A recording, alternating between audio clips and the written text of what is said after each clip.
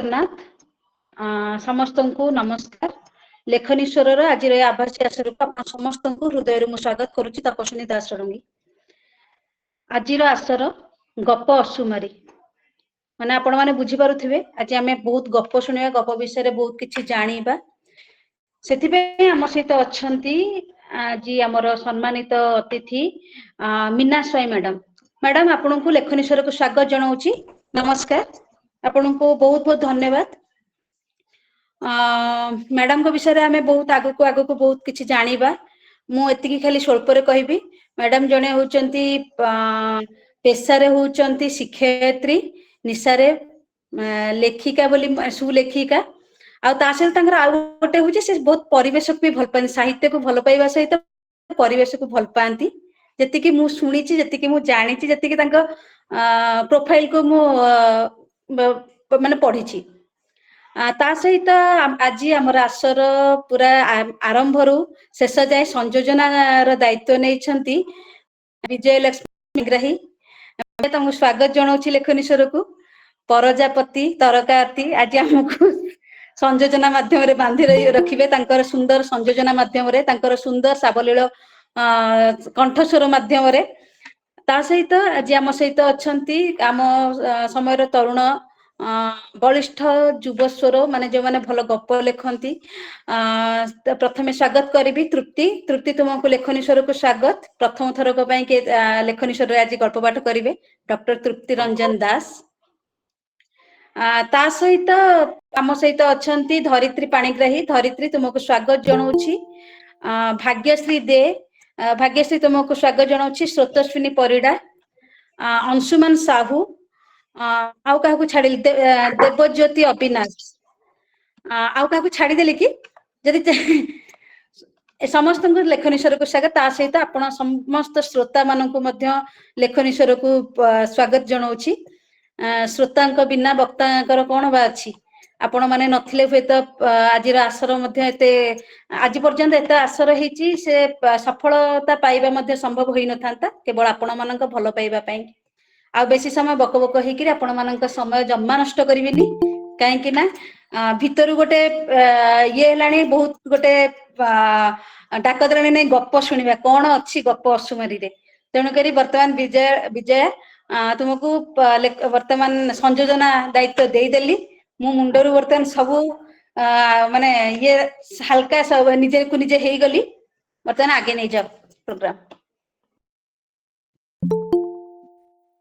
तपस्विनी धन्यवाद। तपस्विनी ठीक कथा कहिले जे आमे एकदम समय आज नष्ट करिबानी। परिचय कहा पाखरे नाही। एमिति जणे प्रतिभाशील सर्ज माने स्रष्टा को पाइचे आमे आम गहन रे परिचय विशेष किछि दे आमे समय नष्ट करिबानी। कारण तांको मुहरु जेतिकी सुनिबा सब किछि साइतिला भली, सब किछि प्रेरणा देला भली। तेबे बाहरे वर्षा गाधुआ प्रकृति आउ प्रकृति तार चिकनिया पिठी पारी बसिछि खरा आड़को। घर भितरे साइति थिबा प्रकृति को सजेई थिबा जणे प्रकृति प्रेमी मनीष जहांको सहित आमे समस्ते आछि ए आभासी मंच रे। लेखनीश्वर मासिक साहित्य आभासी मंच तरफरु आजिर एही गल्प अशुमारी जो सुंदर आसरटी रहिछि एथिरे समस्त को जनाउछि। नमस्कार करुछि मु विजय लक्ष्मी। गल्प गंबुज गढ़ुथिबा पोखत बिंधाणी भावरे आमे जो सम्मानित अतिथि को पाइछे से होचंती बड़ भौणी मीना स्वाई। आ ता सहित आमे ए नव उन्मादना रे आजिर आषाढ़ को सिक्त करने को बाहरी थिबा तरुण शिल्पी मध्यरे भाग्यश्री दे हुंतु, धरित्री पाणिग्राही हुंतु, स्रोतस्विनी भौणी हुंतु, देवज्योति भाई हुंतु अबा तृप्तिरंजन अबा अंशुमान भाई, समस्त को मंच को स्वागत। तेरे स्वागतर पर्व एठी विराम दबा कारण गोटे परिवार भितरे पारिवारिकता भितरे केते आउ शब्दर औपचारिकता। आम गहन रे आज आमे भेटिबा प्रकृति प्रेमी सबुज मनस्क शब्द बिंदाणी श्रीमती मीना स्वाई को नैसर्गिक वर्ण विभारे विभोर करुथिबा कमनीय कोरापुट रो गर्व आउ गौरव को ଜଣେ ଉନ୍ନତ ଚେତା ସମ୍ପନ୍ନ ସୁପରିଚିତ କବି, ଗାଳ୍ପିକା, ଉପନ୍ୟାସିକା, ନାଟ୍ୟକାର, ନିର୍ଦ୍ଦେଶିକା। ଏମିତି କହିବାକୁ ଗଲେ 2015ରୁ ପ୍ରକୃତି ବନ୍ଧୁ ଭଳି ପୁରସ୍କାର ପାଇ 2025 ପର୍ଯ୍ୟନ୍ତ ପ୍ରକୃତି ମିତ୍ର, ଯାହା ମୁଖ୍ୟମନ୍ତ୍ରୀଙ୍କ ଠାରୁ ସେଇ ନିକଟ ଅତୀତରେ ପ୍ରାପ୍ତ କରିଛନ୍ତି, ସେମିତି ଜଣେ ପ୍ରତିଭା ସମ୍ପନ୍ନ ଆଉ ପିଲାମାନଙ୍କ ପାଇଁ ଜୀବନ ଦେଇ ବଞ୍ଚୁଥିବା ଶିକ୍ଷୟିତ୍ରୀ, ବେଷ୍ଟ ଟିଚର ଆୱାର୍ଡରେ ବିଭୂଷିତା ବଡ ଭଉଣୀ ମୀନା ସ୍ୱାଇଁ, ରେଡିଓ ଆଉ ମଞ୍ଚରେ ଯାହାଙ୍କୁ ଆମେ ଅନେକ ଥର ଭେଟୁ, ଅନେକ ଥର। ଭଉଣୀକୁ ମଞ୍ଚକୁ ପୁନଶ୍ଚ ସୁସ୍ୱାଗତ ଏବଂ ସୁସ୍ୱାଗତ। ତେବେ ଆସନ୍ତୁ ଏକଦମ ଆଉ ଔପଚାରିକ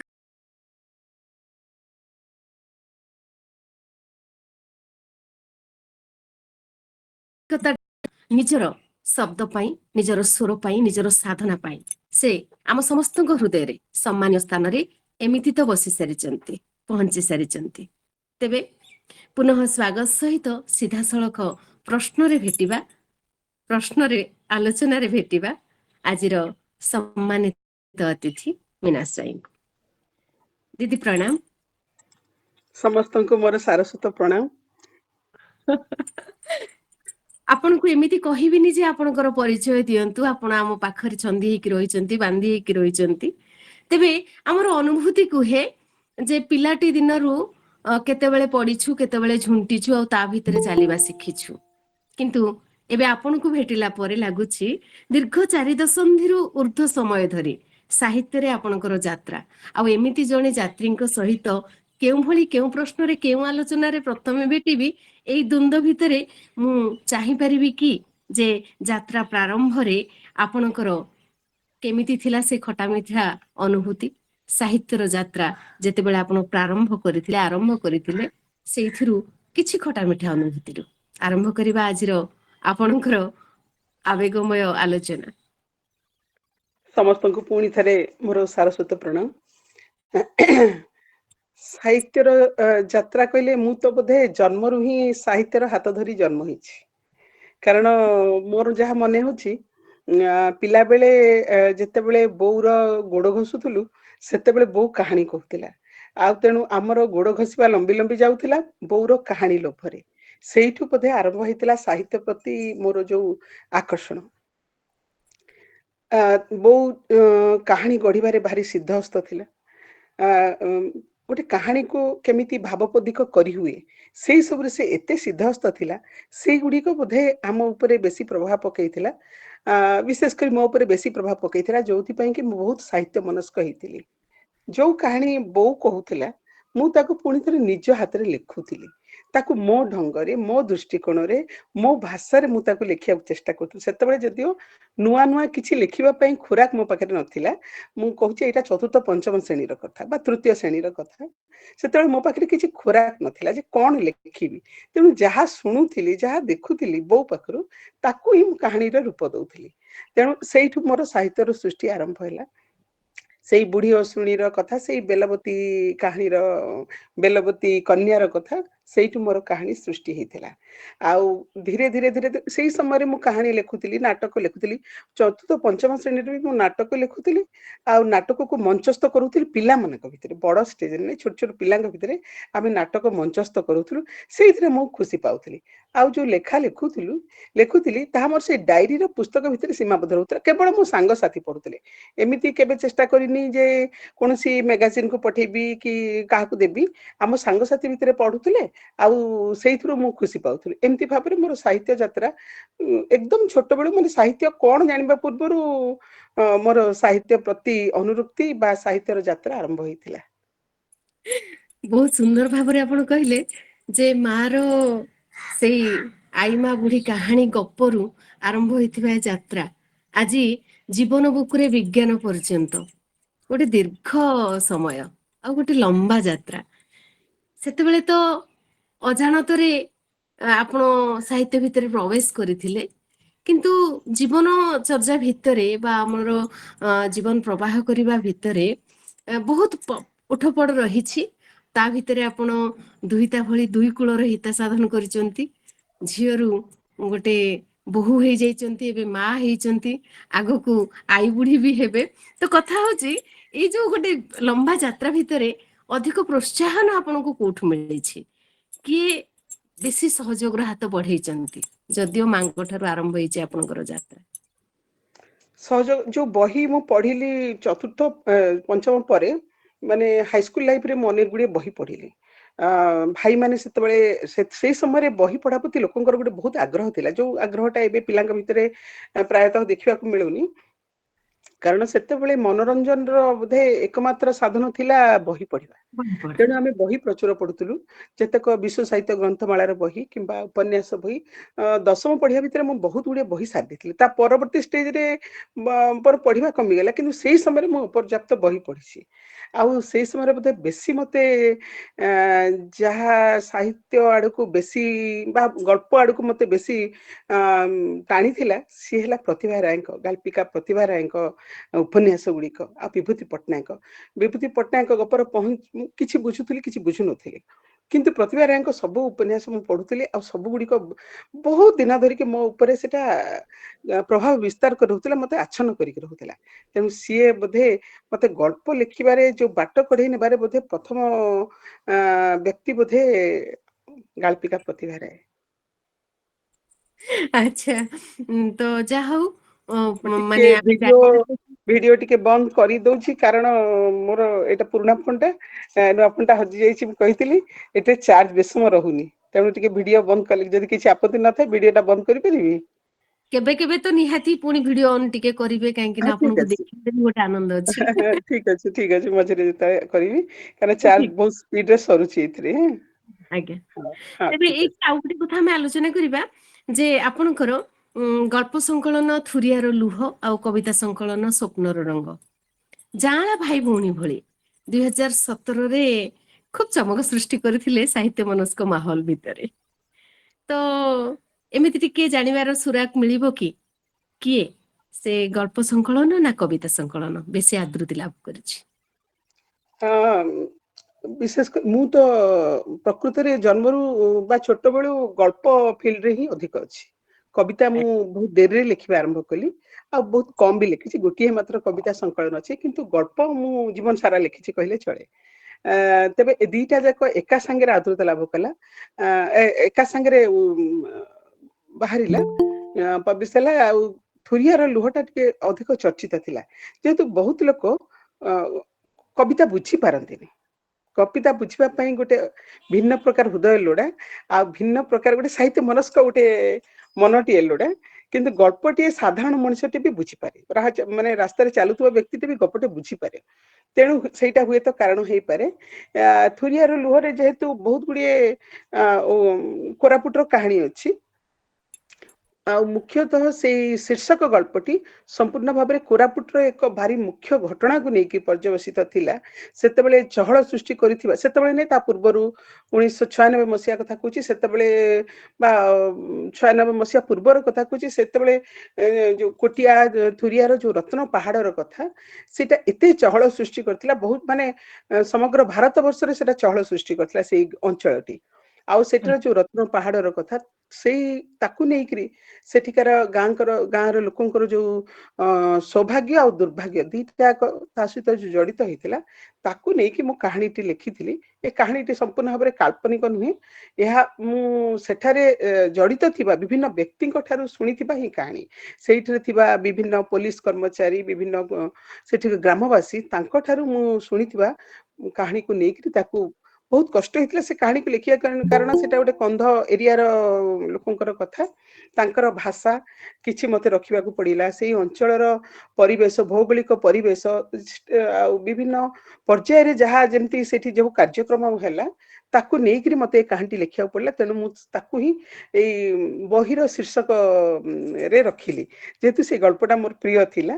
ଆଉ ବହୁତ ଲୋକଙ୍କର ସେଇ ଗଳ୍ପଟି ପ୍ରିୟ ହେଇଥିଲା। ପରବର୍ତ୍ତୀ ସମୟରେ ବହୁ ଜଣ ମତେ ସେଇ ଗଳ୍ପ ବିଷୟରେ ପଚାରିଛନ୍ତି, ଆଉ ଆହୁରି ଆଶ୍ଚର୍ଯ୍ୟ ହେଇଛନ୍ତି, ତା ବିଷୟରେ ଆହୁରି କିଛି ଜାଣିବାକୁ ବି ଚାହିଁଛନ୍ତି ପରବର୍ତ୍ତୀ ସମୟରେ। ବାସ୍ତବିକ ଯେତେବେଳେ ଦୁଇଟି ସଂକଳନ ଆମର ପାଠକ ମହଲରେ ଆଦୃତ ହେଲା ବା ଲୋକାର୍ପିତ ହେଲା, ସେତେବେଳେ ମୁଁ ଉପସ୍ଥିତି ଥିଲି, ମୋର ସେଟା ବହୁତ ବଡ ସୌଭାଗ୍ୟ। ଆଉ ସେଥିପାଇଁ ପ୍ରଚ୍ଛଦରେ ମୁଁ ଆପଣଙ୍କୁ ମୋର ପ୍ରେରଣା ଭାବରେ ରଖେ ଯେ କୋଉଠି ନା କୋଉଠି ଆପଣଙ୍କୁ ଦେଖିଲେ ବି ବହୁତ କିଛି ଶିଖି ହେଇଯାଏ, ଏମିତି ଗୋଟେ ଅନୁଭବ ମତେ ବାନ୍ଧେ। ତେବେ ମୋ ଭିତରେ ତଥାପି ଗୋଟେ ପ୍ରଶ୍ନ ରହିଥିଲା ଯେ ଗଦ୍ୟ ଆଉ ପଦ୍ୟ ଦୁଇଟି ବିଭାଗକୁ ଆପଣ ନିକିତର ଦୁଇ ପଲ୍ଲାରେ ରଖିଲେ, କିନ୍ତୁ ମତେ ଲାଗିଲା ଗପ ଆଡକୁ ଗପ ମୁହାଁ ଏତେ ଜୋର ହେଇଗଲି ଯେ ପରେ ପରେ ଛାଇତଳର ବାସ୍ନା ଆସିଲା, ତାପରେ ଆମର ଉପନ୍ୟାସ ସିଲହଟରୁ ସିଲାଟି ଆସିଲା, ତା ପୂର୍ବରୁ ଆସିଥିଲା, ତାପରେ ଛାଇତଳର ବାସ୍ନା ଆସିଲା, ଏବେ ଆମର ଆସନ୍ନ ପ୍ରକାଶ ପ୍ରସ୍ତୁତିରେ ରହିଛି ଜୀବନ ବୁକୁରେ ବିଜ୍ଞାନ, ଏସବୁ ଗଦ୍ୟ ବିଭାଗକୁ ଆପଣ ନେଇଗଲେ। କିନ୍ତୁ ଏବେ ମୁଁ ଭଲ ଭାବରେ ଜାଣିପାରିଲି ଯେ ପିଲାଟି ଦିନରୁ ଆପଣ ଗଦ୍ୟ ପ୍ରିୟ ଥିଲେ, ଆଉ ଯୋଉଥିପାଇଁ କବିତା ପ୍ରତି ଗୋଟେ ଆସକ୍ତି କୋଉ ସମୟରେ ପଳେଇ ଆସିଛି, ଆଉ ସେଇ ଭିତର ଦେଇକି ଆମର ସ୍ୱପ୍ନର ରଙ୍ଗ ପଳେଇ ଆସିଛି। କିନ୍ତୁ ସ୍ୱପ୍ନର ରଙ୍ଗରେ ବି ବହୁତ ରଙ୍ଗ ରହିଛି, ମୁଁ ତାକୁ ବହୁତ ଭଲ ଭାବରେ ପଢିଛି, ବାରବାର ପଢିଛି। ଶବ୍ଦର ଯାଦୁକାରିଣୀ ଆପଣ, ଶବ୍ଦକୁ ସୁନ୍ଦର ଭାବରେ ସଜାନ୍ତି ଆବେଗ ସହିତ, ସେଇଟା ନେଇକି ବୋଧହୁଏ ବହୁତ ଲୋକପ୍ରିୟତା ସୃଷ୍ଟି କଲା ଆମର ଥୁରିଆର ଲୁହ। ଆପଣ ତ କହିଲେ ଯେ ଗୋଟେ ଭୂଖଣ୍ଡ, ଗୋଟେ ଗାଁ, ଗୋଟେ ବସତି, ଯୋଉ ଜନଜୀବନ ପାଇଁ ଆପଣଙ୍କର ଆବେଗ, ଆଉ ସେଇଥିପାଇଁ ଆପଣ ଜଣେ ଆବେଗୀ ମଣିଷ ଭାବରେ ପରିଚିତ ହେଇଯାଇଛନ୍ତି। ହେଲେ ଥୁରିଆର ଲୁହ ବିଷୟରେ ସଂକ୍ଷେପରେ ଆପଣ ଦେଲେ, ରତ୍ନ ପାହାଡର ବଳାତ୍କାର ବିଷୟରେ କିଛି କହିଲେ, ଜନଜୀବନରେ ଦୋହଲି ଯାଇଥିବା ଯୋଉ ତାଙ୍କର ଜୀବନ ଚର୍ଚ୍ଚା ବିଷୟରେ ବି ଟିକେ ଆଭାସ ଦେଲେ। ବାସ୍ତବିକ ଗୋଟେ ମାଟି ପାଇଁ, ସେଇ ମାଟିର ମଣିଷ ମାନଙ୍କ ପାଇଁ ଯଦି କବି ବା ଗଳ୍ପର ଗୋଟେ ଗାଳ୍ପିକର ହୃଦୟ ଛଳ ଛଳ ନହବ, ତାହେଲେ ସମାଜ କେମିତି ପ୍ରତିଫଳିତ ହବ ଏବେ ବୁଝି ହଉଛି।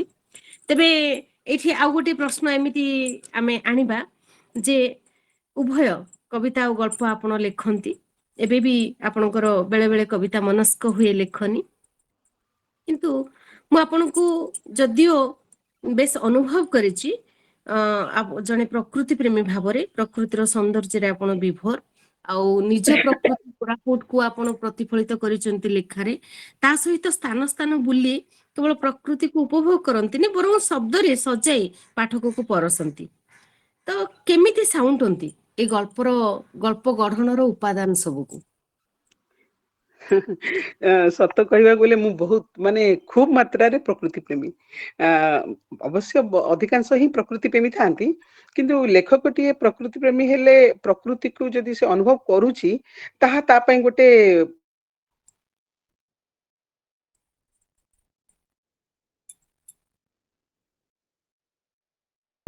ହ୍ୟାଲୋ।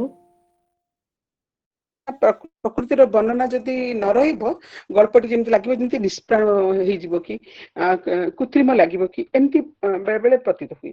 ତେଣୁ ଯେମିତି ମୋର କେତେକ ଗଳ୍ପ ତମେ ଯଦି ପଢିଥିବ ବା ଅନେକ ପଢିଥିବେ, ଯଦି ଗୋଟେ କେତେ ଗପ ଅଛି, ଗୋଟେ ଗପ ଅଛି ତାତି, ଆଉ ଗୋଟେ ଅଛି ଶିଆଳି ଲତା, ଟନେଲ, ଅଳସୀ କ୍ଷେତ, ଦେବୀ, ସବୁଜ ନିଆର ତାତି, ଥୁରିଆର ଲୁହ ନିଜେ, ସେଇ ଗପଟି ବି, ଆଉ ଡଙ୍ଗରର ତାତି, କରଞ୍ଜ, ସଲଭ ଗଛର ଆୟୁଷ, ମେଘ, ପାହାଡର ଅନ୍ତରାଳେ, ଛାଇତଳର ବାସ୍ନା, ଏଇ ସବୁ ଏଇ ଯେତେକ ନାଁ କହିଲି, ଏଇ ସବୁ ଗୁଡିକ ଅଧିକାଂଶ କୋରାପୁଟର ଜନଜାତିଙ୍କର ଜୀବନର କାହାଣୀ, କୋରାପୁଟର ଅଧିବାସୀଙ୍କର କାହାଣୀ। ଯଦି କୋରାପୁଟର ପ୍ରକୃତିକୁ ଯଦି ମୁଁ ଧର ପୃଷ୍ଠାକୁ ଉତାରି ନ ପାରିଲି, ତାଙ୍କ ଜୀବନକୁ କେମିତି ବର୍ଣ୍ଣନା କରିପାରିବି? କାରଣ ସେମାନେ ତ ପ୍ରକୃତିର ସନ୍ତାନ। ପ୍ରକୃତିକୁ ବାଦ ଦେଇକରି ଯଦି ତାଙ୍କ କାହାଣୀକୁ ଲେଖିବି, ତାହା କେବେ ବି ଜୀବନ୍ତ ମନେ ହବ ନାହିଁ, କାରଣ ପ୍ରକୃତିକୁ ଛାଡି କୋରାପୁଟର ଅଧିବାସୀ ନାହାନ୍ତି। ତେଣୁ ଯେତେବେଳେ ତାଙ୍କର ଜୀବନ, ଯେହେତୁ ଡଙ୍ଗର, ପାହାଡ, ବେଡା, ପଶୁ ପକ୍ଷୀ, ବଣ ଜଙ୍ଗଲ, ଏଇ ଚତୁର୍ଦିଗରେ ତାଙ୍କର ଜୀବନଟା ଘୁରୁଥାଏ। ତେଣୁ ପ୍ରକୃତିକୁ ଯଦି ଅନୁଭବ ନ କରିପାରିବା, ତାଙ୍କ ଜୀବନକୁ ଯଦି ଭୋଗି ପାରିବାନି, ତାହେଲେ ତାଙ୍କ ଜୀବନ କାହାଣୀ ଲେଖି ହବନି। ସେଇଥିପାଇଁ ମୁଁ ଯୋଉ ପ୍ରକୃତି କୁ ଅନୁଭବ କରେ, ମୁଁ ମୋର ପ୍ରତ୍ୟେକ ଗଳ୍ପରେ ଯୋଉ କୋରାପୁଟର ଅଧିବାସୀକୁ ନେଇ ଯୋଉ ଗଳ୍ପ, ସବୁଥିରେ ମୋର ପ୍ରକୃତି ବର୍ଣ୍ଣନାଟା ଆପେ ଆପେ ଆସିଯାଏ। ମୁଁ ଲେଖିବାକୁ ଚେଷ୍ଟା କରି ଲେଖେନି, ସିଏ ଆପେ ଆପେ ଆସିଯାଏ। ସେମିତି ଯେତେବେଳେ ମୁଁ କୋରାପୁଟ ବାହାରକୁ ବି ଯାଏ, ସେଠିକା ଜନଜୀବନରେ ଯଦି କିଛି ମୁଁ ଭିନ୍ନତା ଦେଖିଲି, ମତେ ସେଇଟା ବି କିଛି ଦୃଶ୍ୟ ବେଳେ ବେଳେ ଉଦ୍ବେଳିତ କରେ, ନାଇଁ ଏହା ଉପରେ କିଛି ଲେଖିବାକୁ ଇଚ୍ଛା ହବ। ଗୋଟିଏ ଗପ ଅଛି, ଗୀତ ଗାଉଛି ଡାଇନକୁନ ପର୍ବତ, ଏଇଟା ହଉଛି ଡେଲହାଉସିର ଗୋଟିଏ ପର୍ବତକୁ ନେଇକି ତାକୁ ସିଙ୍ଗିଂ ହିଲ୍ ବୋଲି କୁହାଯାଏ। ସେଇ ତାରି ଉପରେ ଲେଖିଥିଲି ଗୋଟେ କାହାଣୀ। ଆଉ ଗୋଟେ ଥିଲା କାଶ୍ମୀରର ଗୋଟେ କାହାଣୀ ଡାଲ ହ୍ରଦ ଓ ପଦ୍ମବନର ପୁଲକ। କାଶ୍ମୀର ଉପରେ ଆଉ ଗୋଟେ ଗପ ଲେଖିଥିଲି କାଙ୍ଗ୍ରିର ତାତି। ତାପରେ ଅନେକ ଗୋଟେ ଫିଚର ଧର୍ମୀ ମଧ୍ୟ ଲେଖା ଥିଲା। ଡାଲ ଝିଲର ଅବଶୋଷ ଗୋଟେ ଥିଲା। ଆଉ ଆଉ ଗୋଟେ ଗୁଜରାଟର ରନ୍ ଉପରେ ଗୋଟେ ଲେଖିଥିଲି। ଏସବୁ ଫିଚର ଧର୍ମୀ ଲେଖା ଲେଖିଲା ବେଳେ ବି ପ୍ରକୃତିକୁ ଛାଡି କୋଉଠି ଲେଖି ହବ। ତେଣୁ ଏସବୁ ମୁଁ ଯେହେତୁ ସେ ସବୁ ଜାଗାକୁ ଯାଏ ଏବଂ ସେଇଠିକାର ଭୌଗୋଳିକ ପରିସ୍ଥିତି ହଉ, ପରିବେଶ ହଉ, ସେମାନଙ୍କ ସଂସ୍କୃତି ହଉ, ତାଙ୍କୁ ମାନେ ତାଙ୍କୁ ଜାଣିବା, ତାଙ୍କୁ ଅନୁଭବ କରିବାରେ ମୋର ଆଗ୍ରହ ବେଶୀ ଥାଏ। ତେଣୁ ମୋର ଲେଖାରେ ସେଗୁଡିକ ଆପେ ଆପେ ଆସେ। ଆଉ ଗପଟା ମତେ ଲାଗେ ଯେ ସେଗୁଡାକ ଲେଖିବା ଫଳରେ ମୋ ଗପଟା ର ମାନ ଟିକେ ଅଧିକ ଉପରକୁ ନିଶ୍ଚିତ ଭାବରେ ବଢେ। ସମସ୍ତଙ୍କର ସେଇଆ ହଉଥିବ ଯେ ପ୍ରକୃତିର ବର୍ଣ୍ଣନା ରହିଲେ ହିଁ ଜନଜୀବନର କାହାଣୀଟାକୁ ଅଧିକ ଜୀବନ୍ତ କରିହେବ। ଆଉ ସେମାନଙ୍କ ସଂସ୍କୃତିକୁ ନ ଜାଣିଲେ ବି ଧରନ୍ତୁ କାଶ୍ମୀର ବିଷୟରେ ମୁଁ ଯଦି କାଶ୍ମୀରର ଗୋଟେ ଜନଜୀବନର କାହାଣୀ ଲେଖୁଛି, ମୁଁ ଯଦି ତାଙ୍କର ସଂସ୍କୃତି ବିଷୟରେ ଜାଣିନି, ତାହେଲେ ସେଠି କାହାଣୀଟା ଅବୁଝା ରହିଯିବ, ତାର ଅନ୍ତଃସ୍ୱରଟା ଅବୁଝା ରହିଯିବ। ତେଣୁ ଆପେ ଆପେ ସେଇ ସବୁ ଜିନିଷ ଯେତେବେଳେ ଆମେ ଗୋଟେ ଜାଗାକୁ ନେଇକି ଲେଖୁଛେ, ଗୋଟେ ଜାଗାର ଜନଜୀବନକୁ ନେଇ ଲେଖୁଛେ, ଆପେ ଆପେ ସେଠାକାର ପ୍ରକୃତିଟା ଭାସି ଆସେ ବା କାଗଜ ପୃଷ୍ଠାକୁ ଓହ୍ଲେଇ ଆସେ। ମୋର ଗୋଟେ ଗଳ୍ପ ଅଛି ଶିମିଳି ଆଉ କୃଷ୍ଣଚୂଡା। ଆଉ ଗୋଟେ ଅଛି ଉଚ୍ଚ ପାହାଡ, ପିକ୍ଚର ପ୍ଲାଣ୍ଟ। ଆଉ ଗୋଟେ ମଧୁରତା, ଆଉ ବର୍ଷାରେ ବର୍ଷା, ଯୋଉ ବିଷୟରେ କହୁଥିଲେ ବର୍ଷାରେ ବର୍ଷା ଓ ଅନ୍ତହୀନ ଯାତ୍ରା, ଏସବୁ ସାମାଜିକ ଗଳ୍ପ। କିନ୍ତୁ ଏଇ ସବୁ ସାମାଜିକ ଗଳ୍ପରେ ପ୍ରକୃତି ବର୍ଣ୍ଣନାକୁ ଯଦି ବାଦ ଦିଆଯାଇଥାନ୍ତା, ସେ ଗଳ୍ପଟା ଅଧା ହେଇଯାଇଥାନ୍ତା। କାରଣ ପ୍ରକୃତି ସହିତ ତୁଳନା କରିକି ଏ ଗଳ୍ପର ଚରିତ୍ର ଗୁଡିକ ଆଗେଇଛନ୍ତି ଆଗକୁ ଆଗକୁ। କାହିଁକିନା ମୋର ସେଇ ଯୋଉ ଗପଟା କହିଲ ବର୍ଷାରେ ବର୍ଷା ଅନ୍ତହୀନ ଯାତ୍ରା, ସେଇ ଗପଟାରେ ମୁଁ ଗୋଟେ ନୂତନ ପ୍ରୟୋଗ କରିଥିଲି। ପ୍ରୟୋଗ କଣ? ଗୋଟେ କାଉ ଦମ୍ପତି, ତାଙ୍କର ଶାବକ, ତାଙ୍କୁ ଗୋଟେ କ୍ୟାରେକ୍ଟର ନେଇଥିଲି। ଆଉ ଗୋଟେ ଝିଅଟି, ତାର ସଂଘର୍ଷର କାହାଣୀ, ଆଉ ଗୋଟେ ବଗିଚା ଯୋଉଠି କି ଋତୁ ପରିବର୍ତ୍ତନ ହଉଛି। ଏଇ ତିନିଟା ସମାନ୍ତରାଳ ଭାବରେ ସେଇ ଗପଟିରେ ଗତି କରିଛି। ତେଣୁ ଏଇଠି ପ୍ରକୃତିଟା ନିହାତି ଆବଶ୍ୟକ ସେଇ ଗଳ୍ପରେ। ତିନିଟା ଯେତେବେଳେ କାଉ ଦମ୍ପତି ଶାବକକୁ ନେଇ ଖୁସିରେ ଅଛନ୍ତି, ସଂଘର୍ଷ କରୁଛନ୍ତି, ସନ୍ତାନ ଟିକେ ଜନ୍ମ ହେବା ପୂର୍ବରୁ ସଂଘର୍ଷ କରୁଛନ୍ତି, ସେତେବେଳେ ଝିଅଟିଏ ମଧ୍ୟ ସଂଘର୍ଷ କରୁଛି ତା ଜୀବନରେ ସଫଳତା ପାଇବା ପାଇଁ। ସଫଳତା ତ ସମସ୍ତେ ପାଆନ୍ତି, ସଂଘର୍ଷ ତ ସମସ୍ତେ କରନ୍ତି, କିନ୍ତୁ ସଫଳତା ପାଇବାଟା ଏକ ଭିନ୍ନ କଥା। ଇଏ ସଂଘର୍ଷ କରୁଛି, କାଉର ଛୁଆ ଜନ୍ମ ହେଇଛି, ଶାବକ ଜନ୍ମ ହେଇଛି, ସିଏ ସଫଳତା ପାଇଛି। ବଗିଚାରେ ସେତେବେଳେ ବସନ୍ତ ଋତୁ ଆସିଛି। ତାପରେ ଧୀରେ ଧୀରେ ଝିଅଟି ଦୂରକୁ ଚାଲି ଯାଇଛି। କାଉ ଶାବକଟି ମଧ୍ୟ ଡେଣା ଲଗେଇକିରି ଉଡି ଯାଇଛି। ବଗିଚା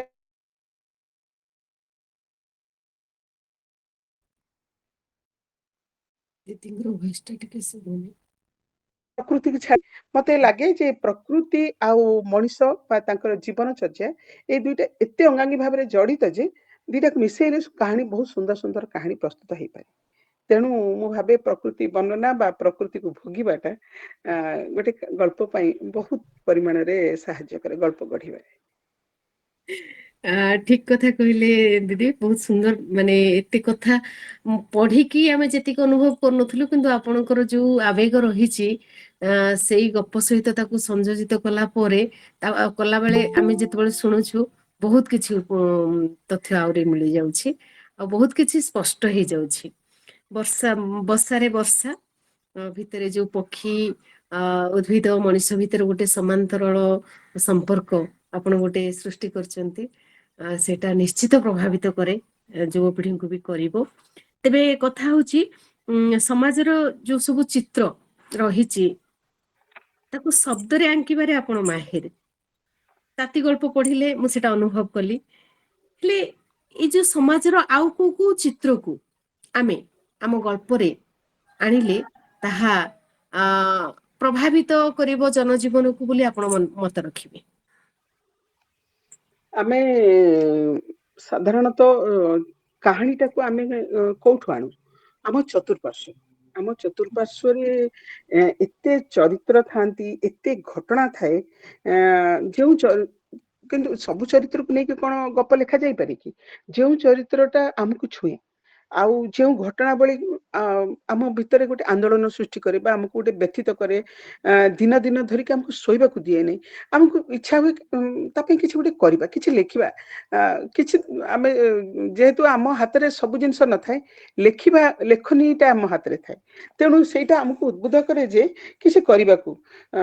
ମାନେ ସେଇ ଚରିତ୍ରର ହୁଏତ ଆଦର୍ଶ କି ତାର ଉତ୍ସର୍ଗ କି କିଛି ଗୋଟେ ଗୁଣ ଆମକୁ ଏମିତି ବିବଶ କରାଏ, କିମ୍ବା ତାର ଅସହାୟତା, ତାର ଅବଶୋଷ, ଏସବୁ ଆମକୁ ଏମିତି ବିବଶ କରେ ଯେ ଆମେ ତା ବିଷୟରେ କିଛି କାଗଜ ପୃଷ୍ଠାରେ ଆମେ ଚାହୁଁ ଯେ ତାକୁ ଲେଖିକି ସେଇ କାହାଣୀଟାକୁ ବା ତାର ଆଦର୍ଶଟାକୁ ଆମେ ତାକୁ ଯେମିତି ଅମର କରିଦବା। ସେ କାହାଣୀ ସେଇ ଚରିତ୍ର ହିଁ ଆମକୁ ବିବଶ କରେ ସେମିତି କରିବା ପାଇଁ। ଆଉ ସେଗୁଡିକ ମାନେ ଗୋଟେ ଯେମିତି ସତେ ଯେମିତି ଧାଡି ବାନ୍ଧିକି ଚାଲି ଆସନ୍ତି, ନାଇଁ ଆମେ ତୋରି କାଗଜ ପୃଷ୍ଠାରେ ଏକ ଶବ୍ଦ ହେଇକିରି ଝରି ପଡିବୁ ବୋଲିକି, ଯେମିତି ସତରେ ସେମାନେ ଧାଡି ବାନ୍ଧିକି ଚାଲି ଆସନ୍ତି। ତାପରେ ଯଦି ସିଧାସଳଖ ଗୋଟିଏ ଘଟଣାକୁ ଆମେ ବର୍ଣ୍ଣନା କରିଦେବା, ସିଏ ତ ଗୋଟେ ସମ୍ବାଦ ପରିବେଷଣ ହେଇଯିବ। ତେଣୁ କାହାଣୀକୁ ଗତିଶୀଳ କରାବେଳେ ଆମକୁ ପୁଣି ଧ୍ୟାନ ଦେବାକୁ ହେଇଥାଏ ଯେ କାହାଣୀର ମୋଡ ପ୍ରତି, କାହାଣୀଟା କୋଉଠି କୋଉ ପ୍ରକାର ମୋଡ ଦେଲେ ତାହା ସୁନ୍ଦର ରୂପ ନେବ, କୋଉ ପ୍ରକାର ଶବ୍ଦ ଗୁଚ୍ଛ ତା ସହିତ ଯୋଡିବାକୁ ପଡିବ, ଧାଡି ସଂରଚନା କେମିତି ହବାକୁ ହବ, ଆଉ ଚରିତ୍ରର ସଂଳାପ ଗୁଡାକ କଣ ହବାକୁ ହବ, ଏଇ ସବୁ ଅନେକ ଗୁଡିଏ ବିଷୟ ଧ୍ୟାନ ଦେଲେ ହିଁ ଆମେ ସେଇ କାହାଣୀ ପ୍ରତି ବା ଚରିତ୍ର ଗଠନ ପ୍ରତି ଆମେ ନ୍ୟାୟ ଦେଇପାରିବା। ଯଦି ଠିକ ଭାବରେ ଆମେ ଯଦି ତାକୁ ଆନାଲିସିସ୍ ବା ବିଶ୍ଳେଷଣ ନ କରୁଛେ, ଆମେ ତାକୁ ନ୍ୟାୟ ଦେଇପାରୁନେ। ତାପରେ ଧର ଗୋଟେ ବଳିଷ୍ଠ ଚରିତ୍ର କି ଗୋଟେ ସରଳିଆ ଉତ୍ସର୍ଗୀକୃତ ଚରିତ୍ର କି ଗୋଟେ ବିନ୍ଦାସ ବଞ୍ଚୁଥିବା ଗୋଟେ ଚରିତ୍ର, ଏଇଭଳି ବିଭିନ୍ନ ଚରିତ୍ରକୁ ଚିତ୍ରଣ କଲା ବେଳେ ଆମକୁ ଗଳ୍ପର ଆରମ୍ଭରୁ ଶେଷ ପର୍ଯ୍ୟନ୍ତ ତାର ଛାପକୁ ଅକ୍ଷୁଣ୍ଣ ରଖିବା ପାଇଁ, ମାନେ ପ୍ରାରମ୍ଭରେ ଆମେ ଯଦି ଦେଖେଇଛେ ଯେ ସେ ଗୋଟେ ବଳିଷ୍ଠ ଚରିତ୍ର, ଶେଷ ପର୍ଯ୍ୟନ୍ତ ତାର ବଳିଷ୍ଠତାକୁ ଅକ୍ଷୁଣ୍ଣ ରଖିବାକୁ ପଡିବ। ପ୍ରାରମ୍ଭରୁ ଆମେ ଦେଖେଇଛେ ସେ ଗୋଟେ ସରଳିଆ ମଣିଷ, ସେଇ ତାର ପ୍ରତ୍ୟେକ ଗତିବିଧିରେ, ତାର ପ୍ରତ୍ୟେକ କାର୍ଯ୍ୟକଳାପରେ, ତାର କଥାବାର୍ତ୍ତାରେ ଆମକୁ ସେଇଟା ହିଁ ଦେଖିବାକୁ ପଡିବ, ତାର ସରଳତାଟା ଛଲଛଲ ହଉଥିବାକୁ ପଡିବ ସେଇ ଇଏରେ। ତେଣୁ ଏଇଟା ଧ୍ୟାନ ଦେବାକୁ ପଡେ ଯେ ତାର ବ୍ୟକ୍ତିତ୍ୱଟା କୋଉ ଜାଗାରେ ଦୁର୍ବଳ ନ ହେଇଯାଉ, ସେଇଟା ତାର ଅକ୍ଷୁଣ୍ଣ ରହୁ, ଏଇ ତାର ସାବଲୀଳତା ଗୋଟେ ରହୁ। ଆଉ ଯଦି ମଝିରେ ମଝିରେ ସେଇ କାହାଣୀର ଗୋଟେ କ୍ଲିଷ୍ଟତା ଆସିଗଲା ମନେକର, ତାହେଲେ ପାଠକ ଯଦି ଝୁଣ୍ଟି ପଡିଲା, ତାହେଲେ ସେ ସେଇଠୁ ଅଧାରୁ ଛାଡିଯିବ କାହାଣୀଟାକୁ।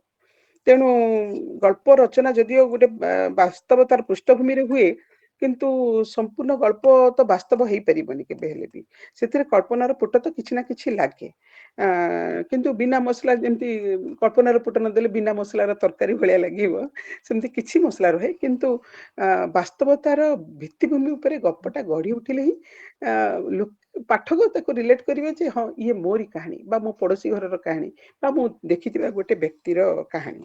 ତେଣୁ ଗଳ୍ପରେ ସେଇ ଆବେଗ ରହିବାକୁ ପଡିବ, ଗୋଟେ ଭାବପ୍ରବଣତା ରହିବାକୁ ପଡିବ, ଆଉ ସେଇଟାକୁ ମାଠି ମୁଠି ମାପି ଚୁପି ତିଆରି କରିବାକୁ ପଡେ। ନଚେତ ଗପଟା ଯଦି ଗୋଟେ ସରଳ ରେଖା ପାଲଟି ଯିବ, ତାହେଲେ ମାନେ ଗୋଟେ ତେଢାମେଢା ହେଇଗଲା, ମୂର୍ତ୍ତିଟା ଗୋଟେ ତେଢାମେଢା ମୂର୍ତ୍ତି ଭଳିଆ ଲାଗିବ।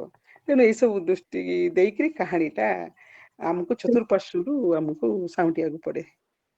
ତେବେ ବାସ୍ତବତାର ଭିତ୍ତିଭୂମିରେ କିଛି କାଳ୍ପନିକତାର ଛୁଙ୍କ ଦେଇ ଆପଣ କାହାଣୀ କରନ୍ତି, କାହାଣୀକୁ ରେ ଶବ୍ଦ ଖଞ୍ଜନ୍ତି, ସେ ଭିତରେ ଯୋଉ ଆବେଗର ଫୁଲ ଗୁଡାକ ଫୁଟନ୍ତି, ଏତେ ଆକର୍ଷଣୀୟ ଯେ ଆମ ସମସ୍ତଙ୍କୁ ସବୁବେଳେ ଛନ୍ଦି ରଖେ। ତେବେ ଏଇଠି ଆଉ ଗୋଟିଏ କଥା ଆମେ ଆଲୋଚନା କରିବା, ଯେତେବେଳେ ଆପଣ ଗଳ୍ପ ଗଢନ୍ତି, ସେତେବେଳେ ତାର ପ୍ରାରମ୍ଭ ଏବଂ ପରିସମାପ୍ତିକୁ କିଭଳି ଗୁରୁତ୍ୱ ଦିଅନ୍ତି? ମୁଁ ତ ଅନୁଭବ କରେ ଏକ ଚମତ୍କାରିତା, ତଥାପି ସେ କୌଶଳ ଗୁଡିକୁ ଆମକୁ ଟିକେ ଜଣେଇବେ କି? ଏବେ ଯେମିତି ଧର ଆମେ ଗୋଟେ ରାସ୍ତାରେ ଚାଲିଲା ବେଳେ ଭଲ ରାସ୍ତାଟି ଦେଖିଲେ ପାଦଟା ଆଗ ବଢିଯାଏ ସିଆଡକୁ, ମାନେ ଖୁସିରେ ବଢିଆ ରାସ୍ତା ଅଛି, ସେ ରାସ୍ତାରେ ଚାଲିବା ବୋଲିକି। ସେମିତି ଆଉ ରାସ୍ତାର ଶେଷ ଭାଗଟା ଯଦି ଭଲ ଥାଏ, ଯାତ୍ରା ଶେଷରେ ଗୋଟେ ସନ୍ତୁଷ୍ଟି ଲାଗେ, ଯାହା ହଉ ଠିକ ଠାକ ଆମେ ପହଞ୍ଚିଗଲେ, ବହୁତ ଭଲ ରାସ୍ତା ଥିଲା। ସେମିତି ଗଳ୍ପର ପ୍ରାରମ୍ଭ ଏମିତି ହେବା ଦରକାର ଯାହା ପାଠକକୁ ଟାଣି ଆଣିବ, ଚାଲ ଏଇ ରାସ୍ତାରେ ଚାଲ ବୋଲିକି। ତେଣୁ ଗଳ୍ପର ପ୍ରାରମ୍ଭ ବହୁତ ସୁନ୍ଦର ହେବା ଦରକାର, ଏମିତି ହବ ଯେମିତି କି ତାହା ଗୋଟେ ପାଠକକୁ ବିବଶ କରିବ ଯେ ନାଇଁ ମୁଁ ପଢିବି, से धाड़ीटी हो कि प्रथम पाराग्राफटी हो ताकू विवश करने विवश करुथुबो जेमती गप पढ़िया पे। द्वितीय कथा है से धाड़ी बा से पाराग्राफटी जेमिति हेले ता चारिपटे विषय वस्तुटी घुरुथवा पड़िबो। एमती न हो जे पाठक को न लागू जे प्रारंभ पाराग्राफटा न लिखिथिले भी चली थांता बा आसी तो किछि रिलेट ही होनी। जेणु जदि सेई धाड़ी बा पाराग्राफटी पूरा कंटेंट सहित बा पूरा विषय वस्तु सहित शक्त भाबरे बांधी हिथिबो आउ नतुबा ता चारिपटे विषय वस्तुटी घुरुथबो ताहले पाठक को लागिबो जे आरंभ ही बहुत सुंदर एवं एमान समस्त परस्पर सहित जोड़ी हेकी रहिचंती।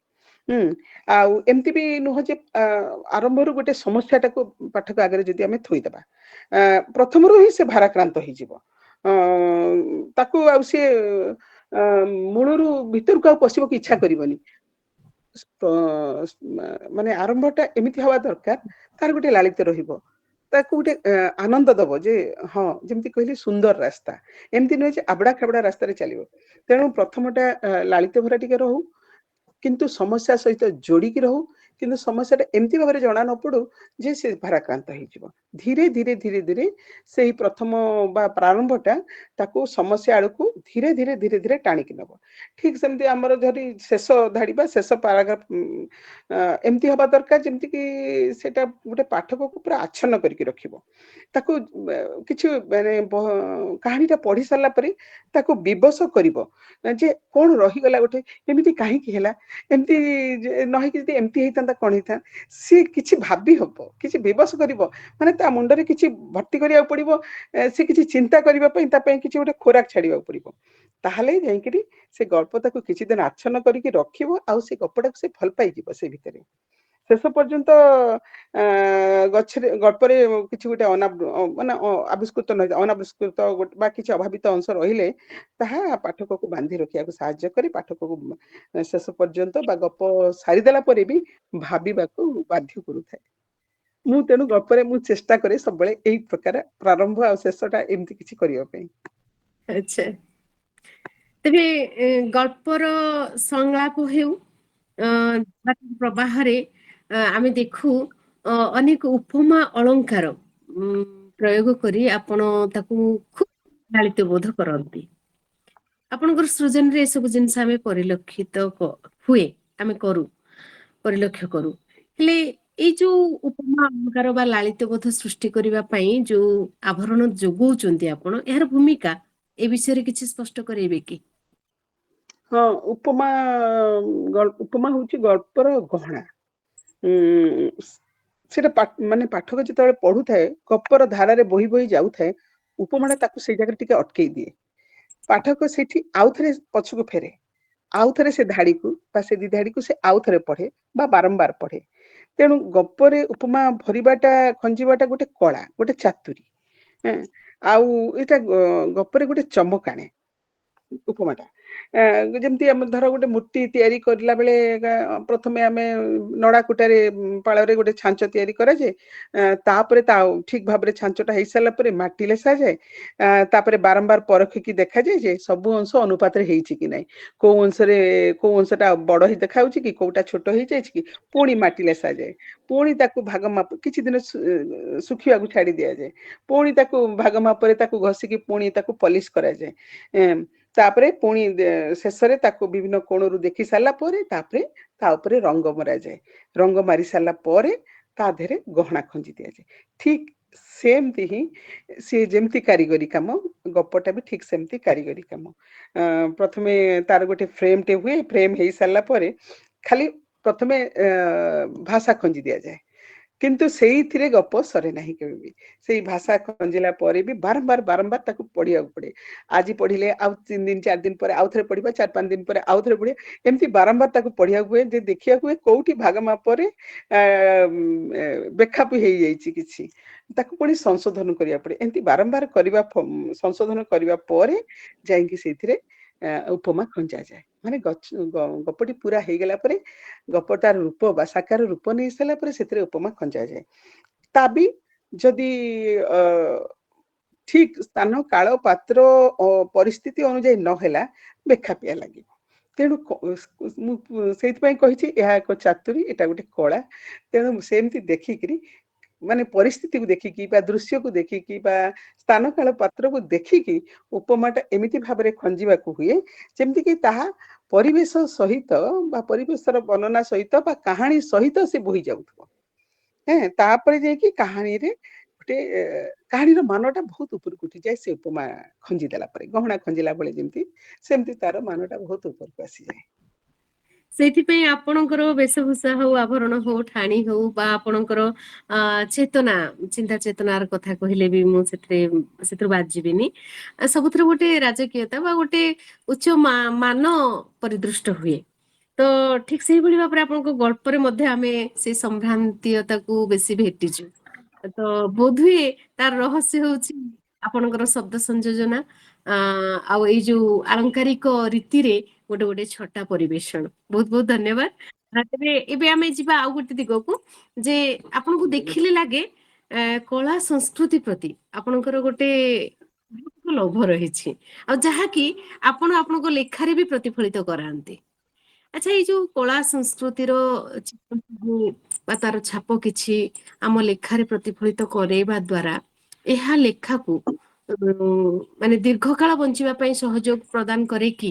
ଏମିତି କିଛି ପ୍ରଶ୍ନରେ ଆପଣ କଣ ଉତ୍ତର ରଖିବେ? ନିଶ୍ଚୟ। ଏବେ ଦେଖ, ଗଳ୍ପଟି ଯେଉଁ କାଳଖଣ୍ଡର କଥା କହୁଥିବ ବା ଯେଉଁ ସ୍ଥାନ ବା ଯେଉଁ ଲୋକଙ୍କର କଥା କହୁଥିବ, ମୁଁ ସବୁବେଳେ ଚେଷ୍ଟା କରେ ସେଇଠିକାର କଳା ସଂସ୍କୃତିକୁ ସେ ଗପରେ ବା ଉପନ୍ୟାସ ହଉ ଯୋଉଥିରେ ବି ଟିକେ ସ୍ଥାନ ଦେବାକୁ। ତା ଦ୍ୱାରା କଣ ଲାଗିବ, ଲୋକଙ୍କୁ ଲାଗିବ ସତରେ ଯେମିତି ଏଇ କାହାଣୀଟି ସେଇଠିକାର ବ୍ୟକ୍ତି ଜଣେ ହିଁ ତାକୁ ଲେଖୁଛି ବା ବର୍ଣ୍ଣନା କରୁଛି, ଏମିତି ତାଙ୍କୁ ଅନୁଭବ ହବ। ଆଉ ସେଇ ମାନେ ସେଇଠିକାର ଯୋଉ କଳା ସଂସ୍କୃତିକୁ ତା ଦେହରେ ଖଞ୍ଜି ଦେବା ଫଳରେ ପାଠକକୁ ସେଇ ଗଳ୍ପଟି ସିଧାସଳଖ ସେଇ ସ୍ଥାନରେ ନେଇକି ପହଞ୍ଚେଇ ଦେବ, ସେଇ ବ୍ୟକ୍ତି ମାନଙ୍କ ଗହଣରେ ନେଇକି ପହଞ୍ଚେଇ ଦେବ। ମୋର ଉପନ୍ୟାସ ଯୋଉ ସିଲହଟରେ ସିଲାଟି କଥା କହୁଥିଲ, ସେ ଉପନ୍ୟାସକୁ ଲେଖିଲା ବେଳେ ମତେ ପ୍ରକୃତରେ ବହୁତ କଷ୍ଟ କରିବାକୁ ପଡିଥିଲା। କାହିଁକି ନା ସେଇ ଉପନ୍ୟାସ ଥିଲା ବାଂଲାଦେଶୀ ଶରଣାର୍ଥୀ ମାନଙ୍କର କାହାଣୀ। ବାଂଲାଦେଶ ମୁଁ କେବେ ଯାଇନାହିଁ, କିନ୍ତୁ ମତେ ସେଇଠି ସେଇ ବଙ୍ଗାଳୀ ମାନେ ଯେତେବେଳେ ଥିଲେ ସେଠି, ସେମାନେ କି ପ୍ରକାର ଜୀବନ ଯାପନ କରୁଥିଲେ, ସେମାନେ ତାଙ୍କର ସେଠିକାର କଳା ସଂସ୍କୃତି ସେତେବେଳେ କଣ ଥିଲା, ତାହା ଯଦି ମୁଁ ନ ଲେଖିବି ତାହେଲେ ଜଣା ପଡିବ ନାହିଁ ଯେ ସେମାନେ ସେଇଠୁ ଆସିଛନ୍ତି। ମୋର ସେଇ ଚରିତ୍ର ମାନେ ସେଇଠୁ ଆସିଛନ୍ତି ବୋଲି ଜାଣିବ କେମିତି ଜଣା ପଡିବ, ଅନୁଭବ କେମିତି ହବ? ତେଣୁ ମତେ ସେଇଠିକାର କଳା ସଂସ୍କୃତି ବା ସେଇ ଯୋଉ ଅଞ୍ଚଳର ନାଁ ମୁଁ ନେଇଛି, ସେଇ ଅଞ୍ଚଳରେ କଣ ଚାଲୁଥିଲା, କେମିତି ପର୍ବପର୍ବାଣି ଚାଲୁଥିଲା, କଣ ଲୋକେ ଖାଉଥିଲେ ପିଉଥିଲେ, କେମିତି ଭାବରେ ଜୀବନ ଧାରଣ କରୁଥିଲେ, ସେତେବେଳେ ତାଙ୍କର ବେଶଭୂଷା କଣ ଥିଲା, ଏଇ ସବୁ ପ୍ରତି ମତେ ବହୁତ ଦୃଷ୍ଟି ଦେବାକୁ ପଡିଲା। ବା ସବୁ ଗାଳ୍ପିକ ମାନଙ୍କୁ ବିଭିନ୍ନ ସେମିତି ମୋ ଭଳି ସେଇ ସିଚୁଏସନରେ ସେଇ ପ୍ରକାର କଷ୍ଟ ସ୍ୱୀକାର କରିବାକୁ ପଡୁଥିବ ବା ସେଇ ସବୁ ତଥ୍ୟ ସଂଗ୍ରହ କରିବାକୁ ପଡୁଥିବ। ଆଉ ସେମିତି ସେଇ ଶରଣାର୍ଥୀ ମାନେ ଯୋଉଟା ମୁଁ ଲେଖିଥିଲି 1971 ମସିହାରେ ବାଂଲାଦେଶ ଯେତେବେଳେ ସ୍ୱତନ୍ତ୍ର ବାଂଲାଦେଶ ଗଠନ ହେଲା, ସେଇ ସମୟରେ ସେମାନେ ସେଠାରେ ନିର୍ଯାତିତ ହେଲା ପରେ ଭାରତକୁ ଯାତ୍ରା କରିଛନ୍ତି ଶରଣାର୍ଥୀ ହିସାବରେ। ବହୁତ ଅତ୍ୟାଚାରିତ ହେଇଛନ୍ତି। ସେମାନେ ଆସି ତାପରେ ବିଭିନ୍ନ ଜାଗାରେ, ଭାରତର ବିଭିନ୍ନ ଜାଗାରେ ରହିଛନ୍ତି, ବିଶେଷ କରି ଓଡିଶାର ଜମ୍ବୁ ଦ୍ୱୀପ ଗୋଟେ, ଆମର ମାଲକାନଗିରି, ଉମରକୋଟ, ଏସବୁ ଅଞ୍ଚଳରେ ସେମାନେ ବସତି ସ୍ଥାପନ କଲେ ବା ସରକାର ତାଙ୍କୁ ଥଇଥାନ କଲେ। ହେଲେ ଗୋଟେ ନିଜର ସମସ୍ତ ସମ୍ବଳ ଛାଡିକି ଆସିଥିବା ଗୋଟେ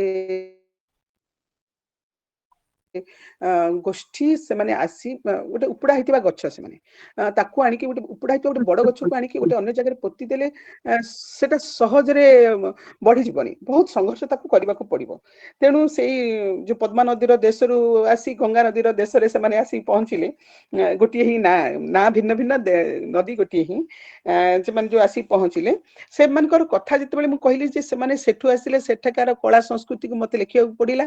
ସେମାନେ ଆସିକି ଯେତେବେଳେ ଉମରକୋଟ ଅଞ୍ଚଳ ହଉ କିମ୍ବା ମାଲକାନଗିରି ଅଞ୍ଚଳ, ମୁଁ ନେଇଛି ପର୍ଟିକୁଲାରଲି ସିଲାଟି ଅଞ୍ଚଳର କଥା, ସେଇଠି ଯେତେବେଳେ ସେମାନେ ଆସିକି ଥଇଥାନ ହେଲେ, ସେମାନେ ତାଙ୍କ କଳା ସଂସ୍କୃତି ତ ଭୁଲି ପାରିବେ ନାହିଁ, କିନ୍ତୁ ତା ସହିତ ଏଠିକାର ଜନଜୀବନ ସେଠି ଯୋଉ ଅଞ୍ଚଳର ଅଧିବାସୀ ମାନେ ଥିଲେ, କୋରାପୁଟ ଯୋଉ ଅଧିବାସୀ ମାନେ ଥିଲେ, ସେମାନେ ଯୋଉ ଜଙ୍ଗଲରେ ଯୋଉ ଅଧିବାସୀ ମାନେ ଥିଲେ, ତାଙ୍କର କଳା ସଂସ୍କୃତି ବି ଅଛି। ତେଣୁ ଦୁଇଟି କଳା ସଂସ୍କୃତିକୁ ମତେ ସମାନ୍ତରାଳ ଭାବରେ ଆଗକୁ ନେବାକୁ ପଡିଲା, ଆଙ୍କ କଳା ସଂସ୍କୃତି ଏମାନେ, କାରଣ ଦୁଇ ଗୋଷ୍ଠୀ ମଧ୍ୟରେ ଅନେକ ସମୟରେ ସଂଗ୍ରାମ ଚାଲିଲା, କେବେ ସହାବସ୍ଥାନ ହେଲା, କେତେବେଳେ ସଂଗ୍ରାମ ଚାଲିଲା, ଏମିତି ଭାବରେ ସେମାନେ ନିଜକୁ ଏଷ୍ଟାବ୍ଲିଶ କଲେ।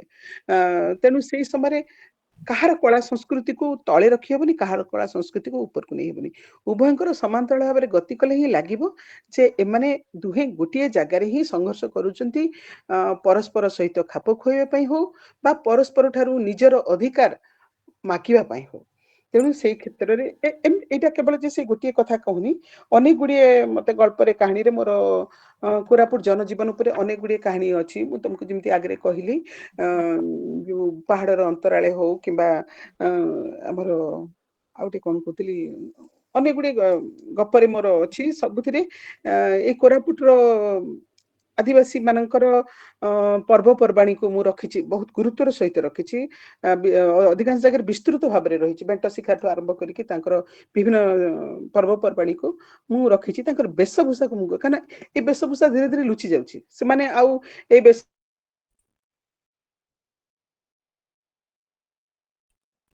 ବାରମ୍ବାର କଲ୍ କରୁଛି ଚନ୍ଦ୍ରଶେଖର ସ୍ୱାର କିଏ ଯେତେବେଳେ ତାଙ୍କର କଥା କହିଛି, ମୁଁ ତାଙ୍କର କଳା ସଂସ୍କୃତିକୁ ସେଇଠି ଲିପିବଦ୍ଧ କରିବାକୁ ଚେଷ୍ଟା କରିଛି।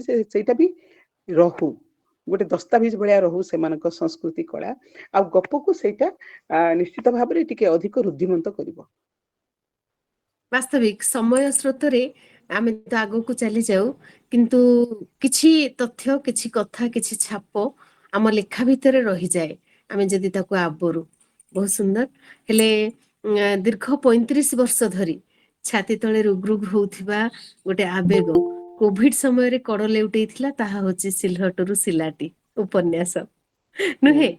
ହଁ ହଁ, ତେବେ ସେଇ ଏ, ସମୟରେ ଟିକେ ସମୟ ପାଇଲି, କାହିଁକିନା ଗୋଟେ ଉପନ୍ୟାସ ଲେଖିବାକୁ ହେଲେ ସମୟ ଦରକାର।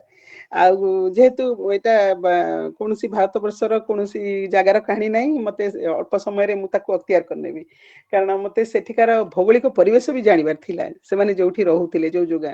ତେଣୁ ତାର ଭୌଗୋଳିକ ପରିବେଶ, କଳା ସଂସ୍କୃତି, ଆଉ ସେଇ ସମୟର ସାମ୍ପ୍ରତିକ ସାମାଜିକ ସ୍ଥିତି ସେଠାରେ କଣ ଥିଲା, ଆଉ ସେଇ ସମୟରେ କୋରାପୁଟ ଭଳି ଅଞ୍ଚଳରେ ବି ସାମାଜିକ ସ୍ଥିତି କଣ ଥିଲା, ଏଇ ସବୁ ମତେ ଜାଣିବାକୁ ପଡିଲା। ତେଣୁ କୋଭିଡ ସମୟରେ ଯୋଉ ଲକଡାଉନ ପିରିୟଡ ଟା ମତେ ତା ବିଷୟରେ ଗବେଷଣା କରିବା ପାଇଁ, ତା ବିଷୟରେ ଲେଖିବା ପାଇଁ, ଏସବୁ କରିବା ପାଇଁ ପ୍ରକୃତରେ ବହୁତ ସାହାଯ୍ୟ କରିଛି। ତେବେ ସମୟର ସଦୁପଯୋଗ କରିବା ଆପଣଙ୍କ ଠାରୁ ହିଁ ଶିଖି ହବ, ଏମିତି ତ ଅନେକ କଥା ଶିଖି ହୁଏ। ତେବେ ସୁନ୍ଦର ଭିଡ କେତେବେଳେ ଅଭିଶାପ୍ତ, କେତେବେଳେ ଆଶୀର୍ବାଦ ହେଇଛି କାହା କାହା ପାଇଁ, ତ ସେ ଭିତରୁ ଆପଣଙ୍କ ପାଇଁ ସିଲହଟରୁ ସିଲାଟି ଗୋଟେ ଆଶୀର୍ବାଦ ନିହାତି। ବହୁତ ବଢିଆ, ଆମେ ସିଲହଟରୁ ସିଲାଟି ବିଷୟରେ ବି ବିଶେଷ କିଛି ଜାଣିଲୁ। ତେବେ ଅଭିନୟ ଆଉ ନିର୍ଦ୍ଦେଶନାରେ ଆପଣଙ୍କର ସିଦ୍ଧି ପୂର୍ଣ୍ଣିମାର ମାନେ ପୂର୍ଣ୍ଣ ଇନ୍ଦୁ ପରି, ଗଳ୍ପ ପଠନରେ ଆମେ ଆପଣଙ୍କର ଉତ୍ତରଣକୁ ଅନୁଭବ କରୁ, ସେ ଅଭିନୟତାକୁ, ନିର୍ଦ୍ଦେଶନାକୁ ଗୋଟେ ଛାପ ତାର ରହେ ଆପଣ ଯେତେବେଳେ ଗପଟିଏ ପାଠ କରନ୍ତି। ହେଲେ ଗଳ୍ପ ଗଢଣରେ ଏଇ ଯୋଉ ଅଭିନୟାତ୍ମକ କିଛି ସଂଳାପ, ଏସବୁର ଆବଶ୍ୟକତା ବା କଥୋପକଥନ ଅନୁସାରେ ଯୋଉ ଆମେ ଗଳ୍ପ ରଚନା କରୁ, ଏହାର କେତେ ଦୂର ଆବଶ୍ୟକତା ରହିଛି, ସେ ବିଷୟରେ ଆମ ପାଠକ ପ୍ରିୟ, ଗଳ୍ପ ପ୍ରିୟ ପାଠକକୁ ଆପଣ କଣ କହିବେ? ନିହାତି ଆବଶ୍ୟକ ଅଛି, ବା ତାର ମାନେ ଯାହା ଯିଏ ଏସବୁ କ୍ଷେତ୍ରରେ ଅଛି, ଅଭିନୟ କ୍ଷେତ୍ରରେ ବା ନିର୍ଦ୍ଦେଶନା କ୍ଷେତ୍ରରେ ଅଛି, ସେଇଟା ତା ପାଇଁ ଗୋଟେ ବରଦାନ ଗଳ୍ପ ଲେଖିଲା ବେଳେ, ମୁଁ ଭାବେ ସେଟା। ମୁଁ ପ୍ରଥମରୁ କହିଛି ଯେ ମୁଁ ପିଲାଟି ଦିନରୁ ହିଁ ନାଟକ, ଛୋଟ ଛୋଟ ନାଟକ ଲେଖୁଥିଲି, ସାଙ୍ଗମାନଙ୍କ ସାଙ୍ଗରେ ନାଟକ କରଉଥିଲି। ଏବେ ବି ସେଇ ଯୋଉ ନାଟକ ମନସ୍କ ମନଟା ଏବେ ବି ମୋର ଅଛି। ଆଉ ମତେ ସେ ସୁଯୋଗ ବି ମିଳେ, କଣ ପ୍ରତିବର୍ଷ ଆମର ବିଦ୍ୟାଳୟ ମାନଙ୍କରେ ବିଜ୍ଞାନ ଭିତ୍ତିକ ନାଟକ ପ୍ରତିଯୋଗିତା ହୁଏ। ଆଉ ମୁଁ ବୋଧେ ଚାକିରି କଲା ଦିନଠୁ ପ୍ରତିବର୍ଷ ନିହାତି ଗୋଟେ ବିଜ୍ଞାନ ନାଟକ ଲେଖେ, ବିଜ୍ଞାନ ଭିତ୍ତିକ ନାଟକ ଲେଖେ। ମୋ ପାଇଁ ସେଥିପାଇଁ ଏଇଟା ସୌଭାଗ୍ୟର ବିଷୟ। ଅଧିକାଂଶ ଥର ହଁ ଅଧିକାଂଶ ଗୋଟିଏ ଥର ତୁମେ ବି ଥିଲ ସେଇଟା। ଅଧିକାଂଶ ଥର ଆମ ନାଟକଟି ପ୍ରଥମ ବିବେଚିତ ହେଇ ରାଜ୍ୟ ସ୍ତର ମନୋନୀତ ହେଇକି ଜୋନାଲ ଲେଭେଲକୁ ଯାଇଛି। ଜୋନାଲ ଲେଭେଲରେ ପ୍ରଥମ ହେଇ ପୁଣି ରାଜ୍ୟ ସ୍ତରକୁ ଯାଇଛି। ଆଉ ରାଜ୍ୟ ସ୍ତରରେ ବି ସେ ପ୍ରସିଦ୍ଧି ସାଉଁଟିଛି। ଅନେକ ଥର ଯାଇଛୁ। ଆଉ ସେମିତି ରୋଲ ପ୍ଲେ ବି ମୁଁ ଲେଖେ। ରୋଲ ପ୍ଲେ ବି ମୋର ଅନେକ ଥର ରାଜ୍ୟ ସ୍ତରରେ ପ୍ରଥମ ହେଇ ସବୁ ଜିଲ୍ଲା ମାନଙ୍କ ଭିତରେ ପ୍ରଥମ ହେଇ ଏସିଆଟି ଦିଲ୍ଲୀରେ ମଧ୍ୟ ମଞ୍ଚସ୍ଥ ହେଇଛି। ତେଣୁ ଏଇ ଯୋଉ ନାଟକ ମନସ୍କ ମନରେ ମୁଁ ଯୋଉ ଲେଖେ, ସଂଳାପ ଗୁଡିକ ଲେଖେ ବା ପିଲାଙ୍କୁ ନିର୍ଦ୍ଦେଶନା ଦେଲା ବେଳେ ମୁହଁର ଯୋଉ ଏକ୍ସପ୍ରେସନ, ଭାବ ଉପରେ ଯୋଉ ଗୁରୁତ୍ୱ ଦିଏ, ସେଇ ଜିନିଷଟା ରିଲେଟ ହେଇଯାଏ ଗଳ୍ପ ଲେଖିଲା ବେଳେ। କାହିଁକି ନା ଗଳ୍ପର ଚରିତ୍ରର ନିହାତି ଗୋଟେ କୌଣସି ଗୋଟେ ଘଟଣାରେ ତାର ପ୍ରତିକ୍ରିୟାଟା ଆମେ ଯାହା ନାଟକରେ ଦେଖୁ, ସେଇ ପ୍ରତିକ୍ରିୟାଟା ଗଳ୍ପରେ ସେଇ ଚରିତ୍ର ମୁହଁକୁ ଆସିଯାଏ। ଯୋଉ ସଂଳାପଟା ନାଟକରେ ଆମେ ଦେଉ, ଆଉ ସେଇ ଚରିତ୍ରଟାକୁ ସେଇ ସଂଳାପଟା ବଳିଷ୍ଠ କରେ, ସେମିତି ସେଇ ସଂଳାପଟା ଯେତେବେଳେ ଚରିତ୍ରଟି କହେ, ସେତେବେଳେ ସେ ଚରିତ୍ରର ଚରିତ୍ର ଚିତ୍ରଣଟା ଆହୁରି ସ୍ପଷ୍ଟ ହୁଏ। ତେଣୁ ମୁଁ ଭାବେ ଏଇଟା ମତେ ବହୁତ ପରିମାଣରେ ସାହାଯ୍ୟ କରିଛି, ମାନେ ଗଳ୍ପଟାକୁ ଅଧିକ ଭାବରେ ସ୍ପଷ୍ଟ କରିବା ପାଇଁ, ଚରିତ୍ର ମାନଙ୍କୁ ଅଧିକ ଭାବରେ ସ୍ପଷ୍ଟ କରିବା ପାଇଁ। ଆଉ ସେଇ ନାଟକୀୟ ଆଉ ଏମିତି ବି ଲାଗେ, ଏମିତି ବି ତମେ ଯଦି ପଢିଥିବ, କେତେ ଗୁଡିଏ ମୋର ଗଳ୍ପ ଅଛି। ଗୋଟେ କୁହାଟ ଆଉ କରଞ୍ଜ, ଏମିତି କେତେ ଗୁଡିଏ ଗପ ଅଛି। ସ୍ପେଶାଲି କୁହାଟରେ ସଂଳାପଟା ପୁରା ନାଟକୀୟତା ଅଛି। ଲାଗିବନି ଯେ ସାଧାରଣ ଭାବରେ ଦି ଜଣ ଲୋକ ଏମିତି କଥାବାର୍ତ୍ତା ହେଇଥାଇ ପାରନ୍ତି, କିନ୍ତୁ ସେଥିରେ ଯୋଉ ନାଟକୀୟତା ମୁଁ ରଖିଛି, ଜାଣି ଶୁଣି ରଖିଛି, ସେଇ ନାଟକୀୟତା ହିଁ ଗଳ୍ପକୁ ବୃଦ୍ଧିମନ୍ତ କରୁଛି। କାହିଁକି ନା ସେଇ ନାଟକୀୟତା ନଥିଲେ ସେଠି ମୁଖ୍ୟତଃ କୁହାଟ ଗଳ୍ପରେ ପ୍ରେମ କଣ ତାକୁ ବୁଝେଇବା ପାଇଁ, ବା ଦୁଇ ଜଣଙ୍କ ଭିତରେ ଯୋଉ କଥୋପକଥନ ହେଇଛି, ପ୍ରେମକୁ ନେଇକିରି ହେଇଛି, ତାହା ଏକ ରୋମାଣ୍ଟିକ ଗଳ୍ପଟେ। ସେଇଠି ଯଦି ସେଇ ପ୍ରକାର ନାଟକୀୟତା ନଥାନ୍ତା, ସେଇ ଗପଟା କୁ ମୁଁ ଜଷ୍ଟିଫାଇ କରିପାରିନଥାନ୍ତି, ନ୍ୟାୟ ଦେଇପାରିନଥାନ୍ତି, ସେ ଚରିତ୍ର ମାନଙ୍କୁ ନ୍ୟାୟ ଦେଇପାରିନାହାନ୍ତି, ବା ସେ କାହାଣୀକୁ ନ୍ୟାୟ ଦେଇପାରନ୍ତି। ତେଣୁ ସେଇଭଳି ଜାଗାରେ ସେଇ ପ୍ରକାର ନାଟକୀୟତା ନିହାତି ଆବଶ୍ୟକ ଥିଲା। ସେମିତି ଗୋଟିଏ ଗପରେ ଗୋଟିଏ ଜାଗାରେ ଆମର କରଞ୍ଜରେ ଅଛି, ସେଇ ଧାଡିଟାକୁ ବହୁତ ଜଣ ମତେ ପଚାରିଥିଲେ, ବହୁତ ଜଣ ସେଇ ଧାଡିଟା ମୁଁ ବି ଏବେ ଉପସ୍ଥାପନ କରିବି। ବହୁତ ଜଣ ମତେ ପଚାରନ୍ତି। କୁହାଟ ତ ମୁଁ ପଢିନି, କିନ୍ତୁ କରଞ୍ଜର ଗୋଟେ ପଂକ୍ତି ଅଛି, ଯାହାକି ଆମକୁ ପ୍ରମାଣିତ କରି ନବ ଯେ ନାଟକୀୟ ସଂଳାପର ଆବଶ୍ୟକତା କେତେ। ପଂକ୍ତିଟି ଏମିତି, ନିନି ଏ ଦେହରେ ଯୌବନର ମହକ ନାହିଁ, କି ଭୋଗର ଇଚ୍ଛା ବି ନାହିଁ। ଲାଇଲୁ ସହ ମୋର ସବୁ ମୋହ ମରିଯାଇଛି, ହେଲେ ପିଲାତିନିଟାକୁ ଭାତ ଦିମୁଠା କି ମାଣ୍ଡିଆ ଯାଉ ସୁଡୁକାଏ ଯଦି ଦେଇପାରିବି ଏ ହାଡ ମାଂସର ଦେହ ବଦଳରେ, ସେଥିରେ କଣ ପାପ ହବ? ପିଲା ତିନିଟାକୁ ଯଦି ମଣିଷ କରି ଠିଆ କରିବି ଏ ଦେହ ସହ କିଛି ଖେଳ ବଦଳରେ, ମୁଁ କଣ ଅସତୀ ହେଇଯିବି? ତିନିଟା ଭୋକିଲା ପେଟ, ସେମାନଙ୍କର ଆଶା ସପନ ଭବିଷ୍ୟତ ଠାରୁ କଣ ଏ ପାପ, ଏ ଅସତୀ ହେବା ବେଶୀ ଓଜନିଆ? ଏମିତି ଗୋଟେ ସଂଳାପ ମତେ ବିଭୋର କରିଥିଲା କରଞ୍ଜ ଗଳ୍ପରୁ, ଯାହା ଥୋରିଆର ଗଳ୍ପ ସଂକଳନରେ ରହିଥିଲା। ଏକ୍ଜାକ୍ଟଲି ଏଇଟାକୁ ବହୁତ ଜଣ ମତେ ପଚାରିଛନ୍ତି।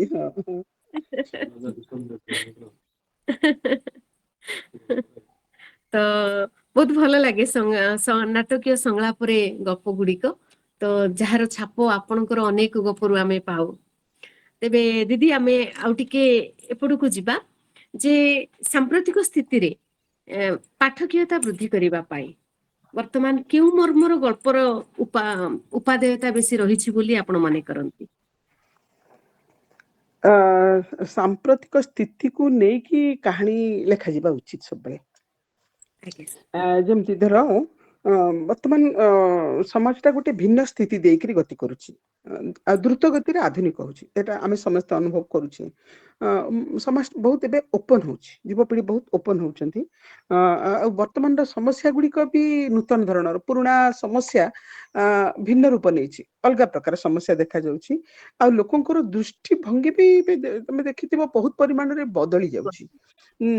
ତେଣୁ ସେଇଭଳି ସମସ୍ୟା, ଆଉ ମାନେ ବର୍ତ୍ତମାନ ଯୋଉ ସେଇଭଳି ସମସ୍ୟା, ତାର ଗ୍ରହଣଶୀଳତା ଆଉ ତାର ପ୍ରଭାବ ଉପରେ ଯଦି ଲେଖାଯିବ ତାହା ନିଶ୍ଚିତ ଭାବରେ ଅଧିକ ଉପାଦେୟ ହେବ। ଆଜି ଯଦି ମୁଁ ଗୋଟେ କାହାଣୀ ଲେଖିବି ଯେ ଗୋଟେ ସର୍ବଂସହା ଉତ୍ସର୍ଗୀକୃତ କିମ୍ବା ମୁଣ୍ଡପତି ସବୁ କଷ୍ଟ ସହିକିରି ପତି ପରମେଶ୍ୱର ଭାବି ଗୋଟେ ବଞ୍ଚୁଥିବା ଗୋଟେ ନାରୀର କଥା ଗଳ୍ପ ରଚନା କରିବି, ଯୁବପିଢି ତାକୁ ସହଜରେ ଗ୍ରହଣ କରିବେ ନାହିଁ। ହୁଁ, କାରଣ ସେମାନେ ନାରୀ ଆଉ ପୁରୁଷର ସମାନ ଅଧିକାରର କଥା କହିବେ। ସେମାନେ ନିଶ୍ଚୟ ଆଶା କରିବେ ଝିଅଟି ତାର ସଂଘର୍ଷ କରୁ ଆଉ ତାର ସ୍ୱାଧୀନତା ପାଉ ବୋଲିକି। ସେମିତି ଆଗ ଯେମିତି ଲେଖା ହଉଥିଲା ଗୋଟେ କାଳି ଝିଅଟିଏ ସମାଜରେ ବାହା ହେଇ ନପାରି କିମ୍ବା ଗୋଟେ ଯୌତୁକ ଦେଇ ନପାରି ଗୋଟେ ଝିଅଟିଏ ସେତେବେଳେ ନିର୍ଯାତନା ପାଉଥିଲା, ଏ କାହାଣୀ ବର୍ତ୍ତମାନର ନାରୀ ଶୁଣିବେ ନାହିଁ ବା ପଢିବେ ନାହିଁ। ସେମାନେ ଜାଣନ୍ତି ଯେ ବର୍ତ୍ତମାନ ରଙ୍ଗ ରୂପ ନିର୍ବିଶେଷରେ ସ୍ୱାବଲମ୍ବୀ ଝିଅଟିଏ ସେ ତା ନିଜର ସାଥୀ ନିଜେ ଚୟନ କରିପାରୁଛି, ସେ ଅଧିକାର ସେ ହାସଲ କରିସାରିଛି। ବର୍ତ୍ତମାନ ଲିଭ୍ ଇନ୍ ରିଲେସନସିପ, ଲେସବିଆନ, গে ଏହା ଉପରେ ଖୋଲାଖୋଲି ଆଲୋଚନା ହଉଛି, ଆଉ ପାଠକ ବି ସେ ଉପରେ ଖୋଲାଖୋଲି ଆଲୋଚନା ଚାହୁଁଛି। ଆଉ ସେ ପତିର ଅତ୍ୟାଚାର ସହି ରହିଥିବା ଗୋଟେ ନାରୀ ଅପେକ୍ଷା ସେ ସମାଜ ବିରୁଦ୍ଧରେ ଲଢିକି ସ୍ୱାଧୀନତା ହାସଲ କରୁଥିବା କଥା ସେ ପଢିବାକୁ ଚାହିଁବ। ଏମିତି ମାନେ ଯୁଗୋପଯୋଗୀ କଥା ତାକୁ ନେଇ ଗଢି ଉଠୁଥିବା କାହାଣୀ ବର୍ତ୍ତମାନ ଯୁବପିଢି ପଢିବାକୁ ଚାହୁଁଛନ୍ତି। ଅବଶ୍ୟ ଆମ ମାନଙ୍କର ସେଇ ମାନସିକତା ଏବେ ବି ଅଛି। ଆମେ ବର୍ତ୍ତମାନ ବି ସେଇ ପୁରୁଣା କାହାଣୀରେ ଅନେକ ବାନ୍ଧି ହେଇକି ରହିଛେ, କିନ୍ତୁ ଲେଖିବା ପାଇଁ ହେଲେ ବର୍ତ୍ତମାନ ସମସାମୟିକ ହଁ ହଁ ସମସ୍ୟାକୁ ଆଜ୍ଞା। ନେବାକୁ ପଡିବ। ହେଲେ ଏବେ ଯୋଉ ଗୋଟେ ଅଣୁଗଳ୍ପ ଆଉ ନାତି ଦୀର୍ଘ ଗଳ୍ପ ଚାଲିଛି, ୟା ଭିତରେ କିଏ ଅଧିକ ପ୍ରଭାବିତ କରେ ପାଠକକୁ ବୋଲି ଆପଣ ମତ ରଖିବେ? ବର୍ତ୍ତମାନ ସମସ୍ତଙ୍କର ଜୀବନ ହଉଛି ବ୍ୟସ୍ତବହୁଳ ଜୀବନ ଆଉ ସମୟର ଅଭାବ। ଯାହାଙ୍କୁ ପଚାରେ ସମୟ ନାହିଁ, ସମସ୍ତେ ଆମେ କହୁଛୁ ସମୟ ନାହିଁ। ତେଣୁ ଏଇ ସମୟରେ ଅଣୁଗଳ୍ପ ଲେଖିବାଟା ହଉଛି ସମସ୍ତଙ୍କ ପାଇଁ ସୁବିଧାଜନକ, ଆଉ ପଢିବା ବି ସୁବିଧାଜନକ ହଉଛି। ତେଣୁ ତାର ଆଦରଟା ବଢୁଛି। ପାଠକଟେ ଚାହୁଁଛି କମ ସମୟରେ ଗଳ୍ପଟିଏ ପଢି ହେଇଯିବ କିମ୍ବା ଶୁଣି ହେଇଯିବ। ଯେମିତି ଆମର ଯୋଉ ସୋସିଆଲ ମିଡିଆରେ, ଫେସବୁକରେ, ୟୁଟ୍ୟୁବ, ଆଭାସୀ, ଏବେ ଯେମିତି ଆଭାସୀ ଗଳ୍ପ ଆସର, ଏହି ସବୁରେ ଅଣୁଗଳ୍ପ ହିଁ ତାର ଯୋଉ କ୍ଷୁଦ୍ର କଳେବର ଯୋଗୁ ସେ ଆଦୃତି ବେଶୀ ପାଉଛି ବା ତାର ପ୍ରଭାବ ବିସ୍ତାର କରି ସାରିଲାଣି। ତେଣୁ ଏବେ ଯୁବପିଢି ଏଇ ପ୍ରକାର ଗଳ୍ପ ବେଶୀ ଲେଖିବାକୁ ଭଲ ପାଉଛନ୍ତି। କିନ୍ତୁ ଆମେମାନେ ତ ଏବେ ବି ସେଇ ନାତି ଦୀର୍ଘ ଗଳ୍ପର ମାଦକତାରେ ବିଭୋର ଏବେ ବି। ଆମେ ସେଇ ଗଳ୍ପର ଯୋଉ ବର୍ଣ୍ଣନାର ଛଟା, ଉପମା, ଅଳଙ୍କାର, ଏଇ ସବୁ ଏବେ ବି ଆମକୁ ଭଲ ଲାଗୁଛି, ଆମ ପିଢିର ଲୋକଙ୍କୁ। କିନ୍ତୁ ଯୁବପିଢି କିଛି ଅଲଗା ଚାହୁଁଛି। ହେଲେ ଆମ ଯୁବପିଢିଙ୍କ ଗଳ୍ପ ରଚନାରେ ଆଉ ଆମର ଗଳ୍ପ ରଚନାରେ କିଛି ବ୍ୟତିକ୍ରମ ଆମେ ଅନୁଭବ କରୁଛେ, ସେଠି ମୁଁ ଗୋଟେ ଟିକେ କହିବି। ହଁ, ନିଶ୍ଚୟ ନିଶ୍ଚୟ। ଯେମିତି ମୁଁ କହିଲି, ଆମେ ନାତି ଦୀର୍ଘ ଗପ ଲେଖୁଥିଲେ, ସେଥିରେ ବହୁତ ଅଳଙ୍କାର ରହୁଥିଲା, ଉପମା ରହୁଥିଲା, ଛଟା ମାନେ ବର୍ଣ୍ଣନା ରହୁଥିଲା। ଏଇ ସବୁ ବର୍ତ୍ତମାନ ଯେହେତୁ ଅଣୁଗଳ୍ପ ହେଇଗଲେ, ଏଇ ସବୁ ଜିନିଷ ଧୀରେ ଧୀରେ କମି ଆସିବ। ଦ୍ୱିତୀୟ କଥା ହେଲା, ଆମ ପିଢିର ଲୋକ ଟିକେ ରକ୍ଷଣଶୀଳ। ଆମର ଲେଖାରେ ସେଇ ସବୁ ନିଶ୍ଚିତ ଭାବରେ ପ୍ରତିଫଳିତ ହବ। ବର୍ତ୍ତମାନର ପିଢି ଓପନ ମାଇଣ୍ଡେଡ। ସମାଜର ପରିବର୍ତ୍ତନ ଯୋଉ ହଉଛି, ଗ୍ରହଣଶୀଳତା ତାଙ୍କ ଭିତରେ ଅଧିକ ଅଛି ଆମ ଅପେକ୍ଷା। ଆମେ ଯେମିତି ହଠାତ୍ କିନା ଗ୍ରହଣ କରିପାରୁନେ ସମାଜରେ ଏ ପ୍ରକାର ପରିବର୍ତ୍ତନ କାହିଁକି ହଉଛି, ଏଇଟା ହବା କଥା ନୁହଁ। ଆମେ ଯେମିତି ଟିକେ ନକାରାତ୍ମକ ମନୋଭାବ ରଖୁଛେ, କିନ୍ତୁ ଯୁବପିଢି ନାଇଁ, ସେମାନେ ଗ୍ରହଣଶୀଳତା ତାଙ୍କ ଭିତରେ ଅଧିକ ଅଛି। ତେଣୁ ଖୋଲାଖୋଲି ସେ ଅନେକ ବିଷୟକୁ ତାଙ୍କର ଯୋଉ ବିଷୟକୁ ଆମେ ପୃଷ୍ଠଭୂମି ରୂପେ ନେବା ପାଇଁ କୁଣ୍ଠିତ ଟିକେ ହବା ବା ଦୁଇ ଚାରି ଥର ଭାବିବା, ସେମାନେ ଅକ୍ଳେଶରେ ସେଇଟାକୁ ପୃଷ୍ଠଭୂମି ଭାବରେ ନେଇ ପାରୁଛନ୍ତି। କାରଣ ବର୍ତ୍ତମାନର ଯୋଉ ସମାଜର ସମସ୍ୟାକୁ ସେମାନେ ଭୋଗୁଛନ୍ତି।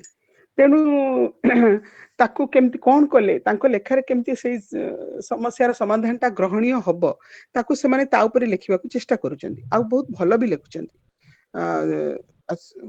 କେବଳ ଗୋଟିଏ କଥା ମୁଁ ଭାବେ ଯେ ଗପଟି ଯଦି ଅଣୁଗଳ୍ପ ବେଶୀ ହେଇଯାଏ, ଆମର କଳା ସଂସ୍କୃତିର ଛାପ ଯଦି ତା ଭିତରେ ନ ରହେ, ଧୀରେ ଧୀରେ ତାହା ଲୋପ ପାଇଯିବନି ତ। ତେଣୁ ସେ ଅଣୁଗଳ୍ପ ହଉ ଯାହା ହଉ, ସେଥିରେ ଆମର କଳା ସଂସ୍କୃତିର ଛଟା କିଛି ନା କିଛି ଟିକେ ରହିବା ଦରକାର। ତାହେଲେ ଗୋଟେ ଯୋଉ ଯାତ୍ରା ଆଗକୁ ରହିଛି ପରପିଢିଙ୍କ ପାଇଁ, ବା ପରେ ଯୋଉ ପିଢି ମାନେ ବର୍ତ୍ତମାନ ମଙ୍ଗ ଧରୁଛନ୍ତି ଗଳ୍ପର, ତେବେ ସେମାନଙ୍କର ଯାତ୍ରା, ସଫଳ ଯାତ୍ରା ପାଇଁ କିଛି ମତ ରଖିବେ ଆପଣ? କାରଣ ଅଭିଜ୍ଞତା ପ୍ରଚୁର, ଆପଣଙ୍କ ପାଖରେ ଆଉ ଦୂରଦୃଷ୍ଟି ବହୁତ ରହିଛି, ତେଣୁକରି ମତେ ଲାଗୁଛି ଆପଣଙ୍କର ମତରେ ଆମେ ପ୍ରଭାବିତ ହବୁ। ନାଇଁ ସେମାନେ ତ ବର୍ତ୍ତମାନ ବହୁତ ସୁନ୍ଦର ଲେଖୁଛନ୍ତି, ଆଉ ସେମାନଙ୍କର କମ ବୟସରୁ ବି ମୁଁ ଦେଖୁଛି ସେମାନଙ୍କ ଗପରେ ବହୁତ ପରିପକ୍ୱତା ରହୁଛି। ମୁଁ ଯାହା ମନେ ପକଉଛି ଯେ ସେଇ ବୟସରେ ଆମେ ଯେତେବେଳେ ସେତେ ପରିପକ୍ୱ ନଥିଲୁ, କାରଣ ସମାଜରେ ଆମର ସେତେବେଳେ ଏକ୍ସପୋଜରଟା କମ ରହୁଥିଲା, କିନ୍ତୁ ବର୍ତ୍ତମାନର ପିଢ଼ି ସମାଜରେ ତାଙ୍କର ଏକ୍ସପୋଜରଟା ବହୁତ ଅଧିକ ରହୁଛି, ତେଣୁ ଗପରେ ତାଙ୍କର ବହୁତ କମ ବୟସରୁ ବି ପରିପକ୍ୱତା ଆସିଯାଉଛି। ତେଣୁ ବହୁତ ସୁନ୍ଦର ଲେଖୁଛନ୍ତି, ସେମାନଙ୍କର ଯାତ୍ରା ତ ସଫଳ, ଯାତ୍ରା ହିଁ ମୂଳରୁ ହିଁ ସଫଳ ଭାବରେ ଚାଲିଛି। କିନ୍ତୁ ମୁଁ ଯେମିତି କହିଲି ଯେ ଗଳ୍ପରେ ଯୋଉ ବିଭବ, ଯେମିତି ଗୋଟେ ଉପମା କିଛି କିଛି ରହିବା ଦରକାର ବା କଳା ସଂସ୍କୃତିର ଛଟା ରହିବା ଦରକାର, ସେଇ ସବୁ ଜିନିଷକୁ ବି ସେମାନେ ତାଙ୍କ ଗଳ୍ପରେ ସ୍ଥାନ ଦେବାକୁ ପଡିବ, ନହେଲେ ଆମର କଳା ସଂସ୍କୃତି ଧୀରେ ଧୀରେ ଲୋକେ ଭୁଲିଯିବେ। ତେଣୁ କିଛି ନା କିଛି ଆଳରେ ତାକୁ ମଧ୍ୟ ଭିତରେ ଭିତରେ କୌଣସି ନା କୌଣସି ଗଳ୍ପରେ କିଛି କିଛି ପରିମାଣରେ ସ୍ଥାନ ଦେବା ଉଚିତ ବୋଲି ମୁଁ ଭାବୁଛି।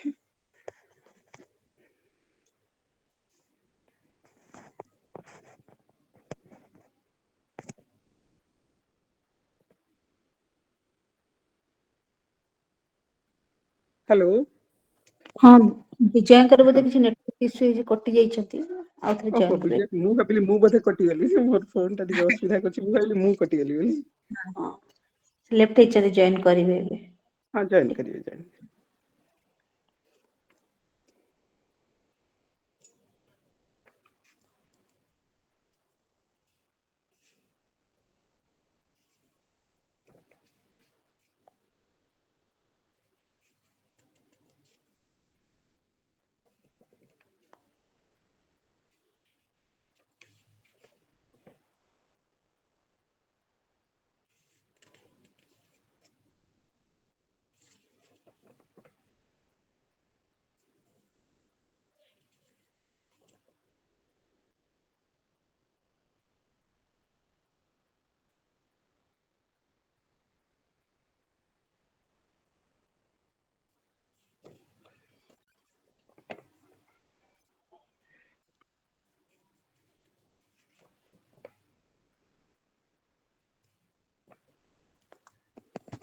ଫୋନ କରିଥିଲି, ସେ ଜଏନ୍ କରୁଛନ୍ତି।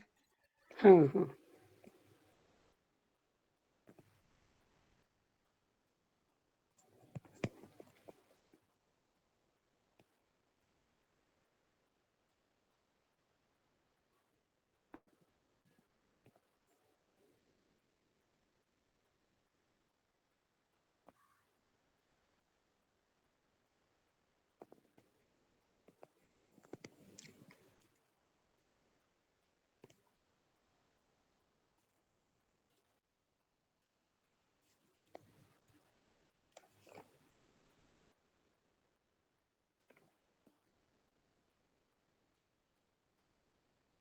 ହ୍ୟାଲୋ। ହ୍ୟାଲୋ। ହଁ ସରି ଦିଦି, ମୋର ଟିକେ ନେଟୱାର୍କ ଇସ୍ୟୁ ରହିଲା। ହଁ, ମୁଁ ଜାଣିପାରିଲି, ଜାଣିପାରିଲି। ହଁ। ସରି ସରି, ପୁଣି ଥରେ ଜଏନ୍ କଲି। ତେବେ ଯାହା ହଉ, ବହୁତ ଭଲ ଲାଗିଲା ଯେ ଆମେ ଆପଣଙ୍କ ଭଳି ଜଣେ ସୁନ୍ଦର ଗଳ୍ପର ବିନ୍ଧାଣୀ, ଗଳ୍ପ ଗମ୍ବୁଜ ବଢୁଥିବା ଗଳ୍ପ ଶିଳ୍ପୀଙ୍କୁ ପାଇଲୁ, ଏବଂ ବହୁତ କିଛି କଥା ଆପଣଙ୍କ ବିଷୟରେ ଜାଣିଲୁ, ଆଉ ବହୁତ କିଛି ଟିପ୍ସ ନେଲୁ ଯେ ଗୋଟେ ସୁନ୍ଦର ଦୀର୍ଘଜୀବୀ ଗଳ୍ପଟିଏ କେଉଁଭଳି ଭାବରେ ଗଢି ହବ। ବହୁତ ଭଲ ଲାଗିଲା ମତେ ତ ଆପଣଙ୍କର ଆଲୋଚନାରେ ଅଂଶଗ୍ରହଣ କରି। ମୋର ଏଇଟା ଗୋଟେ ସୌଭାଗ୍ୟ, ମୁଁ ଆପଣଙ୍କ ଭିତରକୁ ଅଧିକ ଅଧିକ ପ୍ରବେଶ କରିବାର ସୁଯୋଗ ପାଉଛି। ଲେଖନୀଶ୍ୱର ଭଉଣୀ, ସାନ ଭଉଣୀ ବେଶୀ ବେଶୀ କୃତଜ୍ଞତା ମୋ ତରଫରୁ, ତପସ୍ୱିନୀ। ତେବେ ମତେ ବି ବହୁତ ଭଲ ଲାଗିଲା, ଲେଖନୀର ସ୍ୱରରେ ମୁଁ ଆଜି ପ୍ରଥମ ଥର ପାଇଁ ଆସିଛି। ଯା ହଉ, ମତେ ବହୁତ ଭଲ ଲାଗିଲା ଯେ ଏଠି ଏତେ ସୁନ୍ଦର ଭାବରେ ସବୁ ଆଲୋଚନା ହଉଛି। ବହୁତ ଖୁସି, ବହୁତ ଧନ୍ୟବାଦ ତପସ୍ୱିନୀଙ୍କୁ, ବହୁତ ବହୁତ ଧନ୍ୟବାଦ ଦେବି ତମର ନିମନ୍ତ୍ରଣ ପାଇଁ। ଆମର ମ୍ୟାଡାମ ଆପଣଙ୍କୁ ଶୁଣିବାର ଲୋଭ ଏପର୍ଯ୍ୟନ୍ତ ସରିନି ଆମର, ଆହୁରି ବହୁତ ପ୍ରୟାସ ଅଛି ଆପଣଙ୍କୁ ଆହୁରି ବହୁତ କିଛି ଶୁଣିବୁ।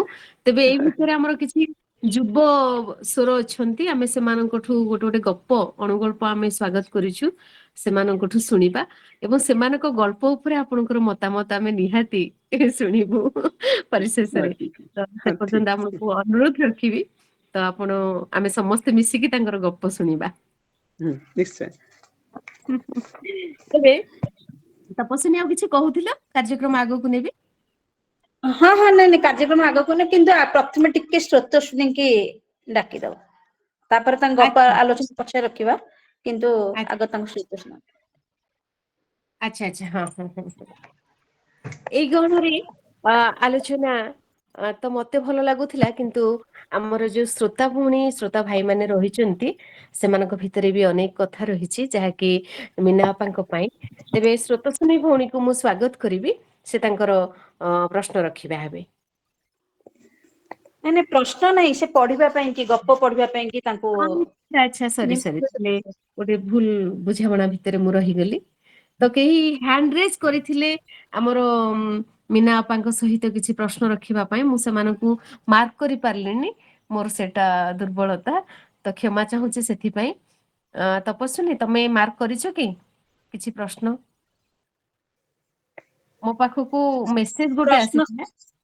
ନାଇଁ ପ୍ରଶ୍ନ ଆସିଥିଲା, ବୋଧହୁଏ ଶ୍ରୀଧର ପଟ୍ଟନାୟକ ସାର୍ ବୋଧେ ମେସେଜ ରଖିଥିଲେ। ଶ୍ରୀଧର ବିଜ୍ଞାନ ସାର୍ ଭିତ୍ତିକ ଲେଖିଥିଲେ, ବିଜ୍ଞାନ ଭିତ୍ତିକ ଡ୍ରାମା ବିଷୟରେ ପଢିଲି।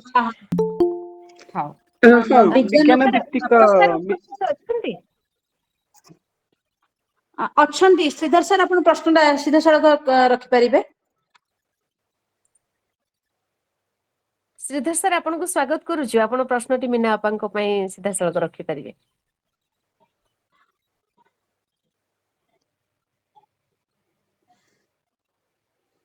ଠିକ ଅଛି, ମୁଁ ପଢି ଦଉଛି ପ୍ରଶ୍ନଟି। ହଁ ବିଜ୍ଞାନ ଭିତ୍ତିକ ନାଟକ ରଚନାରେ ଆପଣ ସିଦ୍ଧହସ୍ତା, ଏ ଦିଗରେ ଆପଣଙ୍କର କିଛି କ୍ଷୁଦ୍ର ନାଟକ ପୁସ୍ତକର ଯୋଜନା ଅଛି କି? ମୀନା ମ୍ୟାଡାମଙ୍କ ପାଇଁ ହଁ କି ହଁ ପ୍ରଶ୍ନ। ପ୍ରକୃତରେ ମୁଁ ହଁ ହଁ ମୁଁ ତାର କରିସାରିଛି। ଯେମିତି କହିଲେ ଆମର ବିଜୟଲକ୍ଷ୍ମୀ, ଯେ ଜୀବନ ବୁକୁରେ ବିଜ୍ଞାନ, ମୋର ସେଇଟା ବିଜ୍ଞାନ ଭିତ୍ତିକ ନାଟକ। ସେଇଥିରେ ହାଇସ୍କୁଲ ସ୍ତରୀୟ ପିଲାଙ୍କ ପାଇଁ ନାଟକ କରିବା ପାଇଁ ପ୍ରାୟତଃ ଗୋଟେ ଗୋଟେ ନାଟକ ଅଧଘଣ୍ଟାର, ଆଉ ତାକୁ କେମିତି ଚରିତ୍ର ଚିତ୍ରଣ, ତାକୁ କେମିତି ଭାବରେ ମଞ୍ଚସ୍ଥ କରାଯାଇ ପାରିବ, ସେଇଟା ଲେଖି ସାରିଛି। କେବଳ ପ୍ରୁଫ୍ ରିଡିଂ ବାକି ଅଛି। ପବ୍ଲିଶ ମାନେ ଆମର ପଶ୍ଚିମ ପବ୍ଲିକେସନ ତାକୁ ପବ୍ଲିଶ କରିବାକୁ ଯାଉଛି। ଧନ୍ୟବାଦ ଅପା। ତେବେ ଆମେ ଯିବା ପରବର୍ତ୍ତୀ ପର୍ଯ୍ୟାୟକୁ। ଏବେ ଶୁଣିବାର କଥା, ଆଜି ଦିନ ସାରା ଆମେ ବହୁତ କଥା ଶୁଣୁଛେ, ଆଉ ଆଗକୁ ମଧ୍ୟ ଶୁଣିବା। ତେବେ ସ୍ରୋତସ୍ୱିନୀ, ସ୍ରୋତସ୍ୱିନୀ ଗୋଟେ ପ୍ରବାହ, ସାହିତ୍ୟର ଗୋଟେ ଯୁବ ପ୍ରବାହ। କଥା ନବପ୍ରତିଭା 2024ରେ ସେ ଆମ ସମସ୍ତଙ୍କୁ ମୁଗ୍ଧ କରେଇଥିଲେ। ପେଶାରେ ଶିକ୍ଷୟିତ୍ରୀ, ଆଉ ଆଜି ଯୋଉ ସୁନ୍ଦର ଗପଟି ନେଇ ଆସୁଛନ୍ତି, ସେ ତାଙ୍କ ଆଖିର କଥା ନୁହେଁ, ଆମ ସମସ୍ତଙ୍କ ଆଖିର କଥା କହୁଛି। ତ ସ୍ରୋତସ୍ୱିନୀକୁ ମଞ୍ଚକୁ ସ୍ୱାଗତ କରୁଛି, ତାଙ୍କର ଅଣୁଗଳ୍ପ ଆଖିର କଥାକୁ ସ୍ୱାଗତ କରିବା ସହିତ। ସ୍ରୋତସ୍ୱିନୀ, ବର୍ତ୍ତମାନ ଏ ମଞ୍ଚ ତୁମର। ଧନ୍ୟବାଦ ବିଜୟ ଅପା। ଶୁଣା ଯାଉଛି ମୋ କଥା? ହଁ ମାମା, ଶୁଣିପାରୁଛି। ସମସ୍ତଙ୍କୁ ପ୍ରଣାମ। ମୀନା ମ୍ୟାମଙ୍କ କଥାରେ ଅନେକ କିଛି ସାଉଁଟିଲି, ଗପ ଲେଖିବା ପାଇଁ ବହୁତ କିଛି ପ୍ରେରଣା ମିଳିଲା। ଧନ୍ୟବାଦ ମ୍ୟାଡାମକୁ, ଆଉ ଅନେକ ଅନେକ ଧନ୍ୟବାଦ ତପସ୍ୱିନୀ ଅପାଙ୍କୁ। ଗପ ଆଡକୁ ଯିବି, ଆଉ ସମୟ ନଷ୍ଟ କରିବିନି। ମୋ ଭିଡିଓ ଅନ୍ ଯଦି ଗପ ହେଇପାରିବ, ତାହେଲେ ଭିଡିଓ ଅନ୍ କଲେ ଭଲ ହବ। ଆଜ୍ଞା, ମୁଁ ପଢିଲା ବେଳେ ତ ଭିଡିଓ ଅନ୍ ହେଇପାରିବନି, ମୁଁ ଟିକେ ସମୟ ଅନ୍ କରିଦଉଛି। ଗଳ୍ପର ଶୀର୍ଷକ ହେଉଛି ଆଖିର କଥା। ବହୁତ ଦିନ ବ୍ୟବଧାନ ପରେ ପବନର ଗୋଟେ ଅଲଗା ନିଶା ଥିଲା। ସୁଲତାର ମନ ଭିତରେ ଭିତରେ କଣ କେମିତି ହେଇଯାଉଥିଲା। ଶୁଣା ଯାଉଛି ମୋ କଥା? ଆରେ ହଁ, ହ୍ୟାଲୋ। ଶୁଭୁଛି। ଆଜ୍ଞା। ବହୁତ ଦିନ ପରେ ସେଦିନ ପବନରେ ଗୋଟେ ଅଲଗା ନିଶା ଥିଲା। ସୁଲତାର ମନ ଭିତରେ ଭିତରେ କଣ କେମିତି ହେଇଯାଉଥିଲା। ଖେଳିବା ପାଇଁ ସେ ତା ପୁଅକୁ ନେଇ ପାଖରେ ଥିବା ଚିଲଡ୍ରେନ୍ସ ପାର୍କକୁ ଗଲା। ଚିଲଡ୍ରେନ୍ସ ପାର୍କରେ ବି ପ୍ରେମୀ ଯୁଗଳଙ୍କର କିଛି କମ୍ ଭିଡ଼ ନଥିଲା। ସାଙ୍ଗମାନଙ୍କୁ ଦେଖି ପୁଅ ଖୁସି ହୋଇ ଖେଳିବାକୁ ଚାଲିଗଲା। ପାର୍କର ଡାହାଣ କଡ଼କୁ ଲାଗିଥିବା କାଠଚମ୍ପା ଗଛରେ ଅଳ୍ପ ଆଉଜି ବସି ପଡ଼ିଲା ବେଳେ କିଛି ଫୁଲ ସୁଲତା ଉପରେ ଝଡ଼ି ପଡ଼ିଲା। ଏ ଫୁଲ ଆପେ ଝଡ଼ିଗଲା ନା କିଏ ଆଣି ବିଛେଇ ଦେଲା କେଜାଣି? ଏମିତି ସେ ଭିତରେ ଭିତରେ ଭାରି ହେଉଥାଏ। ବେଳେ ବେଳେ ବିନା କାରଣରେ ମନଟା ଭାରି ବିଚଳିତ ଲାଗେ। କାଠଚମ୍ପା ପରି ତ ତା ଜୀବନ। ଝଡ଼ି ପଡ଼ିଥିବା କାଠଚମ୍ପାକୁ ଦେଖି କିଏ କ'ଣ ଅନୁମାନ କରିପାରେ ସେ କୋଉଦିନ ଫୁଟିଥିଲା ଅବା ହସିଥିଲା? ସୁଲତା ଆଖି ବୁଜି ଦୀର୍ଘ ଶ୍ୱାସଟିଏ ନେଇ ନିଜକୁ ଆଶ୍ୱସ୍ତି ଦେଇ ଆଖି ଖୋଲେ ତ ସାମ୍ନାରେ ନଗେନ୍ଦ୍ର। ସୁଲତାକୁ ଏମିତି ଲାଗୁଥିଲା ଯେମିତି ବହୁତ ଦିନରୁ ବେପରୁଆ ହୋଇ ହଜେଇ ଦେଇଥିବା ମୂଲ୍ୟବାନ ମୋତିଟି ଆଜି ପୁଣି ତା ହାତ ପାହାନ୍ତାରେ। ନଗେନ୍ଦ୍ର କେବେ ଭାବି ନଥିଲା ଏମିତି ଆକସ୍ମିକ ଭାବେ ତାର ସୁଲତା ସହ ଦେଖା ହେବ। କଲେଜର କ୍ୟାଫେଟେରିଆରେ ପ୍ରତିଦିନ ପ୍ରତିଥର ସେହି ଏକ ପ୍ରକାରର କଫିକୁ ପିଇ ଯାହା ସହ ଦିନେ ସେ ଖୁସି ହେଉଥିଲା, ଯାହାର ହାତ ଲେଖା ନୋଟ ପଢ଼ି ତା ପରୀକ୍ଷା ସରୁଥିଲା, ଯାହା ସହ କଲେଜ ଫଙ୍କସନରେ ରୋମାଣ୍ଟିକ ଡୁଏଟ ଗୀତଟିଏ ଗାଇଲେ କଲେଜ ସାରା ଚର୍ଚ୍ଚା ହେଉଥିଲା, ଆଉ ଯାହା ପାଇଁ ତା ମନ ବେଳେ ବେଳେ ଅଥୟ ହୁଏ ସେ ଆଜି ସାମ୍ନାରେ। ନଗେନ୍ଦ୍ର ଆଖି ମିଟିକା ମାରି ସୁଲତାକୁ ସେମିତି ଚାହିଁ ରହିଲା। କଲେଜର ବନ୍ଧୁତ୍ୱ ଆଉ ନିବିଡ଼ତା ପରେ ପ୍ରେମ କରି ଯେ କେହି ପର ପାଲଟି ଯାଏ ତାର ଜ୍ୱଳନ୍ତ ଉଦାହରଣ ବୋଧହୁଏ ନଗେନ୍ଦ୍ର ଓ ସୁଲତା। ଆଖି ଆଗରେ ରଙ୍ଗୀନ ଚଳଚ୍ଚିତ୍ର ପରି ସ୍ମୃତିତକ ଭାସି ବୁଲୁଥାଏ। ଗୋଟି ଗୋଟି କରି ସେ ବେଳ ସବୁକୁ ଭୋଗି ବସୁଥାନ୍ତି ଦୁହେଁ। ଆଖିରେ ଯେତିକି ଉତ୍କଣ୍ଠା, ମନରେ ସେତିକି ଦ୍ୱନ୍ଦ୍ୱ। ସେଥିରେ ପୂର୍ଣ୍ଣଚ୍ଛେଦ ଟାଣି ନିଜକୁ ସମ୍ଭାଳି ଉଠି ଛିଡ଼ା ହେଲା ସୁଲତା।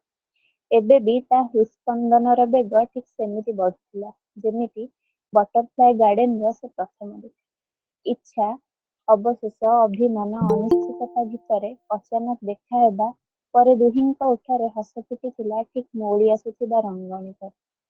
ପାଖରେ ବସିବାର ସାହସ ନଥିଲେ ବି ଆଉ ଦୂରେଇ ବସିବାର କାରଣ ନଥିଲା। ଖୁବ୍ ନିକଟରେ ନହେଲେ ବି ସିମେଣ୍ଟ ତିଆରି ଚେୟାରରେ ଦୁହେଁ ସାମ୍ନାସାମ୍ନି ବସିଲେ। ଢେର ଦିନ ପରେ ଦୁହେଁ ଦୁହିଁଙ୍କୁ ମନ ଭରି ଦେଖିବା ଓ ପୁଣି ଅନ୍ୟମନସ୍କତା ପରେ ସୁଲତାର ବାମ ପଟର ତଳକୁ ଲମ୍ବିଥିବା ଶାଢ଼ୀ କାନିଟିକୁ ତା ହାତରେ ଦେଇ ନଗେନ୍ଦ୍ର କହିଲା, ମତେ ସମ୍ଭାଳି ରଖିପାରିବା କଥା ତ କହିପାରିବିନି, ହେଲେ କାନିଟିକୁ ଯତ୍ନରେ ରଖ। ସୁଲତା ଠୋ ଠୋ ହୋଇ ହସିଲା ଓ କହିଲା, ସମ୍ପର୍କ ହେଉ ଅବା କାନି, ଯେତେ ଯତ୍ନ ନେଲେ ଦିନେ ନା ଦିନେ ତ ଚିରିଯିବା ସୁନିଶ୍ଚିତ। ନଗେନ୍ଦ୍ର ତା ଦିଗ ତତିତକୁ ବ୍ୟାଖ୍ୟା କରିବାକୁ ଯାଇ ତା ପୁରୁଣା ଦୁଃଖ ବଖାଣିବା ଆରମ୍ଭ କଲା। ସୁଲତାର ଏସବୁରେ ଇଚ୍ଛା ନଥିଲେ ମଧ୍ୟ କିଛି ପ୍ରଶ୍ନର ଉତ୍ତର ଯେହେତୁ ଆପେ ଆପେ ତା ଆଗରେ ଉପନୀତ ହେଉଥିଲା, ସେ ବାଧ୍ୟ ହୋଇ ଶୁଣୁଥିଲା। ନଗେନ୍ଦ୍ର ନିଜ ବିଧବା ମାଆର ପେନସନ ଟଙ୍କାରେ କଷ୍ଟେମଷ୍ଟେ କଲେଜରେ ପାଠ ପଢୁଥିଲା।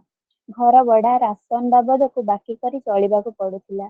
ତା ମାଆଙ୍କର ଆକସ୍ମିକ ମୃତ୍ୟୁ ନଗେନ୍ଦ୍ରକୁ ଏକଲା ଓ ନିରୁପାୟ କରିଦେଇଥିଲା। ଚାକିରି, ଟ୍ୟୁସନ ଖୋଜିଲା ପରେ ମଧ୍ୟ ତାକୁ କିଛି ମିଳୁନଥିଲା। ସେ ଅସମ୍ଭାଳ ହୋଇ ପଡୁଥିଲା। ବାକି ଟଙ୍କା ଓ କର ଶୁଝିବାର ସାହସ ତା ପାଖେ ନଥିଲା। ସେ ସବୁ କିଛି ଛାଡ଼ି ଅଧରାତିରେ ଜଣେ ଦୂର ସମ୍ପର୍କୀୟଙ୍କ ସହ ଦିଲ୍ଲୀ ଚାଲି ଆସିଥିଲା। ସବୁଆଡେ ଇଣ୍ଟରଭ୍ୟୁ ଦେଲା ପରେ ମଧ୍ୟ ବାରମ୍ବାର ବିଫଳ ହେଉଥାଏ। ନଗେନ୍ଦ୍ର ସମ୍ପର୍କୀୟ ଭାଇ ଯେଉଁ କମ୍ପାନୀରେ ଚାକିରି କରୁଥିଲେ, ସେ କମ୍ପାନୀର ମାଲିକଙ୍କ ଝିଅ ନାଁ ଥିଲା ଅପର୍ଣ୍ଣା। ନଗେନ୍ଦ୍ରର ସମ୍ପର୍କୀୟ ଭାଇଙ୍କ ସହ ଦେଖା କରିବାକୁ ଅପର୍ଣ୍ଣା ପ୍ରାୟ ଆସୁଥିଲା। ନଗେନ୍ଦ୍ର ସହ ଅପର୍ଣ୍ଣାର ବନ୍ଧୁତା ମଧ୍ୟ ହୋଇସାରିଥିଲା। ଅପର୍ଣ୍ଣାକୁ କହି କମ୍ପାନୀରେ ଚାକିରି ପାଇଁ ଆବେଦନ କଲେ ମଧ୍ୟ ନଗେନ୍ଦ୍ରର ପାଠ୍ୟଗତ ଯୋଗ୍ୟତା ଅଭାବରୁ ଖାରଜ ହୋଇଯାଇଥିଲା। ଅପର୍ଣ୍ଣାକୁ ବିବାହର ପ୍ରତିଶ୍ରୁତି ଦେଇଥିଲେ ମଧ୍ୟ ସମ୍ପର୍କୀୟ ଭାଇ ଜଣଙ୍କ ତାଙ୍କ ଘର ଲୋକଙ୍କ ଚାପରେ ପଡ଼ି ବାଧ୍ୟ ହୋଇ ଅନ୍ୟତ୍ର ବିବାହ କରିଥିଲେ। ବିବାହ ପରେ ଦିଲ୍ଲୀ ଛାଡ଼ି ଚାଲି ଯାଇଥିଲେ। ନିଜ ପ୍ରେମିକର ବିବାହରେ ଅପର୍ଣ୍ଣା ଖୁବ୍ ଭାଙ୍ଗି ପଡ଼ିଥିଲା। ସେ ସମୟରେ ନଗେନ୍ଦ୍ର ତାକୁ ଭଲ ବନ୍ଧୁଟିଏ କରି ଖୁବ୍ ବୁଝାସୁଝା କରିଥିଲା। ଅପର୍ଣ୍ଣାର ବାପା ଏସବୁ ଦେଖି ନଗେନ୍ଦ୍ରକୁ ଚାକିରିରେ ଲୋଭ ଦେଖାଇଥିଲେ। ଚାକିରି ପ୍ରତିବଦଳରେ ଅପର୍ଣ୍ଣାକୁ ବିବାହ କରି ସାରା ଜୀବନ ପାଖରେ ରଖିବାର ଚୁକ୍ତି ମଧ୍ୟ କରାଇଥିଲେ। ପେଟର ଭୋକ ଆଗରେ ମନର ଇଚ୍ଛା ନଗେନ୍ଦ୍ରକୁ ଖୁବ୍ ସାଧାରଣ ମନେ ହେଉଥିଲା। ଶେଷରେ ସେ ଅପର୍ଣ୍ଣା ସହ ଜୀବନ କାଟିବାକୁ ନିଷ୍ପତ୍ତି ନେଇଥିଲା। କ୍ରମେ ତାଙ୍କର ଦୁଇଟି ସନ୍ତାନ ମଧ୍ୟ ହେଲା। ହେଲେ ଅପର୍ଣ୍ଣା ତା ପୁରୁଣା ପ୍ରେମିକକୁ ଭୁଲି ପାରିନଥିଲା। ଲୁଚି ଲୁଚି ତା ପ୍ରେମିକକୁ ଭେଟୁଥିଲା। ଏସବୁ ଶୁଣି ସୁଲତା ଗମ୍ଭୀର ହୋଇ ଦୀର୍ଘ ଶ୍ୱାସ ନେଲା ଓ କିଛି ସମୟ ଚୁପ୍ ରହିଲା ପରେ କହିଲା, କିଛି ଦିନ ତଳେ ଅପର୍ଣ୍ଣା ନିଜ ପ୍ରେମିକ ସହ ସିନେମା ଦେଖିବାକୁ ଯାଇଥିଲା। ଅନେକ ଥର ଦୁହେଁ ଏକାଠି ମଧ୍ୟ ସମୟ ବିତାଇଛନ୍ତି। ନଗେନ୍ଦ୍ର ଆଶ୍ଚର୍ଯ୍ୟ ହୋଇ ସୁଲତାକୁ ଚାହିଁଲା ବେଳେ ସୁଲତା କହିଲା, ତୁମେ ଯେମିତି ଅପର୍ଣ୍ଣାକୁ ଆପଣେଇବାରେ ବିଫଳ ହୋଇଛ, ମୁଁ ବି ସେମିତି ଅପର୍ଣ୍ଣାର ପ୍ରେମିକର ପ୍ରକୃତିକୁ ପରିବର୍ତ୍ତନ କରାଇବାରେ ବିଫଳ ହୋଇଛି। ନଗେନ୍ଦ୍ର ବୁଝି ସାରିଥିଲା ସୁଲତା କେଉଁଠି ନା କେଉଁଠି ଏସବୁ ସହ ଜଡ଼ିତ। ନଗେନ୍ଦ୍ର କିଛି ପ୍ରଶ୍ନ କରିବା ପୂର୍ବରୁ ସୁଲତା କହିଲା, ଅପର୍ଣ୍ଣାର ପ୍ରେମିକ ମୋ ସ୍ୱାମୀ। ସେ ଘର ଲୋକଙ୍କ ଚାପରେ ବିବାହ କରିଥିଲେ ଓ ବିବାହ ପରେ ନିଜ ସଂସାରରେ ବେଶ ଖୁସି ଥିଲେ। କିଛି ଦିନ ହେବ ଦିଲ୍ଲୀକୁ ବଦଳି ହୋଇ ଆସିଲା ପରେ ତାଙ୍କ ହାବଭାବରେ କ୍ରମେ ପରିବର୍ତ୍ତନ ଦେଖାଦେଇଥିଲା। ସୁଲତା ଜାଣିବାକୁ ପାଇଥିଲା ଏସବୁର କାରଣ ଅପର୍ଣ୍ଣା। କିନ୍ତୁ ଏସବୁ ପଛରେ ଏତେ ବଡ଼ କାହାଣୀ ଥିଲା ତାକୁ ଜଣା ନଥିଲା। ନିଜ ସ୍ୱାମୀଙ୍କ ପ୍ରକୃତି ବିଷୟରେ ସବୁ କିଛି ଜାଣି ସୁଦ୍ଧା ପାରିବାରିକ ଅଶାନ୍ତି ସୃଷ୍ଟି ହେବ ବୋଲି ସେ ଚୁପ୍ ରହିବାକୁ ବାଧ୍ୟ ହେଉଥିଲା। ସୁଲତା ଓ ନଗେନ୍ଦ୍ର ଏକା ସହ ଦୀର୍ଘ ଶ୍ୱାସ ନେଲେ। ସବୁ କିଛି ଜାଣିଲେ ମଧ୍ୟ ଦୁହେଁ ଦୁହିଁଙ୍କୁ ପ୍ରବୋଧନ ଦେବା ଛଡ଼ା ବାଟ ବି କିଛି ନଥିଲା। ସୁଲତା ଆଗ ପରି ସବୁ କଥା ଖୁବ୍ ଶୀଘ୍ର ବୁଝି ଯାଉଥିଲା। ତଥାପି ତା ଆଖିରେ ଅବୁଝାପଣ ଭଲସେ ଉଠୁଥିଲା। ତାରାମାନେ ଜହ୍ନ ଚାରିପଟେ ବିଛେଇ ହୋଇ ପଡ଼ିଥିଲେ। ମଲ୍ଲୀ ଫୁଲରୁ ବାସ୍ନା ଭାସି ଆସୁଥିଲା। ୱାଚମ୍ୟାନ୍ ହୁଇସିଲ୍ ମାରୁଥିଲା। ସୁଲତାର ଶାଢ଼ୀ କାନିରେ ନଗେନ୍ଦ୍ର ତାକୁ ଢାଙ୍କି କହିଲା, ରାତିର କ'ଣ ଦୁଃଖ ନାହିଁ? ତଥାପି ତା ପାଇଁ ଜହ୍ନ ଅଛି, ଯାହା ଆଉ କାହା ଭାଗ୍ୟରେ ନାହିଁ। ସୁଲତା କିଛି କହିବା ଆଗରୁ ତା ଫୋନ୍ ବାଜି ଉଠିଲା। ଆଲାରାମ ବନ୍ଦ କରି ଉଠି ଦେଖେ ତ ଖେଳି ସାରି ତା ପୁଅ ଦୌଡ଼ି ଦୌଡ଼ି ଆସୁଛି। ସେ ଆସି ସୁଲତାକୁ କୁଣ୍ଢାଇ ପକାଇଲା ଆଉ କହିଲା, ଆଇ ଲଭ୍ ୟୁ ମାମା। ତାକୁ କୋଳେଇ ନେଇ ପ୍ରତି ଉତ୍ତରରେ ସୁଲତା କହିଲା, I love you too. Sulata Nagendra ଆଡ଼କୁ ଚାହିଁ ଦେଖେ ତ ଆଖିହଳେ ହସୁଥିଲା। ଧନ୍ୟବାଦ।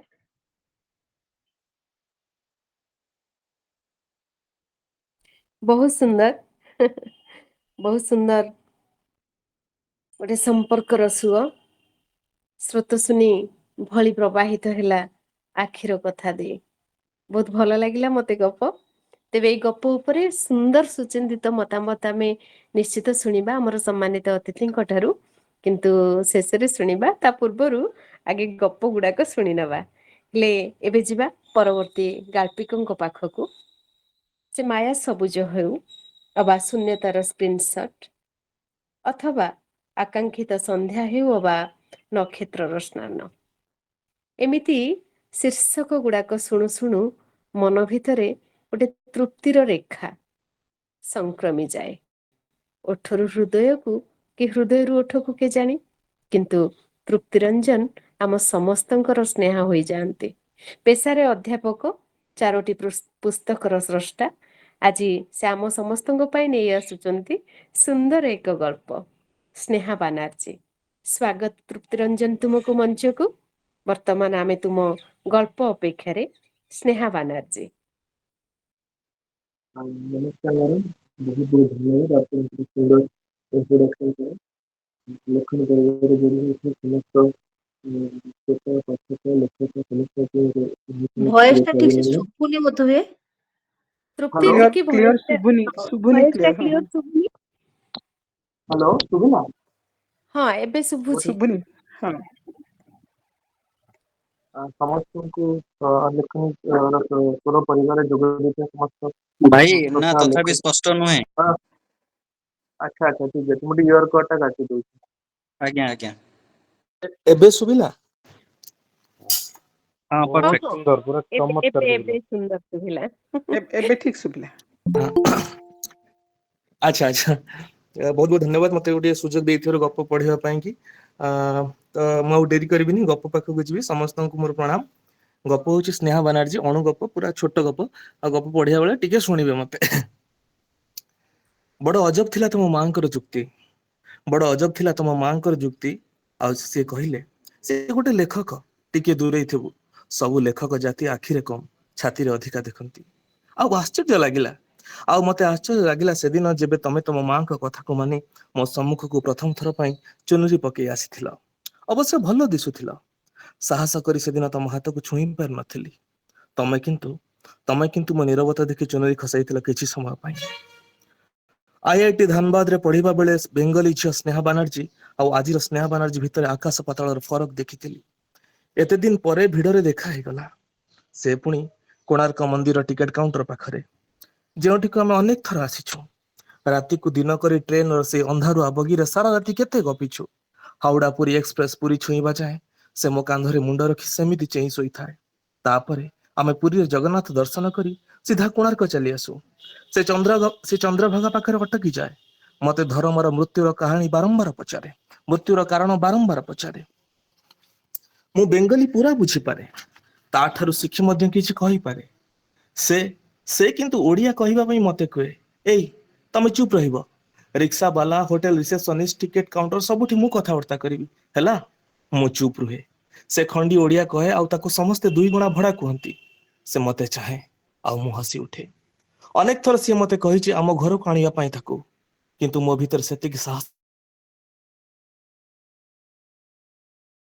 ଗୋଟିଏ ଗାଁରେ ଥିବା ଘରକୁ ନେଇଯିବା ପାଇଁ। କୋଣାର୍କ ମନ୍ଦିର ଦେଖିବାକୁ ଆମେ ଅନେକ ଥର ଲୁଚିକି ଆସିଛୁ, କାହାକୁ ନ ଜଣାଇ।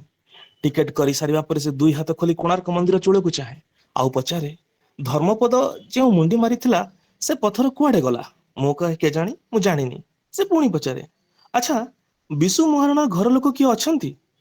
ମୁଁ ପୁଣି କହେ, ମୁଁ କହିପାରିବିନି। ରତିମଗ୍ନ ମୂର୍ତ୍ତିକୁ ନିରେଖି ଦେଖୁଥିବା ବେଳେ ମୁଁ ତାକୁ ଚାହେଁ, କାଳେ କିଛି ପଚାରିବ ବୋଲି। ହେଲେ ସେ ବିଷୟରେ କିଛି ବି ପଚାରେ ନାହିଁ। କିନ୍ତୁ ସେଦିନ କ୍ୟାମ୍ପସରେ ଏକ ନିରୋଳା ସଞ୍ଜରେ ମତେ ପଚାରିଥିଲା, ଏଇ ସେ ମୂର୍ତ୍ତିମାନେ ସେମିତି କାହିଁକି ଥିଲେ? ମୁଁ କହିଥିଲି, କେଜାଣି, ଚାଲ ନା ଆମେ ସେ ମୂର୍ତ୍ତି ପରି ହେଇଯିବା। ଆଜି ଏତେ ଦିନ ପରେ ସ୍ନେହାକୁ ଦେଖି ମୁଁ ତା ପାଖକୁ ଦୌଡି ଗଲି। ସେ ଆଗ ବଢି 2 ହାତ ଖୋଲି କୋଣାର୍କର ସୌନ୍ଦର୍ଯ୍ୟତାରେ ବିଭୋର ହୋଇ ପାରୁନଥିଲା। ଚକଲଗା ଚୌକିରେ ଉଠିବାଟା ତା ପକ୍ଷେ କଷ୍ଟ ଥିଲା। ପାଖରେ ତାର ସ୍ୱାମୀ ଛିଡା ହୋଇଥିଲେ। ମୁଁ କିଛି ବୁଝିପାରୁନଥିଲି। ମୋ ଆଶ୍ଚର୍ଯ୍ୟ ଭରା ମୁହଁ ଦେଖି ତା ସ୍ୱାମୀ କହିଲେ, ସ୍ନେହାକୁ ବୋନ୍ କ୍ୟାନ୍ସର। ତାର ଇଚ୍ଛା ଥିଲା କୋଣାର୍କ ମନ୍ଦିର ଆସିବା ପାଇଁ। ମୁଁ ତାକୁ US ରୁ ସିଧା କୋଣାର୍କ ନେଇକି ଆସିଛି। ମୁଁ ଚକଲଗା ଚୌକିକୁ ଚାହିଁଲି। ସ୍ନେହା ଚୌକିରେ ବସି କୋଣାର୍କ ଚୂଳକୁ ସେମିତି ଚାହିଁଥିଲା, ଆଖିରେ 2 ଧାର ଲୁହକୁ ଧରି। ଧନ୍ୟବାଦ।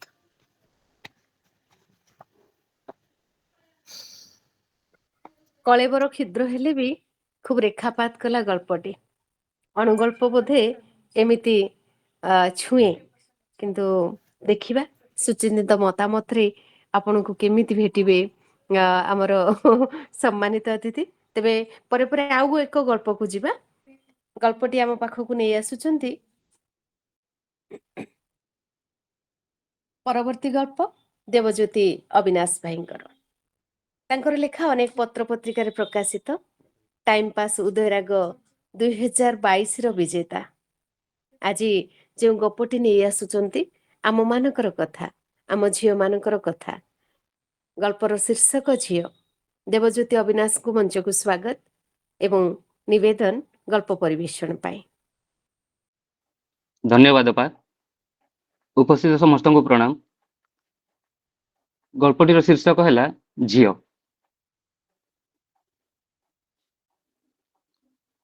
ଖଟ ଉପରେ ସେମିତି ଶୋଇ ରହିଥାନ୍ତି ହରିହର ବାବୁ। ବୟସ 80 ଉପରେ। 2 ବର୍ଷ ହେଲା ଶରୀର ଅଚଳ। ତାଙ୍କୁ ଖୁଆଇ ଦେଇ ସାରି ଅରୁଣିମା ଯାଇଛି ରୋଷେଇ ଘରକୁ, କ୍ଷୀର ଗରମ କରି ଆଣିବ ବୋଲି। ଅରୁଣିମା ତାଙ୍କର ଗୋଟିଏ ବୋଲି ଝିଅ, 3 ଭାଇ ଭଉଣୀ ଭିତରୁ ସବୁଠୁ ସାନ। କ୍ଷୀର ନେଇ ଆସି ହରିହର ବାବୁଙ୍କୁ ଯତ୍ନରେ ଉଠେଇ ବସେଇ ଦେଲା ଅରୁ। ତାଙ୍କର ମଥାକୁ ଗାଲକୁ ଆଉଁସି ଦେଇ କହିଲା, ବାପା, କ୍ଷୀର ପିଇ ଦିଅ, ଦେହକୁ ବଳ ପାଇବ। କେଇ ବୁନ୍ଦା ଲୁହ ଜକେଇ ଆସିଲା ହରିହର ବାବୁଙ୍କ ଆଖିରେ। ମନେ ପଡ଼ିଗଲା ତାଙ୍କର କେମିତି ତାଙ୍କ ଛୁଆଗୁଡ଼ା ସାନ ସାନ ହୋଇଥିଲା ବେଳେ ଅରୁ ଜିଦ୍ ଧରିଥିଲା ସେ ବି ତା ଭାଇମାନଙ୍କ ଭଳି ସବୁଦିନ କ୍ଷୀର ପିଇବ ବୋଲି। ଘର ଗୁହାଳରୁ ଯେତେ କ୍ଷୀର ବାହାରେ ଆଉ ବିକ୍ରି ପରେ ଘର ପାଇଁ ଯେତିକି ରୁହେ, ହରିହର ବାବୁ ବାଣ୍ଟି ଦେଉଥିଲେ ସମାନ ଭାବରେ ନିଜ 2 ପୁଅଙ୍କ ଭିତରେ। ଯେତେ ଜିଦ୍ କଲେ ବି ଅରୁଣିମାକୁ କ୍ଷୀର ମନା। ସେ ଝିଅ ଛୁଆଟା, ତା ପଛରେ କ୍ଷୀର ମହୁ ବୋହି କି ଲାଭ? ପୁଅ ଦିଟାକୁ ଦେଇଥିଲେ ସିନା ବୁଢ଼ା କାଳକୁ ସାହାରା ହେବେ। ଏମିତି କେତେ ଯେ ପାତର ଅନ୍ତର ନ କରିଛନ୍ତି ସେ ନିଜ ପୁଅ ଦିଟା ଆଉ ଅରୁ ଭିତରେ। ଆଖି ଆଗରେ ନାଚି ଉଠିଲା ତାଙ୍କର ସେଦିନର ଛବି। ଯୋଉଦିନ ଅରୁ କ୍ଷୀର ପିଇବ ବୋଲି ଅଧିକ ଝଟ କରିବାରୁ ଠୋ କିନା ଶକ୍ତ ଚଟକଣାଟେ ବସେଇ ଦେଇଥିଲେ ସେ ତା ଗାଲରେ। ବାପା, କ'ଣ ହେଲା? କାନ୍ଦୁଛ କିଆଁ? ହରିହର ବାବୁଙ୍କ ଆଖିରେ ଲୁହ ପୋଛୁ ପୋଛୁ ତାଙ୍କ ମଥାକୁ ଆଉଁସି ଦେଇ ପଚାରିଲା ଅରୁଣିମା। କିଛି ନ କହି ସେମିତି କାନ୍ଦ କାନ୍ଦ ଆଖିରେ ଅରୁର ମୁହଁଟାକୁ ଚାହିଁ ରହିଲେ ହରିହର ବାବୁ। କ୍ଷୀର ପିଇ ସାରି ବାପାଙ୍କୁ ଶୁଆଇ ଦେଇ ଅରୁଣିମା ପୁଣି ଚାଲିଗଲା ରୋଷେଇ ଘରକୁ। ଶୋଇ ରହି ପୁରୁଣା କଥା ସବୁ ମନେ ପକାଉଥାନ୍ତି ହରିହର। ପୁଅ ବୋହୂଙ୍କ ହତାଦର ସହି ସହି ବୁଢ଼ୀଟା ଚାଲିଗଲା ଆରପାରିକୁ। ନାତି ନାତୁଣୀ ମୁହଁକୁ ଅନେଇ ପଡ଼ି ରହିଥିଲେ ସେ ଯାହା, ହେଲେ ଦେହ ଅଚଳ ହେଲା ପରଠୁ ପୁଅ ବୋହୂ ସଫା ସଫା ମନା କରିଦେଲେ ଏ ଅଦରବା ରୋଗିଣା ବୁଢ଼ାଟାକୁ ଆଉ ଘରେ ରଖିବା ପାଇଁ। ଠିକ୍ ସେତିକି ବେଳକୁ ସେ ସାରା ଜୀବନ ହତାଦର କରି ଆସିଥିବା ଏଇ ଝିଅଟା ଯାଇ ଘରକୁ ନେଇ ଆସିଥିଲା ନିଜ ଅଭାଗା ବାପଟାକୁ, ଆଉ ସେଇଦିନଠୁ ମା ଭଳି ତାଙ୍କ ସେବାରେ ଲାଗିଛି। ଏତକ ଭାବୁ ଭାବୁ ପାଟି କରି ଜୋରରେ କାନ୍ଦି ଉଠିଲେ ହରିହର ବାବୁ। ପାଟି ଶୁଣି ରୋଷେଇ ଘରୁ ଦୌଡ଼ି ଆସି ମଥାରେ ହାତ ବୁଲେଇ ଦେଇ ପଚାରିଲା ଅରୁଣିମା, ବାପା, କ'ଣ ଖରାପ ସ୍ୱପ୍ନ ଦେଖିଲ କି?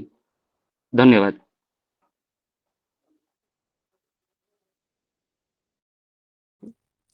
ବହୁତ ସୁନ୍ଦର ଗପଟିଏ ଭାଇ। ଆଜିକାଲିଙ୍କର ଯୁବସ୍ୱର ସମୟକୁ ନେଇ ଖୁବ୍ ସଚେତନ।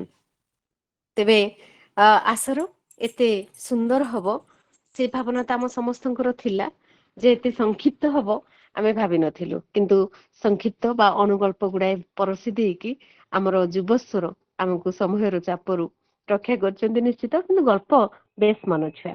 ବହୁତ ବହୁତ ଧନ୍ୟବାଦ ଭାଇ। ତେବେ ଆମେ ପରବର୍ତ୍ତୀ ଗଳ୍ପକୁ ଯିବା। ପରେ ପରେ ଗଳ୍ପ ନେଇ ଆମ ଗହଣକୁ ଆସୁଛନ୍ତି ଅଂଶୁମାନ ସାହୁ, ତରୁଣ ପ୍ରତିଭା। ତରୁଣ ପ୍ରତିଭା ଭିତରେ ଏକ ଜଣାଶୁଣା ନାମ। ତାଙ୍କର ଗପ ସବୁ ପ୍ରେମକୁ ନେଇ।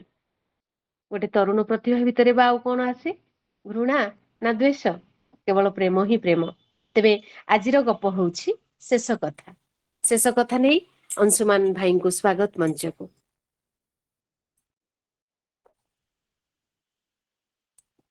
ସାନ ଭାଇ ଅଂଶୁମାନ, ତୁମକୁ ମଞ୍ଚକୁ ସ୍ୱାଗତ। ଆଜ୍ଞା ଆଜ୍ଞା ଅପ ପ୍ରଣାମ। ମୋ କଥା ସ୍ପଷ୍ଟ ଶୁଣାଯାଉଛି? ହଁ, ଶୁଭୁଛି। ଆଜ୍ଞା,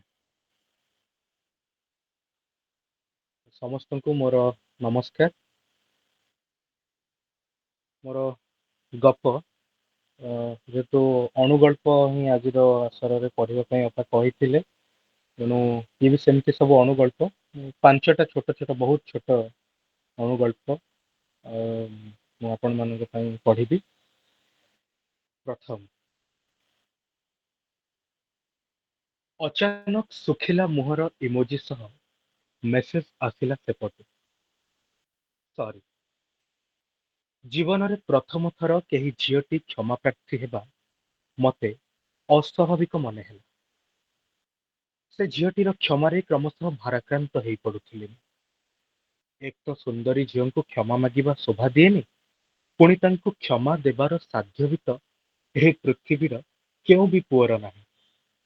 ମୁଁ ଆଶ୍ଚର୍ଯ୍ୟଜନକ ହେଇ ଖୁସି ହେଉଥିଲି, ଅବା ଖୁସିରେ ଆଶ୍ଚର୍ଯ୍ୟ ହେଉଥିଲି କେଜାଣି। ସତରେ ତନୁପାତଳି ଗହମଗୁରି ସୁନ୍ଦରୀ ଝିଅଟି ମୋ ପରି ପୁଅଟିକୁ ସରି କହିଛି। ପ୍ରତିବଦଳରେ ଇଟ୍ସ ଓକେ କହିବା ମୋର ଧୃଷ୍ଟତା ହେବ ଭାବି ମୁଁ ଗୋଲାପୀ ହୃଦୟର ଇମୋଜିଟେ ଖାଲି ଯାହା ଦେଇଦେଲି। ଅଥଚ ଅଚାନକ ସରିଟା ଡିଲିଟ୍ ହେଇଗଲା ସେପଟେ। ମେସେଜ ଆସିଲା, ଉପ୍ସ, ଅନିଶାକୁ ପଠାଉଥିଲି। ସରି ଅଂଶୁମାନ, ତମକୁ ପଳେଇଗଲା। ଏଥର ଗୋଲାପୀ ହାର୍ଟଟା ପଠେଇଥିବାର ଅପରାଧ ବୋଧରେ ମୁଁ ଲେଖିଲି, ଇଟ୍ସ ଓକେ, ଆଇ ଆମ୍ ସରି। ଦ୍ୱିତୀୟ, ପୃଥିବୀର ଅଧାରୁ ଅଧିକ ପ୍ରେମ କଥା ଅଧା ହିଁ ରହିଯାଆନ୍ତି, ଅଥଚ ଅଧାରେ ରହିଯାଉଥିବା କଥା ସବୁ ହିଁ ସୁନ୍ଦର ହୋଇ ପ୍ରକାଶିତ ହୁଅନ୍ତି ପରବର୍ତ୍ତୀ ସମୟରେ। ଯେମିତି ମାଟି ସବୁ ଆକାଶକୁ ଛୁଇଁବାକୁ ବାହାରି ଅଧାରେ ରହି କେଡ଼େ ସୁନ୍ଦର ପାହାଡ଼ ପର୍ବତମାଳା ଗଢ଼ିଯାଇଛି ସବୁଠି। ଯେମିତି ଅଧାରେ ରହିଯାଇଛି କୋଣାର୍କର ସ୍ଥାପତ୍ୟ ଆଉ ଇତିହାସ। ମାତ୍ର ସବୁଠୁ ସୁନ୍ଦର ସପ୍ତାଶ୍ଚର୍ଯ୍ୟ ମଧ୍ୟରେ ସେ ଯେ ସ୍ୱତନ୍ତ୍ର। ଯେମିତି ପୁଣି ଶ୍ରୀକ୍ଷେତ୍ରରେ ଅଧାଗଢ଼ା ଦିଅଁ ଆମର, ମାତ୍ର ସମଗ୍ର ବିଶ୍ୱରେ ସବୁଠୁ ସୁନ୍ଦର ଅଦ୍ୱିତୀୟ ଅବୟବ ତାଙ୍କର। ସୁତରାଂ ସଂସାରରେ ସମ୍ପୂର୍ଣ୍ଣ ପରିପୂର୍ଣ୍ଣ ବୋଲି କିଛି ନାହିଁ। ଯାହା ସମ୍ପୂର୍ଣ୍ଣ ତାହା ହୁଏତ ସୁନ୍ଦର ନ ହେଇପାରେ, ମାତ୍ର ଯାହା ସୁନ୍ଦର ତାହା ନିଶ୍ଚୟ ସମ୍ପୂର୍ଣ୍ଣ। ତୃତୀୟ, ପେରୁର ପ୍ରାଚୀନ ଇନକା ସାମ୍ରାଜ୍ୟର ହଜିଯାଇଥିବା ସହର ମାଚୁପିଚୁ। ପାହାଡ଼କୁ କାଟି ବିନା ମୋର୍ଟାରରେ ପଥର ଯୋଡ଼ି ତିଆରି ହେଇଥିବା ଏ ସହର ଭୂମିକମ୍ପ ବେଳେ ନାଚିବା ପରିକା ଦିଶେ ଯେମିତି। କେବେ ଦିନେ ଆମେରିକାର ସର୍ବବୃହତ୍ ଏବଂ ବିସ୍ତୃତ ଇନକା ସାମ୍ରାଜ୍ୟର ସାଂସ୍କୃତିକ, ଅର୍ଥନୈତିକ, ରାଜନୈତିକ ଦୃଷ୍ଟିକୋଣରୁ ଗୁରୁତ୍ୱପୂର୍ଣ୍ଣ ତଥା ସମୃଦ୍ଧ ପ୍ରମୁଖ ଗଡ଼ ମାଚୁପିଛୁ ସ୍ପାନିଶ ଆକ୍ରମଣର ପ୍ରଚ୍ଛଦରେ ହରେଇ ବସିଲା ନିଜର ଗୌରବମୟ ଐତିହ୍ୟକୁ। ପ୍ରାୟ 400 ବର୍ଷରୁ ଉର୍ଦ୍ଧ୍ୱ ସମୟ ଧରି ସୁଉଚ୍ଚ ଆଣ୍ଡିଜ୍ ପର୍ବତମାଳା ଉପରେ ଲୁଚି ରହିଲା ସମଗ୍ର ବିଶ୍ୱର ଆଖିରୁ। ଏତେ ବର୍ଷ ଧରି ନିସଙ୍ଗ ହୋଇ ପଡ଼ିଥିବା ପଥରମାନେ ଆଜି ପୃଥିବୀର ସପ୍ତାଶ୍ଚର୍ଯ୍ୟ ମଧ୍ୟରେ ସ୍ଥାନିତ। ପ୍ରତ୍ୟହ ସହସ୍ରାଧିକ ପର୍ଯ୍ୟଟକ ସେମାନଙ୍କର ସାନ୍ନିଧ୍ୟ ପାଇବାକୁ ବ୍ୟଗ୍ର। ମାଚୁପିଚୁର ଅନନ୍ୟ ସୌନ୍ଦର୍ଯ୍ୟର ଗୁଣଗାନ ଆଜି କରୁଛି ସମଗ୍ର ବିଶ୍ୱ। ଅତଏବ ଖାଲି ମଣିଷ ନୁହେଁ, ପଥରକୁ ବି ଏଠି ପରିଚୟ ପାଇଁ ଏକାକୀ ନିର୍ବାସିତ ସାଧନା କରିବାକୁ ହୁଏ। ଚତୁର୍ଥ, ଗଳିମୁଣ୍ଡରେ ଛିଡ଼ା ହେଇଥିବା ଆମ କଲୋନୀର ସବୁଠୁ ସୁନ୍ଦର ଝିଅଟା ଟାଣ ଖରା କି ବର୍ଷାରେ ମତେ କେବେ ଲିଫ୍ଟ ମାଗେନା। ପଡ଼ିଶା ଘରେ ମଟନ କଷା ହେଇଥିଲେ ସେଦିନ ବାଲକୋନିକୁ ଆସି ଜମା ଟହଲ ମାରନ୍ତିନି ସେପଟ ଘର ଖୁଡ଼ି କି ଭାଉଜ। ସେ ଦିନମାନଙ୍କରେ ଆଉ ଜମା ବି ପଚାରନ୍ତିନି ମୋର ଚାକିରି ହେଲା କି ନାହିଁ। କାମ ଥିଲେ ବରାବର ଫୋନ କରୁଥିବା ସାଙ୍ଗମାନେ ମାସ ଶେଷ ଆଡ଼କୁ ଟିକିଏ ବି ଉଠାନ୍ତିନି ମୋ ଫୋନ କଲ୍। ଶ୍ରୀମନ୍ଦିରରେ ପତାକା ଚଢ଼ାଇଲେ ମୋ ନାଁରେ କେବେ ବି ଉଠେନି ପତିତପାବନ ବାନା। ହୋଟେଲ ଭୋଜି କି ଫିଷ୍ଟରେ ଚିକେନ କଷା କି ବିରିୟାନୀ ଖାଇଲେ ମୋ ଭାଗରେ କେବେ ବି ପଡ଼େନି ଲେଗ୍ ପିସ୍। ଅଥଚ ଆଜି ବର୍ଷା ପାଗରେ ଦ୍ୱିପହର କଡ଼ା ନିଦରେ ମୁଁ ସ୍ୱପ୍ନ ଦେଖିଲି ମୁଁ କେଉଁ ସାମ୍ରାଜ୍ୟର ରାଜାଟେ ହେଇ ବସି କ୍ଷୀରି ଖାଉଛି। ସନ୍ଧ୍ୟାକୁ ନିଦରୁ ଉଠିଲା ବେଳକୁ କ୍ଷୀରି ଖାଇବାକୁ ଭାରି ଇଚ୍ଛା ହେଉଥିଲା। କାମରେ ଯାଇ ଫେରିଲା ବେଳକୁ ରାତି ଖାଇବାରେ ବୋଉ ମୋ ପାଇଁ ବାଢ଼ିଛି ଚକୁଳି ଘୁଗୁନି ସାଙ୍ଗରେ କ୍ଷୀରି। ହେଲେ ବୋଉକୁ ତ ମୁଁ କିଛି କହିନଥିଲି। ପଞ୍ଚମ, ଶେଷ କଥାଟି, ଏଇନେ ଇସ୍ରାଏଲି ସୈନିକଟେ କ'ଣ କରୁଥିବ? ତାର ଏକମାତ୍ର ପ୍ରେମିକା ତେଲ ଅଭିବ ସହରର କେଉଁ ଗୋଟେ ଆପାର୍ଟମେଣ୍ଟରେ ନିଜ କୋଠରୀ ଭିତରେ ଡରି ଡରି କାନ୍ଥକୁ ଆଉଜି ବସିଥିବ ହୁଏତ। ଫୋନ କଲ୍ କି ମେସେଜ କୌଣସି ବି ଯୋଗାଯୋଗ ସୁବିଧା ନଥିବ ଉଭୟଙ୍କ ପାଖେ ଏବେ। ସୈନିକଟି ବନ୍ଧୁକରେ ଗୁଳି ଲୋଡ୍ କରୁ କରୁ ଭାବୁଥିବ ତା ପ୍ରେମିକା ରହୁଥିବା ଆପାର୍ଟମେଣ୍ଟରେ ଅନ୍ତତଃ କୌଣସି ବି ଆକ୍ରମଣ ନ ହେଉ, ପଛେ ଯୁଦ୍ଧରେ ଲଢ଼ୁ ଲଢ଼ୁ ଛାତିରେ ଗୁଳି ଖାଇ ତା ନିଜ ଜୀବନ ଚାଲିଯାଉ। ଆଉ ଏଣେ ପ୍ରେମିକାଟି କଲମଟେ ଧରି ଡାଏରୀରେ ଈଶ୍ୱରଙ୍କ ଉଦ୍ଦେଶ୍ୟରେ ବିନତି କରି ଲେଖୁଥିବ, ପଛକେ ତା ନିଜ ଝର୍କା ସେପାଟେ ମିସାଇଲଟେ ମାଡ଼ ହେଉ, ତା ପ୍ରେମିକ ଆଡ଼େ କିନ୍ତୁ ଗୋଟେ ବି ଗୁଳି ନ ଫୁଟୁ। ଆଉ ତ୍ୟାଗ ଓ ସମର୍ପଣର ପ୍ରଚ୍ଛଦରେ ଉଭୟଙ୍କ ପ୍ରେମ ଭିତରେ ଏ ଯୁଦ୍ଧକୁ ଦେଖି କପଟି ଈଶ୍ୱର ନିଶ୍ଚୟ ଉପଲବ୍ଧି କରୁଥିବେ ପ୍ରେମର ଏ ଯୁଦ୍ଧ ଆଗରେ ଶାସକମାନଙ୍କ ଯୁଦ୍ଧର ପ୍ରେମ କେଡ଼େ ତୁଚ୍ଛ। ଧନ୍ୟବାଦ, ସମସ୍ତଙ୍କୁ ଧନ୍ୟବାଦ। ବହୁତ ସୁନ୍ଦର। ସତରେ ସବୁଥିରେ ପ୍ରେମ ଥିଲା। ସ୍କେଚ ଗୁଡାକ ଓଠରେ ହସଧାରେ ଆଙ୍କେ ବୋଲି ଭାରି ଲୋଭ ସ୍କେଚ ପାଇଁ। 5ଟି ଯାକ ସ୍କେଚ ଓଠରେ କେବଳ ନୁହେଁ, ହୃଦୟ ଆଡ଼କୁ ସଞ୍ଚରି ଯାଉଥିଲା ହସଧାର ନେଇକି। ବହୁତ ବହୁତ ଧନ୍ୟବାଦ। ଆଉ ଶେଷୋକ୍ତି ତୁମେ ଲେଖିଛ, ଶେଷ କଥା, ସେ ଶେଷୋକ୍ତି ଗୁଡାକ ବହୁତ ସୁନ୍ଦର ଆଉ ସ୍ପଷ୍ଟ। ତେବେ ଯିବା ପରବର୍ତ୍ତୀ ଅନୁଗଳ୍ପକୁ। ପରବର୍ତ୍ତୀ ଅନୁଗଳ୍ପ ଆମ ପାଖକୁ ନେଇ ଆସୁଛନ୍ତି ପେଶାରେ ଓଡ଼ିଆ ଅଧ୍ୟାପିକା ସେ, ବାଲେଶ୍ୱର ସ୍ୱର, ଯାହା ପ୍ରତି ମୋର ବ୍ୟକ୍ତିଗତ ଭାବରେ ଏକ ବିଶେଷ ଆକର୍ଷଣ। ତେବେ ଭାଗ୍ୟଶ୍ରୀ ଦେ, ମଞ୍ଚକୁ ସ୍ୱାଗତ କରିବା ଭାଗ୍ୟଶ୍ରୀଙ୍କୁ। ଗାଳ୍ପିକା ଗଳ୍ପଟି ଆମ ପାଇଁ ନେଇ ଆସୁଛନ୍ତି ଆୟୁଷ। ଅଭିନନ୍ଦନ ଆପଣଙ୍କୁ ଏବଂ ଗଳ୍ପକୁ। ପ୍ରଣାମ ଅପା। ପ୍ରଣାମ ବେଟା। ଉପସ୍ଥିତ ସମସ୍ତ ଅତିଥିଙ୍କୁ ମୋର ପ୍ରଣାମ। ମୋର ଅନୁଗଳ୍ପର ଶୀର୍ଷକ ଆୟୁଷ। ବର୍ଷା ଦିନର ଅପରାହ୍ନଟି, କାଉଟି ବସିଥାଏ ଗଛ ଡାଳରେ। ପାଖରେ ଅନେକ ଗଛ ଥାଏ, କିନ୍ତୁ ତାର ଆଖିଟି ଖୋଜୁଥାଏ ସେଇ କୋଇଲିର ପରିବାରକୁ। ହେଲେ ଦେଖିଲା ଦୂରରେ ଥିବା ସେଇ ଯୋଉ ତେନ୍ତୁଳି ଗଛରେ କୋଇଲିଟି ପୁଣି ଥରେ ବସା କରିଛି ତାର 2ଟି ପିଲାକୁ ନେଇ। ବୋଧେ ସାପର ଭୟରେ ପଳେଇ ଯାଇଛି ଦୂରକୁ। ହେଲେ କାଉଟି ସେ କୋଇଲିକୁ ଖୋଜି ଖୋଜି ଯାଇ ପହଞ୍ଚି ଯାଏ ସେ ତେନ୍ତୁଳି ଗଛ ପାଖରେ। ଭାରି ସ୍ନେହ କରୁଥାଏ କୋଇଲିଟି ତା ପିଲାକୁ। କାଉ ବୋଧେ ମାର ସ୍ନେହ ଦେଇପାରିବନି ବୋଲି ଭାବି ଅନେଇଥାଏ ପିଲା ଦୁଇଟିକୁ। ଦେଖିଲା ସେଦିନ ପିଲା ଦୁଇଟି କୁଉ କୁଉ ହୋଇ ସେଇଠି ବସିଛନ୍ତି, ହେଲେ ମାଟି ତାର ନାହିଁ। ସାପଟି ତଳ ଆଡୁ ଉଠି ଉଠି ଯାଉଛି। ଭାବିଲା ପିଲା ଦୁଇଟିକୁ ଆଜି ପୁଣି ଥରେ ମାରିଦେବ। କୋଇଲିଟି ଭାରି କାନ୍ଦିବ କହି ଯାଇକି ପିଲା ଦୁଇଟିକୁ ନେଇ ଆସି ନିଜ ବସାରେ ରଖିଦେଲା। ରଖିଦେଇ ଭାବିଲା କାଳେ ପିଲା ଦୁଇଟି ଭୋକରେ ଥିବେ, ସେଥିପାଇଁ ଦୂରବର୍ତ୍ତୀ ଏକ ଗଛକୁ ଯାଇ କିଛି ଫଳ ମଞ୍ଜି ତୋଳି ଆଣିଲା। ଆଣି ଦେଖେ ତ ପିଲା ଦୁଇଟି ତଳେ ପଡି ମରି ଯାଇଛନ୍ତି।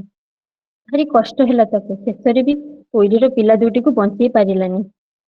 ଭାବୁଥାଏ କଣ ଉତ୍ତର ଦେବି କୋଇଲିକୁ।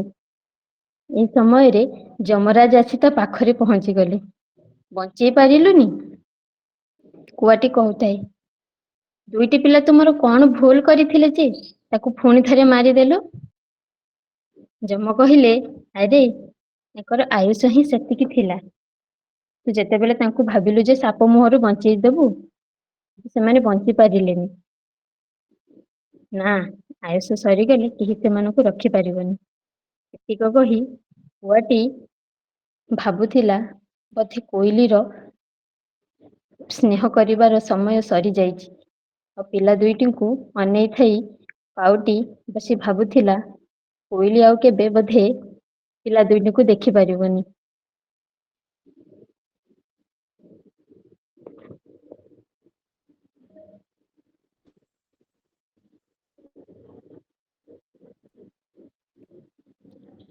ହ୍ୟାଲୋ।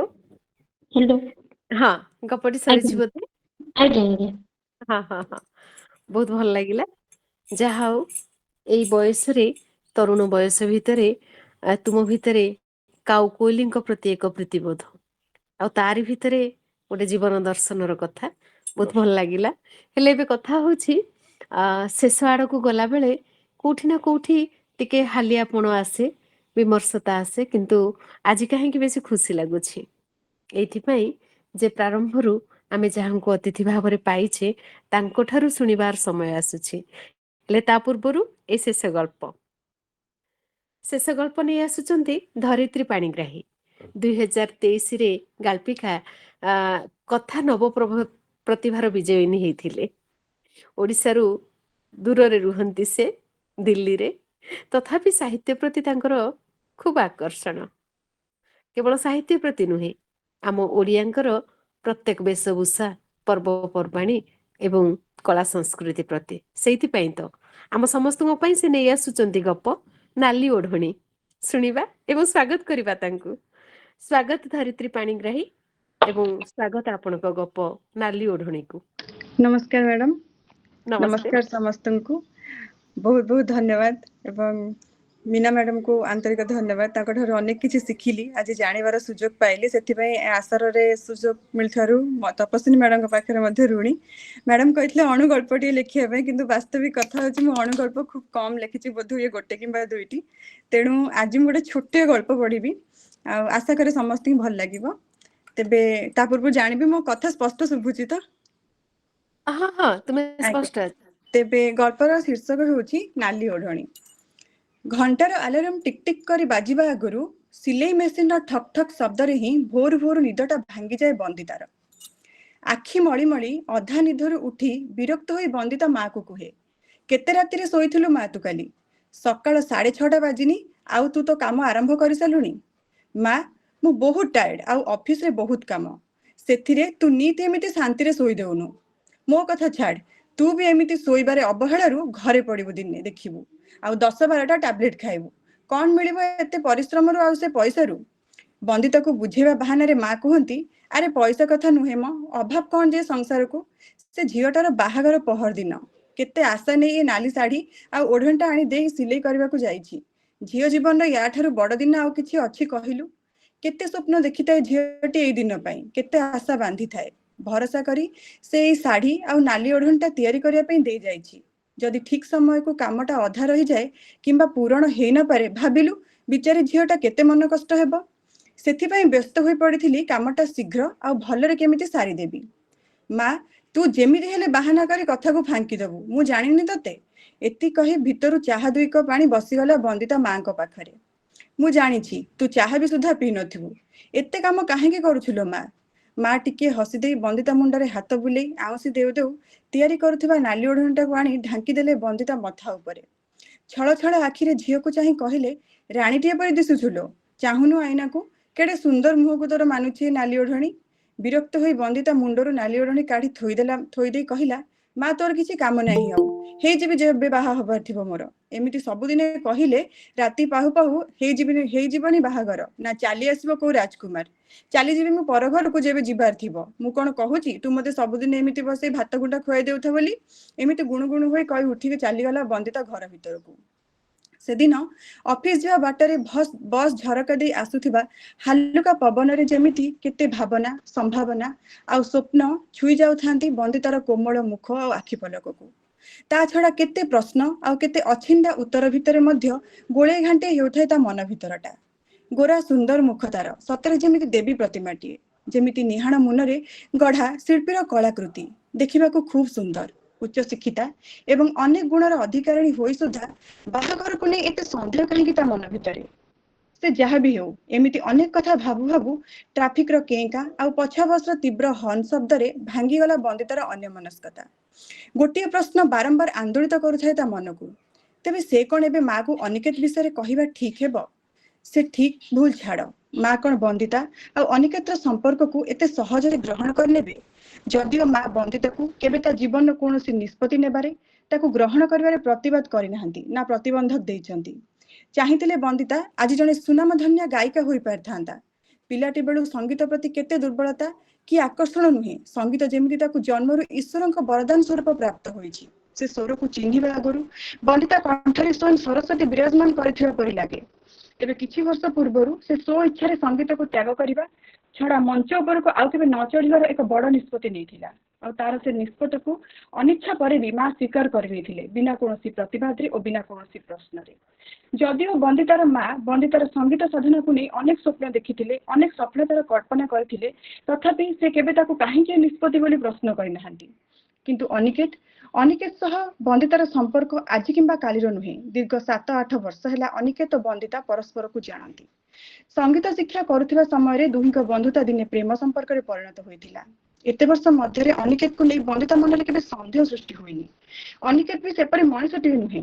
ବନ୍ଦିତା ବିଶ୍ୱାସ କରେ କଳାକୁ ପ୍ରେମ କରୁଥିବା, କଳା ପ୍ରତି ସମର୍ପିତ ମଣିଷର ହୃଦୟଟା ଭାରି ସରଳ ଆଉ ନିଷ୍କପଟ। ତା ମଧ୍ୟରେ ଛନ୍ଦ କପଟର ସ୍ଥାନ ନଥାଏ। ସେଇ ମଣିଷଟି ପ୍ରେମକୁ ଭାରି ଗାଢ ଭାବରେ ବୁଝିଥାଏ। ତେଣୁ ସେପରି ମଣିଷ ତ ଅନିକେତ ଆଦୌ ନୁହନ୍ତି, ଯେ ଦିନେ ପ୍ରେମର ସବୁ ରଙ୍ଗ ପୋଛି ଦେଇ ତାକୁ ବେରଙ୍ଗ କରି ଚାଲିଯିବେ। ଏମିତି ଭାବୁ ଭାବୁ ବନ୍ଦିତା ଡାଏଲ କରି ବସେ ଅନିକେତର ନମ୍ବର, ଆଉ ସେପଟୁ ଶୁଭେ, ଅଫିସ ଆଜି ଛୁଟି ଅଛି କି? ବନ୍ଦିତା ଉତ୍ତରରେ କୁହେ, ନା, ଅଫିସ ଯିବା ବାଟରେ। ଆଜି କିଛି ପ୍ରୋଗ୍ରାମ ନଥିଲେ ତୁମେ ଆମେ ସନ୍ଧ୍ୟାରେ ଦେଖା ହେଇପାରିବା ଅନିକେତ? ମତେ ଦେଖା କରିବା ପାଇଁ ଅନୁମତି ଦରକାର ନୁହେଁ ତୋର ବନ୍ଦିତା। କିଛି ସେମିତି ଜରୁରୀ କାମ ନାହିଁ, ରୁମରେ ଥିବି ସନ୍ଧ୍ୟାରେ, ଅଫିସ ଛୁଟି ପରେ ଆମେ ଦେଖା ହେଇପାରିବା। ବାସ୍, ଅନିକେତର ଏତିକି ଉତ୍ତର ଆଉ ବାର୍ତ୍ତାଳାପ ପରେ ଦୁଇ ପଟରୁ ନୀରବତା ଏବଂ ଫୋନଟି କଟିଯାଏ। ଆଜି କିଛି ନିଷ୍ପତ୍ତିର ଆଶା ନେଇ ସନ୍ଧ୍ୟାରେ ବନ୍ଦିତା ଯାଇ ପହଞ୍ଚିଥିଲା ଅନିକେତ ରୁମ୍ ସାମ୍ନାରେ। କବାଟଟି ଖୋଲିବା ପରେ ଆଜି ସ୍ଥିତି ବୋଧହୁଏ ସବୁଦିନ ପରି ନୁହେଁ ବୋଲି ବୁଝି ସାରିଥିଲା ଅନିକେତ। ବନ୍ଦିତାର ନୀରବ ଆଖିକୁ ସ୍ପଷ୍ଟ ଭାବରେ ପଢି ଅନିକେତ ଜାଣି ସାରିଥିଲା ଆଜି ସନ୍ଧ୍ୟାଟା ସାଧାରଣ ସନ୍ଧ୍ୟା ନୁହେଁ। ସେ କିଛି ପ୍ରଶ୍ନ କରିବା ଆଗରୁ ବନ୍ଦିତା ଭିତରକୁ ଆସି ଗ୍ୟାସରେ ବସାଏ 2 କପ୍ ଚାହା ଆଉ ହଠାତ୍ ପଚାରେ, ଅନିକେତ, ଏହା ଭିତରେ ତୁମ ବାପା ମା କେବେ ଆସୁଛନ୍ତି କିମ୍ବା ତୁମେ କେବେ ଯାଉଛ ଗାଁକୁ? ହସରେ ଟାଳି ଦିଏ ଅନିକେତ ବନ୍ଦିତାର କଥାକୁ। ବନ୍ଧୁ, ସେ କଥା ଛାଡ, ଶୁଣ ଏଇ ନୂଆ ଗୀତରେ ମୋ ସ୍ୱର କେମିତି ଲାଗୁଛି। ନୂଆ ଆଲବମ ରିଲିଜ ହେବାକୁ ଯାଉଛି ଆଉ ମତେ ଲାଗୁଛି ଏଥର ଗୀତ ସୁପର ଡୁପର ହିଟ୍ ହେବ। ବିରକ୍ତ ହୋଇ ବନ୍ଦିତା କୁହେ, ଅନିକେତ, ଜୀବନଟା ଷ୍ଟେଜ ପ୍ରୋଗ୍ରାମ ନୁହେଁ। 4 ଜଣଙ୍କ ତାଳି ଆଉ ପ୍ରଶଂସା ପରେ ଜୀବନଟା ସେଇଠି ସରିଯାଏନି। ମତେ ଆଜି କିଛି ପ୍ରଶ୍ନର ଦୃଢ ଉତ୍ତର ଦରକାର। ବନ୍ଦିତା ହାତ ଧରି ନେଇଯାଏ ଅନିକେତ ତାକୁ ଛାତ ଉପରକୁ। ଚାହା ପିଉ ପିଉ ଏକ ଅଜବ ନୀରବତାକୁ ଭଙ୍ଗ କରିବାକୁ ଦୁହେଁ ପ୍ରୟାସ କେବଳ କରୁଥାନ୍ତି। ବନ୍ଦିତା ପୁଣି ପ୍ରଶ୍ନ କରେ, ଅନିକେତ, ଆଜି କିମ୍ବା କାଲିର କଥା ନୁହେଁ, 7 ବର୍ଷ ହୋଇଗଲାଣି ଆମ ସମ୍ପର୍କକୁ। ମତେ ବୟସ ବି କମ୍ ନୁହେଁ ନା ତୁମକୁ। ଏ ସମ୍ପର୍କ ଆଉ କେତେ ଦିନ ଏମିତି ଚାଲିଥିବ? ଖାଲି ଆଜି ତ ନୁହେଁ, ମୁଁ ଅନେକ ଥର ପ୍ରଶ୍ନ କରିଛି ଆଗରୁ ଆମ ବାହାଘରକୁ ନେଇ, କିନ୍ତୁ ତାର ସ୍ପଷ୍ଟ ଉତ୍ତର କାହିଁକି ପାଇନି ଏଯାଏଁ। ତୁମେ କୁହ, ତୁମେ କହିବ ଏଥର ତୁମ ଘରେ, ନା ମୁଁ କହିବି ମୋ ମାକୁ? ବିରକ୍ତ ହୋଇ ଉଠେ ହଠାତ୍ ଅନିକେତ, ଆଉ ମୌନ ହୋଇଯାଏ ବନ୍ଦିତା। ଅନିକେତ କୁହେ, ବନ୍ଧୁ ତୋର ବାହାଘର ଯଦି ଶେଷ ନିଷ୍ପତ୍ତି, ତେବେ ତୋର ବୁଝିବା ନିହାତି ଦରକାର, ଘର ପରିବାର ଆଉ ସମାଜ ଆଗରେ ବିବାହ ପାଇଁ ମୁଁ ଏବେ ଆର୍ଥିକ ଭାବରେ ସ୍ୱଚ୍ଛଳ ନୁହେଁ। ମତେ ଆର୍ଥିକ ଭାବେ ସେତିକି ସ୍ୱଚ୍ଛଳ ହେବାକୁ ଆଉ କିଛି ସମୟ ଦରକାର। କିନ୍ତୁ ମୁଁ ତୁମର ନିଷ୍ପତ୍ତିକୁ ଏତେ ସହଜରେ ଗ୍ରହଣ କରିବାକୁ ପ୍ରସ୍ତୁତ ନୁହେଁ ଅନିକେତ। ଏତେ ବର୍ଷର ସମ୍ପର୍କ ଭିତରେ ତୁମର ଏ ଫାଇନାନ୍ସିଆଲ ଷ୍ଟାବିଲିଟିର ବାହାନାକୁ ମୁଁ ଏତେ ସ୍ପଷ୍ଟ ଭାବରେ ବୁଝିପାରୁଛି। ପ୍ରକୃତ କାରଣ କଣ ତୁମେ ଖୋଲି କହିଦିଅ, ଯୋଉଟା ମୁଁ ଆଜି ଯାଏଁ ବୁଝିପାରି ନାହିଁ। ଦୁହିଁଙ୍କ ମଧ୍ୟରେ ମତାନ୍ତର ଏବେ ସୀମା ଲଙ୍ଘି ସାରିଥିଲା। ଅନିକେତର କ୍ରୋଧ ମଧ୍ୟ। କ୍ରୋଧ ସମ୍ବରଣ କରିନପାରି ସତ କଥା ଖୋଲି କହିଦେଇଥିଲା ଅନିକେତ, ତତେ ଆପଣେଇବାରେ କୌଣସି ଅସୁବିଧା ନାହିଁ, କିନ୍ତୁ କହ, ଘର ବିପକ୍ଷରେ ଯିବାଟା ବି ତ ଏତେ ସହଜ ନୁହେଁ ମୋ ପାଇଁ। ସମ୍ପୂର୍ଣ୍ଣ ନୀରବ ହୋଇଯାଇଥିଲା ବନ୍ଦିତା। ଆଖି ପିଛୁଳାକେ ଏକ ବିରାଟ ଘୂର୍ଣ୍ଣିଝଡ଼ ଯେମିତି ତାର ସ୍ୱପ୍ନ ଓ ଆଶାର ବସାକୁ ଖିନଭିନ କରି ପକେଇଥିଲା, ତାକୁ ହତଶ୍ରୀ କରି ଚାଲି ଯାଇଥିଲା। ସେ ଏକ ନିର୍ଜୀବ ମୂର୍ତ୍ତିଟିଏ ପରି ଛିଡ଼ା ହୋଇଥାଏ ଅନିକେତ ସମ୍ମୁଖରେ, ଏମିତି ଏକ ମୂର୍ତ୍ତି ଯେଉଁଥିରେ ହୃଦୟଟା ଖାଲି ଧକ୍ ଧକ୍ କରୁଥାଏ, କିନ୍ତୁ ଜୀବନ ଶୂନ୍ୟ ହୋଇସାରିଥାଏ। ନିଶ୍ୱାସ ଓ ପ୍ରଶ୍ୱାସ ଯେମିତି ଧୂଳିକଣା ସହ ମିଳେଇ ଯାଉଥାଏ। କିଛି କ୍ଷଣ ଭିତରେ ବନ୍ଦିତାର ପୃଥିବୀଟା ସମ୍ପୂର୍ଣ୍ଣ ଓଲଟ ପାଲଟ ହୋଇଯାଇଥାଏ। ସେ ସ୍ଥିର ସ୍ଥବିର ନିର୍ଜୀବଟିଏ ପରି ଧକ୍ କରି ବସି ପଡ଼ିଲା ଚୌକି ଉପରେ। ଶୁଷ୍କ ରୁଦ୍ଧ କଣ୍ଠରେ କହିଲା, ଅନିକେତ କଣ ଅସୁବିଧା ତୁମ ପରିବାରର ମତେ ଗ୍ରହଣ କରିବାରେ? ଜାତି ପାଇଁ, ଷ୍ଟାଟସ ପାଇଁ, ନା ବିନା ବାପର ବାପ ଛେଉଣ୍ଡ ଝିଅଟିକୁ ଆପଣେଇବା ପାଇଁ ଏ ସମାଜ ଆଗରେ? କାରଣ ତ କେବଳ ଗୋଟିଏ ବନ୍ଧୁ, ଯାହା ବୋଧହୁଏ ତୁ ବି ସ୍ପଷ୍ଟ ଭାବରେ ଜାଣୁ। ଓହୋ ଅନିକେତ, ଯେଉଁ କାରଣ ପାଇଁ ମୁଁ କେବେ ମଞ୍ଚ ଉପରକୁ ନ ଚଢ଼ିବାର ଏକ ବିରାଟ ନିଷ୍ପତ୍ତି ନେଇଥିଲି, ଯେଉଁ କାରଣ ପାଇଁ ମୁଁ ସଙ୍ଗୀତ ଠାରୁ ଆଜି ଦୂରରେ, ଆଉ ଯେଉଁ କାରଣ ପାଇଁ ମୁଁ ଭାବୁଥିଲି ତୁମେ ସମାଜର ଚିନ୍ତାଧାରା ମଧ୍ୟରେ ଏକ ବ୍ୟତିକ୍ରମ, ଯିଏ ମୋର ଅଭାବକୁ ମୋ ଜୀବନର ଏକ ଶୂନ୍ୟସ୍ଥାନ ବୋଲି କେବେ ଭାବି ନାହିଁ ବୋଲି ମୁଁ ଭାବୁଥିଲି। କିନ୍ତୁ ସେ କାରଣ ତୁମକୁ ଅଛୁପ ଥିଲା ମୋର ଏତେ ନିକଟବର୍ତ୍ତୀ ହେବା ପୂର୍ବରୁ, ଏ ସମ୍ପର୍କ ବାନ୍ଧିବା ପୂର୍ବରୁ। ସେତେବେଳେ କେମିତି ଅନୁଭୂତିର ଆବଶ୍ୟକ ପଡ଼ିନଥିଲା ତୁମକୁ, ଏ ପରିବାରର କିମ୍ବା ସମାଜର। ବନ୍ଦିତାର କୌଣସି ପ୍ରଶ୍ନର ଉତ୍ତର ନଥିଲା ସେଦିନ ଅନିକେତ ପାଖରେ। ନା ବନ୍ଦିତାର ଶକ୍ତି ଥିଲା କୌଣସି ଉତ୍ତର ଶୁଣିବାରେ, ନା ଆଉ ଇଚ୍ଛା ଥିଲା ମରିଯାଇଥିବା ସ୍ୱପ୍ନ ସବୁକୁ ପୁଣି ଜୀବିତ କରିବାରେ। ସବୁ ମୃତ ଆଶା ଆଉ ଅନିକେତ ସହ ଭବିଷ୍ୟତର ସ୍ୱପ୍ନ ସବୁକୁ ସମାଧି ଦେଇ ଫେରି ଆସିଥିଲା ବନ୍ଦିତା ସେଦିନ କେବଳ ଶୂନ୍ୟତାକୁ ସାଥିରେ ନେଇ, ନିଜେ ଶୂନ୍ୟ ହୋଇ। କବାଟ ଖୋଲିଦେଲା ପରେ ମା ମୁହଁକୁ ଚାହିଁ ଖୁବ୍ ଇଚ୍ଛା ହେଉଥାଏ ତାର ମାକୁ ଜାବୁଡ଼ି ଧରି ସବୁ କଷ୍ଟକୁ ସେ ଅଜାଡ଼ି ଦିଅନ୍ତା ଅଶ୍ରୁ କରି, ସେ ଲୁହରେ ସବୁ ଯନ୍ତ୍ରଣାକୁ ମା ଅଞ୍ଜଳିରେ ସମର୍ପିତ କରିଦିଅନ୍ତା। ହେଲେ ନା, କିଛି କହିବାର ସେତିକି ସାହସ ଥିଲା ନା ଶକ୍ତି। ସେ ନୀରବ ରହିବାକୁ ଚାହୁଁଥିଲା ସବୁ ଯନ୍ତ୍ରଣା ତାକୁ ଲହୁଲୁହାଣ କରି ପକାନ୍ତୁ, ଆଉ ସେ ନିଷ୍ଠୁର ହୋଇଯାଉ ମିଠା ଅତୀତ ପ୍ରତି। କିଛି କାହାକୁ ନ କହି ସେ ସିଧା ଚାଲି ଯାଇଥିଲା ଘର ଭିତରକୁ। ଅନେକ ବର୍ଷ ଧରି ଧୂଳି ଧୂସରିତ ହୋଇ ପଡ଼ି ରହିଥିବା ହାରମୋନିୟମରୁ ସେଦିନ ଅଚାନକ ଛୁଟି ଆସିଥିଲା ସଙ୍ଗୀତର ସ୍ୱର, ଆଉ ସ୍ୱର ସହ ବହି ଚାଲୁଥାଏ ଯନ୍ତ୍ରଣାର ଶୁଣିତ। ସ୍ୱରରେ ଭସେଇ ଦେବାକୁ ଚେଷ୍ଟା କରିଥାଏ ବନ୍ଦିତା ନିଷ୍ଠୁର ଅତୀତ ଆଉ ପ୍ରତିଟି କ୍ଷତକୁ। ଅଧୀର ଅସ୍ଥିର କଣ୍ଠ ତାର ସେଦିନ ଯେମିତି ପ୍ରତ୍ୟାଖ୍ୟାନ କରୁଥିଲା ଆଉ କେବେ ଶାନ୍ତ ଆଉ ସ୍ଥିର ହେବାକୁ। କିଛି ପ୍ରଶ୍ନ ନ କଲେ ବି ମା ବୁଝିପାରୁଥାନ୍ତି ବନ୍ଦିତାର ପ୍ରତିଟି କଷ୍ଟକୁ। ହାରମୋନିୟମ ଉପରେ ଥିବା ବନ୍ଦିତାର ହାତ ପାପୁଲିକୁ ଜାବୁଡ଼ି ଧରି ପକେଇଲେ ମା। ମା ଛାତିରେ ମଥା ରଖି ସବୁ ଦରଜକୁ ଲୁହ କରି ଅଜାଡ଼ି ଦେଇ ପଚାରିଲା ବନ୍ଦିତା, ନାଲି ସେ ନାଲି ଓଢ଼ଣୀ ତିଆରି କରି ସାରିଲୁଣି? କହୁଥିଲୁ ନା ମୁଁ କାଳେ ଭାରି ସୁନ୍ଦର ଦେଖାଯାଉଛି ସେ ଓଢ଼ଣୀରେ। ତେବେ ସେ ଓଢ଼ଣୀ ଢାଙ୍କିବା ପାଇଁ ଯେ ଯୋଗ୍ୟ, ଖୋଜି ସାରିଲୁଣି କି ତାକୁ? ଯଦି ନ ଖୋଜିଛୁ ତେବେ ଶୀଘ୍ର ଖୋଜି ଆଣିବୁ। କେଜାଣି କଣ ସବୁ ଭାବୁଥାଏ ସେଦିନ ବନ୍ଦିତା ତା ମନ ଭିତରେ। ସ୍ଥିର ଆଖିରେ ଚାହୁଁଥାଏ ଶୂନ୍ୟ ସଡ଼କକୁ। ସତରେ ମଥାରେ ଢାଙ୍କିଥିବା ନାଲି ଓଢ଼ଣୀରେ ଚମକି ଉଠୁଥାଏ ତା ମୁହଁଟା। ୟା ଭିତରେ ବିତିଗଲାଣି 3 ବର୍ଷ, କିନ୍ତୁ ଅତୀତର କିଛି ଦାଗ ଆଜି ବି ଲିଭିବାକୁ ପ୍ରୟାସ କରୁଛି। ସମୟ ବିତି ଯାଇଛି, କିନ୍ତୁ ଅତୀତର କିଛି ସମୟ ଆଜି ବି ସ୍ଥିର ହୋଇ ରହିଯାଇଛି। ହଳଦୀ ଲଗା ଗୋରା ମୁହଁ ଆଉ କଜଳ ଲଗା ଗୋଲ ଗୋଲ ଆଖି ତାର ନୂଆ ସ୍ୱପ୍ନ ସବୁକୁ ଧୀରେ ଧୀରେ ନୂଆ ଭବିଷ୍ୟତ ହୋଇ ଯିବାକୁ ଅପେକ୍ଷା କରିଥାନ୍ତି। ବନ୍ଦିତା ଚାହୁଁଥାଏ ବାରମ୍ବାର ଫାଙ୍କା ସଡ଼କକୁ। ସତରେ କଣ ଏ ବାଟ ଦେଇ ଏକ ନୂଆ ଭବିଷ୍ୟତ, ନୂଆ ସମ୍ଭାବନା ତାକୁ ଆଦରି ନେବ, ଆଉ ବିଗତ ଅତୀତ ପର ହୋଇ ପଛରେ ରହିଗଲା ପରେ ଭବିଷ୍ୟତ ତା ଜୀବନର ଏକ ନୂଆ ଅଧ୍ୟାୟ ଲେଖିବ। ବାଣ ବାଜା ରୋଷଣୀରେ ଚାହୁଁ ଚାହୁଁ ଶାନ୍ତ ସଡ଼କଟା ଅଶାନ୍ତ ହୋଇ ଉଠିଲା। କୋଳାହଳରେ ପୁରିଗଲା ଫାଙ୍କା ସଡ଼କ। ଯଦିଓ ବନ୍ଦିତାକୁ ଏସବୁ ସ୍ୱପ୍ନ ପରି ଲାଗୁନଥିଲା, କିନ୍ତୁ ଆଉ କିଛି ସମୟ ପରେ ନାଲି ଓଢ଼ଣୀ ଢାଙ୍କି ଚାଲିଗଲା ପରେ ପର ଘରକୁ ଏ ଘରର ଠିକଣା, ଏ ରାସ୍ତା ସବୁ ପର ହୋଇଯିବ ତା ପାଇଁ ବୋଲି ସେ ଅନୁଭବ କରିସାରିଥିଲା। କିଛି ଦୁଃଖ ଆଉ କିଛି ସୁଖକୁ ଆଦରିବାକୁ ସେ ପ୍ରୟାସ କରୁଥିଲା। ଆଉ କିଛି ମୁହୂର୍ତ୍ତ ବାକି ଥିଲା ନାଲି ଓଢ଼ଣୀ ଢାଙ୍କି ବନ୍ଦିତାର ଝିଅର ବୋହୂରୁ ସ୍ତ୍ରୀ ହେବାକୁ। ବାସ୍ ଆଉ କିଛି ମୁହୂର୍ତ୍ତ ବାକି ଥିଲା ହୋମ ଅଗ୍ନି ଜଳିବାକୁ। ଭୋଜିଭାତ ସରିଗଲାଣି, ଆଉ କିଛି ମୁହୂର୍ତ୍ତ ବାକି ଅଛି ମଥାରେ ସିନ୍ଦୁର ଭରିବାକୁ, ହସ୍ତଗଣ୍ଠି ପଡ଼ିବାକୁ। ହେଲେ ପାଟିତୁଣ୍ଡ ଶୁଣି ଉଠି ଯାଇଥିଲା ବନ୍ଦିତା ଝରକା ପାଖକୁ। ଭାବି ଶ୍ୱଶୁର, ମାମୁଁ ଓ ମାଙ୍କ ଭିତରେ କିଛି ଗୁରୁତ୍ୱପୂର୍ଣ୍ଣ କଥାବାର୍ତ୍ତା ଚାଲିଥାଏ। ମାମୁଁ ଭାରି ବ୍ୟସ୍ତ ଜଣା ପଡୁଥାନ୍ତି। ବନ୍ଦିତା ଦେଖୁଥାଏ ଝିଅ ପକ୍ଷ ବୋଲି ମାମୁଁ ଓ ମା ସବୁ ଲାଞ୍ଛନାର ଗରଳକୁ ନୀରବରେ ପିଇ ଚାଲିଥାନ୍ତି। ଭାବି ଶ୍ୱଶୁର ଯାବତୀୟ ଅଭିଯୋଗ ଆଉ ଆପତ୍ତିକୁ ଲଦି ଚାଲିଥାନ୍ତି ମାମୁଁ ଓ ମାଙ୍କ ଉପରେ। ବନ୍ଦିତା ଶୁଣୁଥାଏ, କହୁଥାନ୍ତି ଶ୍ୱଶୁର, ମାତ୍ର 8 ଲକ୍ଷ ଟଙ୍କାର କଥାବାର୍ତ୍ତା ଛିଡିଥିଲା। ଆପଣଙ୍କ ଝିଅର ଅବସ୍ଥା ଯାହା, 8 ଲକ୍ଷ ଟଙ୍କା କଣ ବେଶୀ ହେଇଗଲା? ସେଥିରୁ ଆପଣ 5 ଲକ୍ଷ ଟଙ୍କା ବି ଯୋଗାଡ଼ କରିପାରିଲେନି। ଏଇ ଯୋଉ ଲୋ କ୍ୱାଲିଟିର ଲୁଗାପଟା, ଜିନିଷ ପତ୍ର ଆଉ ଭୋଜି ଭାତ, ଏସବୁ ଆଗରେ ମୁଁ କଣ ମୁହଁ ଦେଖେଇବି? ଏଇ ଯୋଉ ଭୋଜି ଭାତର ଖାଦ୍ୟ ହୋଇଛି, ଏହାକୁ କଣ ଭଦ୍ରଲୋକ ଖାଆନ୍ତି? ଛି ଛି, କଣ ସମାନ ରହିଗଲା ମୋର ସମାଜ ଆଗରେ? ଏମିତି ନାନା ଦାବି ଆଉ ଅଭିଯୋଗର ଗୋଟିକ ପରେ ଗୋଟିକ ଚିଠା ଖୋଲି ଚାଲିଥାନ୍ତି ସେ ମା ଓ ମାମୁଙ୍କ ସମ୍ମୁଖରେ, କିନ୍ତୁ ନୀରବରେ ଶୁଣୁଥାନ୍ତି ମା ଓ ମାମୁଁ। ସୀମା ଲଙ୍ଘି ସାରିଥାଏ ଶ୍ୱଶୁରଙ୍କ ଶବ୍ଦ ଆଉ ଅଭଦ୍ରତା। ସେ ଲାଞ୍ଛିତ କରି କହୁଥାନ୍ତି, ପ୍ରଥମେ ତ ଝିଅ ଛୋଟି, ଖାଲି ମୁହଁ ସୁନ୍ଦର ହେଲେ କଣ ହେବ? ମାଙ୍କର ତ ଡିଭୋର୍ସ, ଆଉ ବାପାର ପରିବାରର ଅନ୍ୟ ସ୍ତ୍ରୀ ସହ ଭିନ୍ନ କଣ ଦେଖି ଏମିତି ଘରେ ବନ୍ଧୁ ଆଉ ଆପଣଙ୍କ ଘରୁ ଝିଅ ବୋହୂ କରି ନେଉଛି ବୋଲି ବନ୍ଧୁବାନ୍ଧବଙ୍କ ଭିତରେ ନାନା ସମାଲୋଚନା ଆଉ ଛି ଛାକର, ଆଉ ମୋ ପୁଅ ଉପରେ ନାନାଦି ପ୍ରଶ୍ନ, ତା ସାଙ୍ଗକୁ ଆପଣଙ୍କର ଦରିଦ୍ର ଆୟୋଜନ। କେଡ଼େ ନିର୍ଲଜ୍ଜ ସତରେ ଆପଣ ମାନେ! ଦୟାକରି ଆମେ ଆପଣଙ୍କ ପରିବାର ସହ ବନ୍ଧୁ ବାନ୍ଧୁଛୁ, ଆଉ ଆପଣଙ୍କ ପୋଲିଓରେ ଛୋଟି ଝିଅକୁ ବୋହୂ କରି ନେଉଛୁ। ନହେଲେ କିଏ ବାହା ହୋଇଥାନ୍ତା ଏ ଛୋଟିକୁ? ଖାଲି ଚାକିରି ଖଣ୍ଡେ ଯାହା ସରକାରୀ କରିଯାଇଛି। ଧୈର୍ଯ୍ୟର ବନ୍ଧ ଭୁଷୁଡ଼ି ପଡ଼ିଥିଲା, ଆଉ ମୁହୂର୍ତ୍ତଟିଏ କିଛି ଶୁଣିବାକୁ ଅପେକ୍ଷା ନ କରି ବାହାରି ଆସିଲା ବନ୍ଦିତା ସିଧା ସିଧା ଘର ଭିତରୁ। ଉଭୟ ପକ୍ଷ ବନ୍ଧୁ ପରିଜନ ସେମିତି ଚାହିଁଥାନ୍ତି ବନ୍ଦିତାର ମୁହଁକୁ। ମା ଅନୁରୋଧ କରୁଥାନ୍ତି ବାରମ୍ବାର ବନ୍ଦିତାକୁ ଭିତରକୁ ଚାଲିଯିବାକୁ। ମଥାରୁ ଖୋଲି ଦେଇ ନାଲି ଓଢ଼ଣିଟାକୁ ମା ହାତରେ ଧରେଇଦେଲା ବନ୍ଦିତା। ଖୁବ୍ ବିନମ୍ରତାର ସହ ହାତ ଯୋଡ଼ି ଭାବି ଈଶ୍ୱରଙ୍କ ସମ୍ମୁଖରେ କହୁଥାଏ, ଅନୁରୋଧ ଆପଣଙ୍କୁ, ଆପଣ ମୋ ଉପରେ କିମ୍ବା ମୋ ପରିବାର ଉପରେ କୌଣସି ବି ଦୟା କରନ୍ତୁ ନାହିଁ।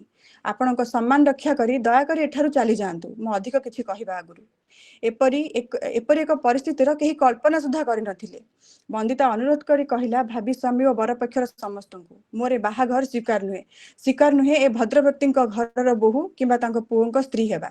ଶତ ଚେଷ୍ଟା କଲେ ମା ବନ୍ଦିତାକୁ ବୁଝେଇବାକୁ, କିନ୍ତୁ ବନ୍ଦିତାର କୌଣସି ବି ଯୁକ୍ତିର ଉତ୍ତର ନଥିଲା ତାଙ୍କ ପାଖରେ କିମ୍ବା ଅନ୍ୟ କାହା ପାଖରେ। ସମସ୍ତଙ୍କୁ ଚୁପ୍ ଆଉ ମୁହଁ ବନ୍ଦ କରିଦେଇଥିଲା ତାର ମର୍ମଭେଦୀ କଥା। ତୁ କଣ ପାଇଛୁ ମା ଏ ବିବାହ ବନ୍ଧନରୁ? ପୋଲିଓରେ ଗୋଡ଼ଟା ମୋର ଛୋଟା, କିନ୍ତୁ ପଙ୍ଗୁ ଏ ସମାଜ। ଏ ଯେଉଁ ଆଶାବାଡ଼ି ମୁଁ ଧରିଛି, ଏଇ ଗୋଟିଏ ଗୋଟିଏ ଆଶାବାଡ଼ି ସେଇମାନଙ୍କୁ ଧରେଇବା ଦରକାର ଯିଏ ନିଜ ବିକୃତ ଚିନ୍ତାଧାରା ସହ ଚଳିବାକୁ ଅକ୍ଷମ। ପଙ୍ଗୁ ଆଉ ବିକଳାଙ୍ଗ ତୋ ପରି ସ୍ତ୍ରୀକୁ ପ୍ରତ୍ୟାଖ୍ୟାନ କରି ଫୋପାଡ଼ି ଦେଇଥିବା ତୋ ସ୍ୱାମୀ, ମୋ ପରି ଝିଅକୁ ଅସ୍ୱୀକାର କରିଥିବା ମୋ ବାପା, ଆଉ ମିଛ ସ୍ୱାଭିମାନ ସମ୍ମାନ ପ୍ରତିଷ୍ଠାକୁ ଜାବୁଡ଼ି ଧରିଥିବା ଅନିକେତ ପରି ପ୍ରେମିକ, ଦୁର୍ବଳ ଭୀରୁ ପ୍ରେମିକ, ବିକଳାଙ୍ଗ, ଏଇମାନଙ୍କ ଚିନ୍ତାଧାରା ଯେ ଯୌତୁକକୁ ସମ୍ମାନ ବୋଲି ଭାବେ, ବରଂ ଭିକ୍ଷା ନୁହେଁ, ଏମାନଙ୍କ ଆଗରେ ମୁଁ ଢେର ନୁହେଁ, ସମ୍ପୂର୍ଣ୍ଣ ସକ୍ଷମ ମା। ମତେ କିମ୍ବା ତୋତେ କି ଏ ସମାଜର କୌଣସି ଝିଅକୁ ଏମାନଙ୍କ ସାହାରା ଦରକାର ନାହିଁ ଲୋ ମା। ବାସ୍ ସେଦିନ ପରଠାରୁ ସତରେ ଖୁବ୍ ଜୋରରେ ଧାଇଁ ଚାଲିଛି ବନ୍ଦିତା ସଫଳତାର ଦୌଡ଼ରେ। କିଏ କହିବ ସେ ଭିନ୍ନକ୍ଷମ ବୋଲି? ସେଦିନଠୁ ହାରମୋନିୟମରେ ତାର ଟିକେ ବି ଧୂଳି ଲାଗେନି, ବରଂ ଆହୁରି ଚିକ୍ ଚିକ୍ ଦିଶେ। ଦିନେ ଲାଞ୍ଛନାର ଭୟରେ ମଞ୍ଚ ଉପରକୁ ନ ଚଢ଼ିବାର ନିଷ୍ପତ୍ତି ନେଇଥିଲା ବନ୍ଦିତା। ବିନା କାହା ହାତ ସାହାରାରେ, ଖାଲି ମଞ୍ଚ ଉପରକୁ ନୁହେଁ, ପ୍ରତିଷ୍ଠିତ ଗାୟକ ଗାୟିକାଙ୍କ ଆକାଶରେ ସେ ଆଜି ତାରାଟିଏ ହୋଇ ଚମକିଲାଣି। ତାରେ ଆଲୁଅରେ ସତରେ ଅନିକେତ ଆଉ ତାର ସବୁ ଅତୀତ, ଅନ୍ଧକାର ଅତୀତ କେବେଠାରୁ ହଜି ସାରିଲେଣି। କିନ୍ତୁ ଖୁବ୍ ଜୋରରେ ଚମକୁଛି ମାଙ୍କ ମମତା ଆଉ ବନ୍ଦିତାର ଆତ୍ମବିଶ୍ୱାସ। ମା ଏବେ ବନ୍ଦିତା ପାଇଁ ନାଲି ଓଢ଼ଣାର ସ୍ୱପ୍ନ ନୁହେଁ, ସୁନେଲି ଭବିଷ୍ୟତର ସ୍ୱପ୍ନ ଦେଖନ୍ତି। ସବୁ ପ୍ରଶଂସକଙ୍କ ଭିଡ଼ ଭିତରେ ମା ବନ୍ଦିତାର ସ୍ୱରର ସବୁଠୁ ବଡ଼ ପ୍ରଶଂସିକା, ଆଉ ଭିଡ଼ରେ ବସି ଝିଅ ପାଇଁ ସେ ତାଳି ବଜାନ୍ତି, ହଁ ଖୁବ୍ ଜୋରରେ। ବହୁତ ବହୁତ ଧନ୍ୟବାଦ। ଧନ୍ୟବାଦ ତ ମୁଁ ତୁମକୁ ଦେବି। ଏତେ ସୁନ୍ଦର ଗପଟିଏ ପରିବେଷଣ କଲ। ହଁ, ଟିକେ ଦ୍ରୁତ ମାନେ ସ୍ପିଡରେ, ବୋଧେ ଭାବିଲ ବହୁତ ବଡ ହେଇଯିବ, ସମୟ ବେଶୀ ନେଇଯିବି ବୋଲି, ସେଥିପାଇଁ ଟିକେ ସ୍ପିଡରେ ଗପଟିକୁ ପଢିଲ। କିନ୍ତୁ ଆଜ୍ଞା। ଗପର ସାରମର୍ମ ବହୁତ ସୁନ୍ଦର, ଗୋଟେ ସୁନ୍ଦର ଚିତ୍ର। ତ ଏ ବିଷୟରେ ମୁଁ କାହିଁକି ବେଶୀ କଥା କହିବି, ମଞ୍ଚକୁ ସ୍ୱାଗତ କରିବା ଆମର ସମ୍ମାନିତ ଅତିଥି ମୀନା ଦିଦି ଏବଂ ଶୁଣିବା ତାଙ୍କର ମତାମତ ଆମର ଏଇ 6ଟି ଗଳ୍ପ ଉପରେ। ଦିଦି, ଆପଣଙ୍କୁ ମଞ୍ଚକୁ ସ୍ୱାଗତ। ହଁ, ବହୁତ ସୁନ୍ଦର ଥିଲା ସବୁ ଅଣୁଗଳ୍ପ। ମୁଁ ଯେମିତି କହିଛି, ଆଜିର ଯୁବପିଢି ଅଣୁଗଳ୍ପ ଲେଖିବାରେ ବା ଛୋଟ ଗଳ୍ପ ଲେଖିବାରେ ସିଦ୍ଧହସ୍ତ। ଏବେ ଯଦିଓ ବହୁତ ଶୀଘ୍ର ଆସରଟା ସରିଗଲା, ଗଳ୍ପ ଗୁଡିକ ଏତେ ଚଞ୍ଚଳ ପଢିଲେ ଯେ ମତେ ପୁରା ଶୁଣିବା ପୂର୍ବରୁ ଗପଟି ସରିଯାଉଛି। ତଥାପି ସେତିକି ସମୟ ଭିତରେ ମୁଁ ଯାହା ଶୁଣିଛି, ଯାହା ଅନୁଭବ କରିଛି, ତାହା ହିଁ କହୁଛି। ପ୍ରଥମେ ସ୍ୱତସ୍ୱିନୀ ପରିଡ଼ାଙ୍କର ଗଳ୍ପର ନାଁଟା ତ ମନେ ପଡୁନି, କିନ୍ତୁ ତାଙ୍କର ଧାଡିଟା ପ୍ରଥମ ଥିଲା, ଆଜି ପବନର ବେଗ ଟିକେ ଭିନ୍ନ ଥିଲା। ବହୁତ ସୁନ୍ଦର ଭାବରେ ଧାଡିଟା ଆରମ୍ଭ କରିଥିଲେ, ମତେ ସେଇଟା ଭାରି ଭଲ ଲାଗିଲା। ଆଉ ଗପର କାହାଣୀ ସେଇ ପ୍ରେମ, ପ୍ରତାରଣା, ଅବଶୋଷର କଥା ଥିଲା, କିନ୍ତୁ ସେଇ ଶେଷ ଧାଡିଟି, ଶୀର୍ଷକଟି ଆଖିର କଥା। ଆଖିର କଥା, ହଁ ଆଖିର କଥା। ଗପଟି ପ୍ରେମ ପ୍ରତାରଣା ଅବଶୋଷର କଥା ଥିଲା, କିନ୍ତୁ ଗପର ଯୋଉ ଶେଷ ଧାଡିରେ ଯୋଉ ଥିଲା ଯେ ସେ ଚାଙ୍କୁ ପୁଅଟିକୁ କହୁଛି, ପୁଅଟି କହିଲା ମାମା ଆଇ ଲଭ୍ ୟୁ, ସିଏ କହୁଛି ଆଇ ଲଭ୍ ୟୁ ଟୁ, ମାନେ ସେଇ ଧାଡିରେ କହୁଛ ଗୋଟିଏ ଧାଡିଟେ ଯୋଡିଲେ ଯେ ନାୟକ ଆଖିରେ ଗୋଟେ ଚମକ ଆସିଲା, ମାନେ ବୁଝିଲେ ସେ ଧାଡିର ପଛରେ ଅନେକ କିଛି ଅଛି, ଯେ ପ୍ରେମର ସୂତା କେବେ ଛିଡେନି ବା ସମ୍ପର୍କ ମଇଳା ପଡିଯାଏ ସତ, କିନ୍ତୁ ଅକ୍ଷତ ସେମିତି ରହିଥାଏ। ସେଇ ଗୋଟିଏ ଧାଡି ଅନେକ କଥା ସେ ସୂଚେଇ ଦେଲା, ସେ ଧାଡି ହିଁ ଗପର ମୂଳ ମଞ୍ଜି କହିଲେ ଚଳେ। ଆଉ ଇଏ ଡକ୍ଟର ତୃପ୍ତି ରଞ୍ଜନଙ୍କର ଗଳ୍ପ ସ୍ନେହା ବାନାର୍ଜୀ ବହୁତ ସୁନ୍ଦର ଭାବରେ ତ ପଢିଲେ ଗପଟିକୁ, ଛୁଇଁଗଲା ଗପଟି। କଳେବର ବହୁତ ଛୋଟ, କିନ୍ତୁ ଏଥିରେ ପ୍ରେମଟା ଏତେ ସ୍ପଷ୍ଟ ଥିଲା, ଭାରି ଭଲ ଲାଗିଲା ଶୁଣିବା ପାଇଁ।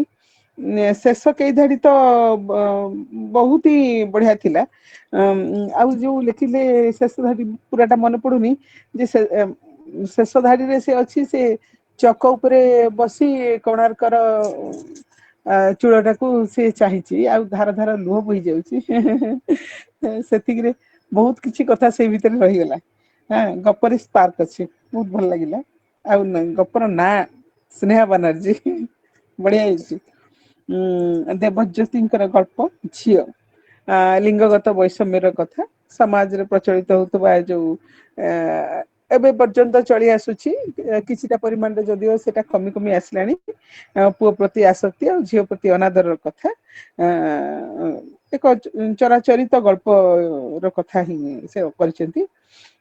ଅଂଶୁମାନଙ୍କର ଗଳ୍ପ ଶେଷ କଥା, ପ୍ରକୃତରେ ଶେଷ କଥାରେ ପ୍ରତ୍ୟେକ ଶେଷ ଧାଡି ଚମତ୍କାର କରିଦେଲା ଭଳିଆ ଥିଲା। ଯୋଉ କହିଲେ ଝିଅ ମାନେ କେବେ ସରି କହନ୍ତିନି, ଆଉ ସୁନ୍ଦର ଝିଅ ମାନେ ତ କେବେ ବି ସରି କୁହନ୍ତିନି, ସତରେ ନା କଣ? ଅଚାନକ ଗୋଟେ ଶୁଖିଲା ମୁହଁର ଇମୋଜି ଆସିଲାରୁ ସେ ଷ୍ଟାର୍ଟ ହେଇଛି, ତାଙ୍କର ପାଞ୍ଚଟି ନା ଛଅଟି, ପାଞ୍ଚଟି ଯାକ ବହୁତ ବହୁତ ସୁନ୍ଦର, ମାନେ ସାରା ଗର୍ଭକ ଥିଲା ପ୍ରତ୍ୟେକ ଇଏଟା। ଆଉ ଧାଡି ଗୁଡାକ ବି ବହୁତ ସୁନ୍ଦର ଭାବରେ, ଯୋଉ ଧାଡିର ଗଢଣ ବହୁତ ବଢିଆ। ମୁଁ ଖୁସିରେ ଆଶ୍ଚର୍ଯ୍ୟ ହଉଥିଲି ନା ଆଶ୍ଚର୍ଯ୍ୟରେ ଖୁସି ହଉଥିଲି। ଆଉ ଅଧା ଗଡା ଯୋଉ ବର୍ଣ୍ଣନା କରୁଛି, ସବୁ ଅଧା ଗଡା ସୁନ୍ଦର, ମାନେ ଖୋଜି ଖୋଜିକି ସେ ଆଣିଛନ୍ତି ସବୁ ଅଧା ଗଡା। ତା ମାଛୁ ପିଚୁ ଏଇଟା ତ ବହୁତ ଭଲ ଲାଗିଲା, ଯେ ମାଛୁ ପିଚୁ ନିର୍ବାସିତ ହେଇକି, ମାଛୁ ପିଚୁକୁ ଉଦାହରଣ ଦେଇ ଲେଖିଛନ୍ତି, ନିର୍ବାସିତ ହେଇକି ସାଧନା କରିବାକୁ ପଡେ ନିଜର ପରିଚୟ ପାଇଁ। ବଢିଆ ଧାଡିଟେ, ସୁନ୍ଦର ଧାଡିଟେ, ଭାଗ୍ୟର କଥା ସେଥିରେ ଅଛି, ତ ତ୍ୟାଗ ସମର୍ପଣର କଥା ଅଛି। ପ୍ରତ୍ୟେକ ଧାଡିର ଶେଷ ଧାଡିଟା ଚମକେଇଲା ଭଳିଆ ଅଛି, ବହୁତ ଭଲ ଲାଗିଲା। ଆଉ ଭାଗ୍ୟଶ୍ରୀ ଦେଙ୍କର ଆୟୁଷ, ସେଇଟା ତ ସତ କଥା, ଯାହା ଭାଗ୍ୟର ଆୟୁଷ ଯେତିକି, ସେ ସେତିକି ଜୀବନ ହିଁ ଜିଇଥାଏ। ଆମର ଦୈନନ୍ଦିନ ଜୀବନର କଥା ଏଇଟା। ଆଉ ନାଲି ଓଢଣୀରେ ଧରିତ୍ରୀ ପାଣିଗ୍ରାହୀଙ୍କର ଗଳ୍ପ, ସିଏ ତରବର ହେଇକି ପଢିଲେ ଗଳ୍ପ କାଳେ ବଢିଯିବ ବୋଲି, କିନ୍ତୁ ଗପଟା ଭାରି ଭଲ ଲାଗୁଥିଲା ଶୁଣିବା ପାଇଁ। ଆଉ ଉଚ୍ଚାରଣ ବା ପଢିବା ଶୈଳୀ ସବୁ ବହୁତ ସୁନ୍ଦର ଥିଲା। ଗଳ୍ପର ଧାଡି ଗୁଡାକ ବା ଗଳ୍ପର ଗଢଣ ବି ବହୁତ ସୁନ୍ଦର ଅଛି। ଅନେକ ଗୁଡିଏ ଧାଡି ତାଙ୍କର ବହୁତ ଛୁଇଁଲା, ମୁଁ ଟିପି ପାରିଲିନି ଏତେ ଦ୍ରୁତଗତିରେ ପଢୁଥିଲି, ମୁଁ ଟିପି ପାରିଲିନି। ତଥାପି କେତେ ଗୁଡିଏ ଧାଡି ପୁରା ଛୁଇଁଲା ଭଳି, ଏମିତି କଳା ପ୍ରତି ସମର୍ପିତ ମଣିଷ ନିଷ୍କପଟ, ଆଉ ଯିଏ କଳାର ରଙ୍ଗରେ ରଙ୍ଗୀନ, ସିଏ କେବେ ତାକୁ ବେରଙ୍ଗ କରିପାରେ କି? ଏମିତି ଅନେକ ଗୁଡିଏ ଧାଡି ଅଛି, ବହୁତ ବର୍ଣ୍ଣନା ଶୈଳୀ ତାଙ୍କର ସବୁ ଗପ ସାରା ବହୁତ ଭଲ ଲାଗିଲା। ଆଉ ସେଇ ଯୋଉ ଧାଡିଟା ଲେଖିଛନ୍ତି ଆଶା ବାଡି କଥା କହିଛନ୍ତି, ଝିଅଟି ଶେଷରେ କହିଛି, ବହୁତ ସୁନ୍ଦର ହେଇଛି। ଯେ ଆଶା ବାଡି ମୁଁ ଧରିବା ଦରକାର ନୁହଁ, ଆଶା ବାଡି ସମାଜର ସେଇ ବ୍ୟକ୍ତି ମାନଙ୍କୁ ଧରିବା ଦରକାର, ଯୋଉମାନେ ପ୍ରକୃତରେ ମାନସିକ ଭାବରେ ପଙ୍ଗୁ। ବହୁତ ସୁନ୍ଦର ମେସେଜ ଟେ ସେ ସେଇଥିରେ ଦେଇଛନ୍ତି। ମତେ ବି ତାଙ୍କ ଗପ ଲେଖିବା ଶୈଳୀ ବହୁତ ଛୁଇଁଲା। ମାନେ ପରିଶେଷରେ କହିବି, ଏମାନଙ୍କ ସମସ୍ତଙ୍କ ଗପ ଯଦି ଆହୁରି 10ଟା ପଢିଥିଲେ ବି କେହି ମାନେ ମାନସିକ ଭାବେ ମୁଁ କ୍ଲାନ୍ତ ଆଦୌ ହେଇନଥାନ୍ତି, ଏତେ ସୁନ୍ଦର ଥିଲା ଗପ ଗୁଡିକ। ଆଉ ଆଜିର ଯୁବପିଢିଙ୍କୁ ମୁଁ ତେଣୁ ବହୁତ ବହୁତ ଶୁଭେଚ୍ଛା ଜଣାଉଛି। ଆଉ ଭଗବାନ ପାଖରେ ମାନେ ଅଳି କରୁଛି, ଏମାନଙ୍କର ଯାତ୍ରା ଏମିତି ଭାବରେ ଚାଲିଥାଉ, ସମସ୍ତଙ୍କୁ ଏମିତି ଚମକଉଥାନ୍ତୁ, ଆଉ ତାଙ୍କର ସାହିତ୍ୟର ଜୟ ଯାତ୍ରା ଚାଲିଥାଉ। ଧନ୍ୟବାଦ। ବହୁତ ମ୍ୟାଡାମ ବହୁତ ଧନ୍ୟବାଦ ମ୍ୟାଡାମ। ଗୋଟେ ମିନିଟ୍, ମୁଁ ଆକ୍ଚୁଆଲି ସମସ୍ତଙ୍କ ଗପ ଏଠି ବସି ଶୁଣୁଥିଲି କିନ୍ତୁ କାହା ପ୍ରତି ଗୋଟେ ଗୋଟେ କମେଣ୍ଟ ଲେଖିପାରିନି, କାରଣ ମୋର ନେଟୱାର୍କ ସ୍ଲୋ ଥିଲା। ମୁଁ ଡରୁଥିଲି କାଳେ ଡିସକନେକ୍ଟ ହେଇଯିବ। ତେଣୁ ଶେଷରେ ମୁଁ ସମସ୍ତଙ୍କୁ ଧନ୍ୟବାଦ ଦେବି ବୋଲି କହିଥିଲି, ଅପେକ୍ଷା କରିଥିଲି ଆକ୍ଚୁଆଲି। ଆଜି ଯୋଉମାନେ ଗପ ପଢିଲେ ସମସ୍ତଙ୍କ ଗପ ପ୍ରକୃତରେ ମତେ ବହୁତ ଛୁଇଁଲା, ସେଥିପାଇଁ ସମସ୍ତଙ୍କୁ ବହୁତ ବହୁତ ଧନ୍ୟବାଦ। ଆଉ ସମସ୍ତଙ୍କ ଗପ ବାସ୍ତବିକ ବହୁତ ସୁନ୍ଦର ହେଇଥିଲା। ଯଦିଓ ମୁଁ କାହାକୁ କମେଣ୍ଟ ଲେଖିପାରିନି ସେଥିପାଇଁ କ୍ଷମା ମାଗୁଛି, କିନ୍ତୁ ସର୍ବଶେଷରେ ସମସ୍ତଙ୍କୁ ବହୁତ ବହୁତ ଧନ୍ୟବାଦ ଦଉଛି। ସମସ୍ତଙ୍କ ଗପ ଖୁବ ସୁନ୍ଦର ଥିଲା। ଅଂଶୁମାନଙ୍କ ଗପ ମଧ୍ୟ ମୁଁ ଆଗରୁ ଶୁଣିଛି, କୌଣସି ଗୋଟେ ଆସରରେ ମୁଁ ଶୁଣିଛି। ମନେ ପଡୁନି କୋଉ ଆସରରେ, କିନ୍ତୁ ଗୋଟେ ଆସରରେ ଅଂଶୁମାନ ଗପ ପଢିବାଟା ମୁଁ ଶୁଣିଛି। ଆଜ୍ଞା ମ୍ୟାମ୍। ହଁ, ବହୁତ ସୁନ୍ଦର, ସେତେବେଳେ ବହୁତ ଭଲ ଲାଗିଥିଲା।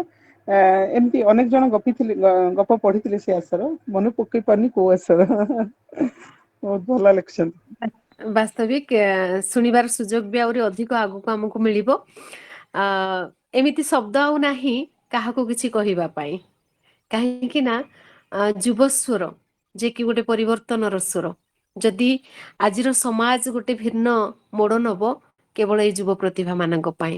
ଆଉ ଆଜିର ଯୁବ ପ୍ରତିଭା ମାନେ ଆମର ଏତେ ଏତେ ପ୍ରତିଭା ସମ୍ପନ୍ନ, ତାଙ୍କୁ ଛୁଇଁ ହବ ନାହିଁ ଏମିତି ଲାଗେ ଅନେକ ସମୟରେ। ତ ସେ ଉତ୍କର୍ଷତା ଏମିତି ରହୁ, କିନ୍ତୁ ଆଉ ଟିକେ ଦୂରଦୃଷ୍ଟି ସମ୍ପନ୍ନ ହେଉ, ଆହୁରି ଅଧିକ ଗତିଶୀଳ ହେଉ, ଆଉ ଆମ ସମାଜର ମଙ୍ଗ ଧରନ୍ତୁ ସେମାନେ। ଏହା ତ ହିଁ ଆମେ ଜଗତରନାଥ ଜଗନ୍ନାଥଙ୍କ ପାଖରେ ପ୍ରାର୍ଥନା କରିବା। ତେବେ ଆଜି ମୋ ପାଇଁ ଗୋଟେ ନିଶ୍ଚିତ ସ୍ମରଣୀୟ ଦିବସ, ଯେ ଲେଖନୀ ସ୍ୱର ତରଫରୁ ତପସ୍ୱିନୀ ଭଉଣୀଙ୍କର ସୁନ୍ଦର ଉଦ୍ୟମ ପାଇଁ ଆମେ ସମସ୍ତେ ଗୋଟେ ସୁନ୍ଦର ସମୟରେ ବାନ୍ଧି ହେଲେ, ଛନ୍ଦି ହେଲେ, ଆଉ ବହୁତ କିଛି ଜାଣିଲେ। ମୁଁ ତ ଜାଣିନି ମୁଁ କେତେ ଦୂର ମୀନା ଦିଦିଙ୍କୁ ସମସ୍ତଙ୍କ ପାଖରେ ପହଞ୍ଚେଇ ପାରିଲି, କିନ୍ତୁ ମୀନା ଦିଦିଙ୍କ ପାଖରେ ମୁଁ କିଛି ପହଞ୍ଚିଲି, ବହୁତ କଥା ଜାଣିଲି, ଆଉ ଯୁବ ପ୍ରତିଭା ମାନଙ୍କର ଚମତ୍କାର ଗପ ଭିତରେ ବିଭୋର ହେଲି।